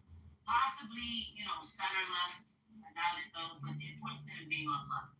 It doesn't point to him being a boyfriend. It doesn't add up. Hey, Shasha. Here's the thing. You, thank God, have common sense. Most people don't. I'm being serious. Most people don't. Right? What you just said, I agree with everything you just said. But people are too lazy and dumb to have common sense. XG, hold on a second. I'm going to come to you in a minute, but I got to DQ's been patient waiting. I got to say a little BB. DQ, you there? Yeah, I just wanted to piggyback off the guy I spoke like 2 people ago. He said something about be careful where we get our facts from. And I've been thinking about this for a while now. Like, nowadays, people they get their facts from different places. Like, nowadays, people don't trust mainstream media, granted, right? Say the story going on mainstream media. Some people get their news from social media, Instagram, maybe TikTok. I personally don't like getting my information from TikTok because it's drunk smoke for somebody's mom's basement can make any conspiracy theory video, put some smoke, some scary music behind it, and people don't believe it. So I honestly think TikTok should have been shut down a while ago. But that's just me. But like what he was saying, where do we get our facts from, quote unquote facts? It's kind of hard now.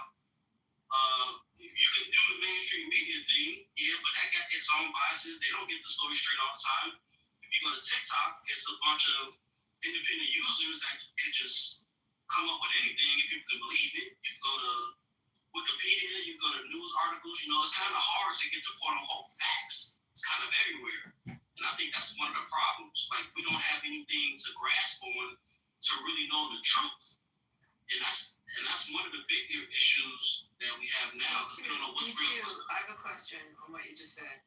If you see a press conference where you see the head of the regional FBI office, you then see the head of the director of the FBI, you see the governor of Utah, you see the head of the police department for that county in Utah, and you see the sitting attorney general for that district, or the local district attorney in a press conference, do you feel pretty good listening to them that you're probably hearing facts and not conjecture?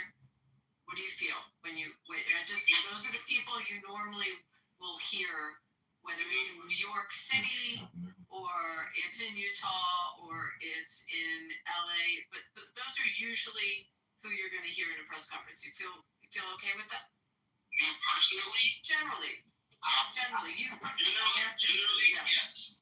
Okay. Generally, yes. I feel about to your 80% more comfortable with that than social media. So to your question of like who you're going to trust, it's amazing to me, and Rachel just put this in the chat, like why don't people, the sources are there, like just, whether you watch it through CNN, NBC, Fox, or whatever network you put on, the press conference is the press conference, and they're giving a lot of them.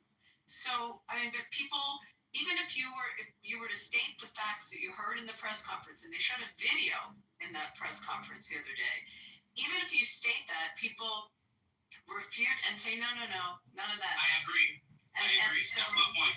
Yeah, I was like joining you in that. Yeah. The information's out there. People just would rather pick up their phone and look at TikTok than actually watch, the governor or the attorney general or a district attorney give facts. Thanks. Sorry, I didn't mean to interrupt. No, it's okay. That just creates more confusion because even I already called it. I said when they catch this shooter, whoever he is, if it's the official quote unquote shooter, they're still not going to believe it. It's that's going to be the fall guy. It's always the fall guy. It's always never the right person. Every single time this happens, every time it's a tragedy, it's always that's not the real story. It's always a conspiracy theory, and it leaves a bunch of mess. And we need to be focused on what's real and what's not. Thank you, Ian. I'm sorry, man. You want to make a break? Okay, hold on, David. I have to say hello to BB, and then I want to go to XG. BB, what's good, bro? I'm not sure that's not sure that was JB 9. You want to chime in or you just want to listen? I'm listening, but I want to point out too that people don't want to believe the truth, and I see that to read an article of facts, they don't have the attention span. They'd rather a TikTok story, a reel that goes on with music and theatrics for like 30, 40 seconds, and they believe that to be real. And I think a lot of people are failing to comprehend that. When I heard people were talking to each other, there was like people that were saying, I shot him. That's mentally ill. They're putting themselves in a position where they could be potentially shot or killed. If, say, they said it to the wrong police officer, he thinks by the way that their actions are moving that he has a firearm on him, he's going to get shot. A lot of people are trying to not justify, but they're afraid of the people don't want no, BB, they're trying to BB, don't even get up, man. They are trying to justify. Yeah. I didn't want to start fires, but yeah. They're trying to justify it, and it's amazing. I'm watching all these people that are losing their jobs, and I think more and more they're not getting enough of them that are justifying the killing of a man that was speaking. And I watch this man all the time, and I love the way he debated. It was he would let you ask a question, and then he said, "Then I'll explain why." And people have a problem with that. That's what boggles my fucking mind. I don't get it. And he beat them at their own game. So it's but I'll just listen, and when I feel the chance. But thank you. I appreciate you, BB. So before I go to the next speaker, hold on, Abby. Let me just say I have to use this disclaimer. I speak for myself. This next speaker does not speak for this house. He does not speak for me, Nye, Abby, BB, any of the mods. He speaks for himself. Abby, just give me a minute. I have to say hello to XG because he's been patiently waiting. He speaks for himself. XG, how you doing? One thing, XG, before you speak, is on this, we're all on the same page. I don't consent to recording and Kitover, like, once again, and people recording these rooms. I absolutely do not consent to it. Thank you very little, Abby. Actually, play some music so Kitover believes. Okay. But, I just wanted to comment over. That's right, you just got clipped, Abby. Which I thought was You got clipped? until I started listening to how the far or alt-right speaks. And no, I mean, Nick Fuentes is one of the most popular super far-right figures. But I think also agree on stage, Nick Fuentes is way further right than is, at least to my understanding, is way more far right. That's what I and said. the way that he, in the way that he's described